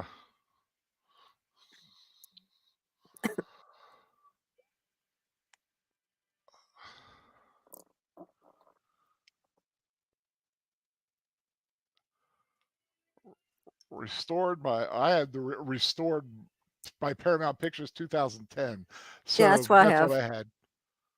Ooh, 6K digital restoration. it is a pretty rendering, I must say. Very clean, beautiful. Oh, Well, folks, we have made it through the 10 commandments, and now we get exit music. I know. I looked at it going, exit music? Okay. That means everyone gather your stuff, stand up in the theater, and make your way out. Yes, it's kind of their way of saying there is no mid-credit scene like we have today. We've just gotten so used we have to sit through all the credits now.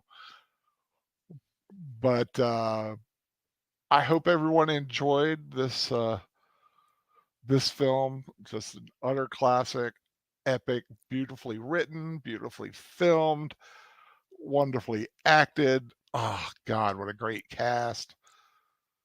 Just perfect. Like I said, one of my ultimate 5-star plus films, cannot be touched in my opinion.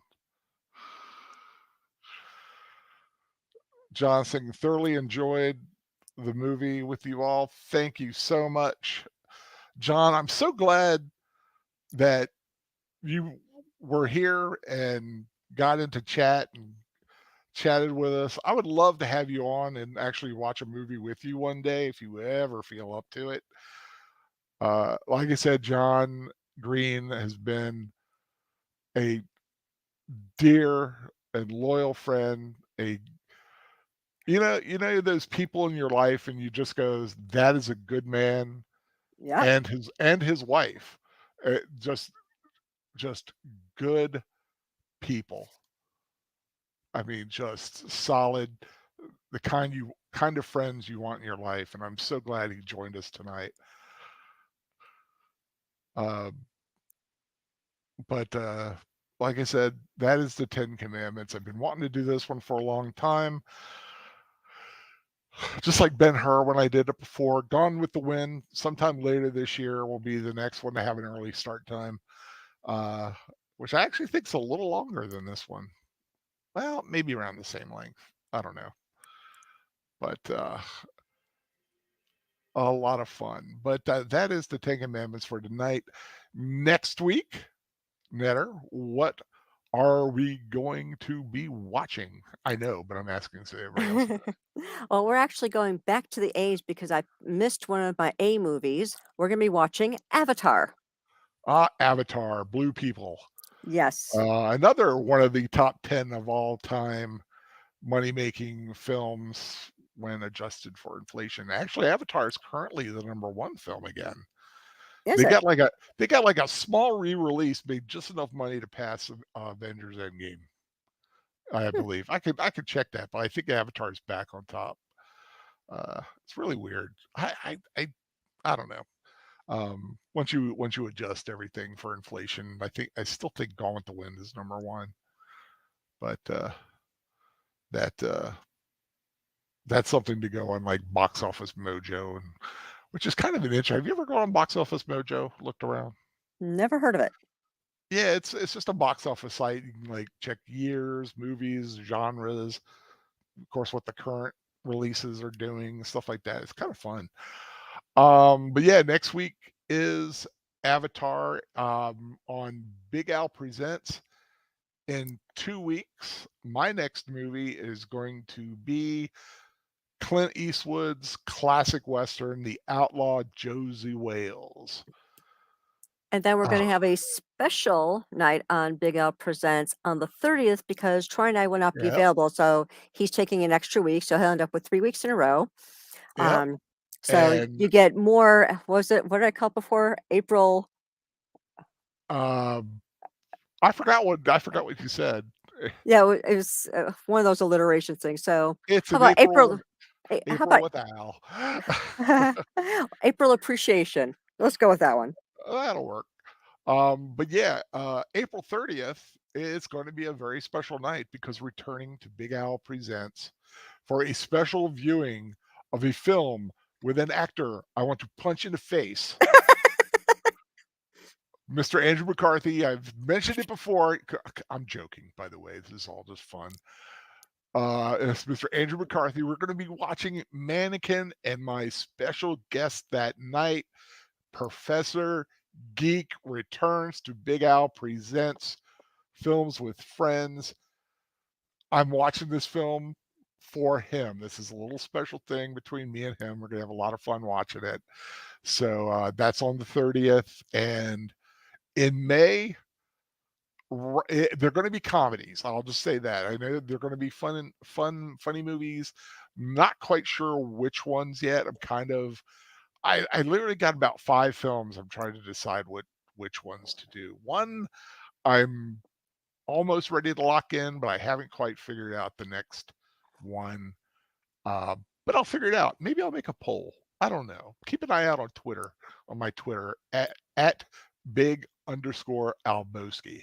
So So look Torn Clegane there. wants to know if he's going to watch it for Kim Cattrall. Yeah, Kim Cattrall is definitely a reason to watch it. That's probably the reason that Professor likes it. I am sure. Yeah, this has been a little joke between me and the Professor for a while. It's not a joke, just kind of like a little fun that we have. He likes Mannequin. I have only seen it once, and I find Andrew McCarthy very punchable for some reason. You get those actors or people who just goes, you know what? Sometimes it looks like he just needs a good punch in the face. If you ever watch Parks and Rec and they have Ron Swanson talking about Jeremy Jam on I there, don't. I if don't you think I've ever seen Parks and Rec. yeah, he just says he'll like look at him as like, I'm just sitting there thinking about punching Jeremy in the face, that kind of thing. It's like, so I don't know. It's just kind of a funny thing I came up with. Well, Troy can tell you it's like I feel that way about oh shoot, what's his name? That because he ruined Colson's cards. Um, oh, what is Uh, that actor's name? He was in Agents of Shield with the eye patch. uh, Sam Jackson. It's like Samuel L. nope. Jackson. Yeah. It's like he ruined Colson's cards, and I can't stand the guy. It's like you don't touch a man's collectible cards. No, you don't. That is true. But yeah, anyway, so that's coming up next week. Avatar. Then we've got Outlaw Josie Wales and Mannequin. A couple of comedies in May. June, Giant Robot June is coming up. We're gonna be watching Robot Jocks, which is a kind of an 80s, I think it's 80s film, which is kind of funny. But then we're going to watch Pacific Rim, so we're going to kind of go from like the weird to the really cool. So that's going to be June, and everything else I haven't even decided yet, except Gone with the Wind somewhere in the next second half of the year. But in the week coming, of course, tomorrow, as Geeky Geezers on tomorrow night. Should be, yeah. Okay, we're doing this is going to have Geeky Geezers tomorrow night on Age of Boomers channel. Please tune in for that. We've got I'm thinking Sound Engraver on Monday. I'm not 100% sure. Tuesday, me and the Professor Geek or the Catholic Bible Geek. I'm not really quite sure what we're doing. We had a little bit of technical issue this past week when we were talking about Lord of the Rings? Yeah, Lord of the Rings. I'm lost. I don't know where we are anymore in the book studies. Because we had 1 week off and then last week we had all kind of issues. I'm not sure what we're doing this week, but I'm ready for either one, so that's good. And Troy probably will be back on Friday night. Not quite sure what he may Hopefully. be doing. Hopefully hopefully he'll be feeling better by then. And just keep an eye out for everybody else, like Soundtracks with Birdman Wednesday night. Oh yeah, Wednesday night Soundtracks with Birdman. Him and Boomer and a special guest are going to be doing Bullet, the classic what's his face, Steve McQueen film Bullet. So that should be a lot of fun. So that's I don't Wednesday remember if at I've ever seen it. 8:30 on Soundtracks with Birdman. Soundtracks with Birdman has a great Wednesday night show. Great films and talking about great scores of those films. We did a Battlestar Galactica TV show watch this past Wednesday, which was awesome. Great music in that series. And we're going to be doing more of those here soon. That is all I can really think of that's coming up. Of course, like I said, keep a try out. I am so glad you all joined us. I know this was a long movie. And what time is it? Actually, yeah, we're finishing up about where we normally would have finished up because we started early. Being such a long film. So it doesn't feel like it's as late, but I've been talking a lot longer. But for me, that's good because I don't have anybody here, so I get to talk. It's either talk to you guys or talk to myself. And I feel a little weird talking to myself. I was doing it this afternoon. It was really strange. I talk to myself all the time. Yeah. It's when you answer yourself, you have a problem. Oh, I was doing that too. It gets a little weird. Yeah, sometimes, sometimes I get that little weird Norman Bates thing going on. I don't know. But pray for me. Okay, everyone keep the knives away from Al. Yeah. I'm glad everyone could join us. Thank you so much for hanging in there with us tonight. Once again, we love having you on here. I love it when you guys watch with us and throw comments out there and participate.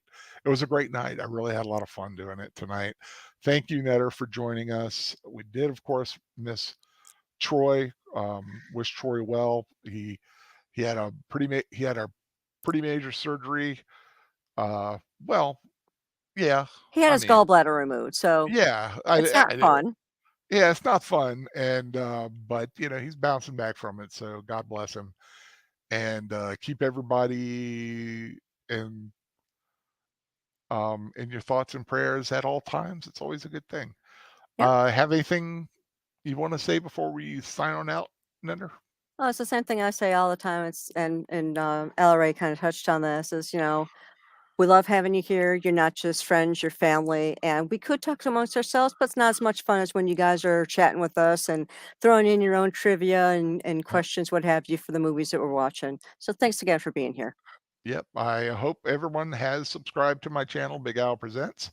If you like what we're doing tonight, I hope you gave us a thumbs up.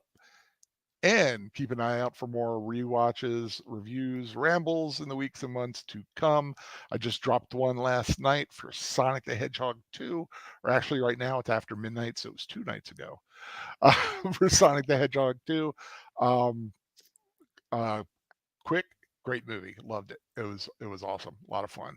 And I So am in the middle of editing a video that I'm gonna be dropping within the next day or two, as soon as I can get my the rest of the ooh, editing done on it. I'm gonna be talking about 3D printing for beginners. I, So I'm looking forward to that. That's something that it would be cool to get into. I don't have a 3D printer, but they're coming down and down and down. And once I can, maybe I can get somebody to get me one day. yeah, it's like a buddy of ours let us use one of his so we can kind of get our feet wet. And so far, I love it. It's like I've printed a couple of different things. I talk about the issues I've had starting out because I am a beginner, and how I've researched and figured out how to fix those things. But I think anyone that's a beginner will enjoy it, and they can say, "Oh, that's how you fix that." So yeah, Okay, guys, everyone, take care. Have a wonderful remaining happy Palm Sunday to all you Christians out there. And if you're not a Christian, just have a great Sunday. yep, And have a great Holy Week out there. And we'll see you next time and whatever we're doing. yep. Bye bye. Night, everyone.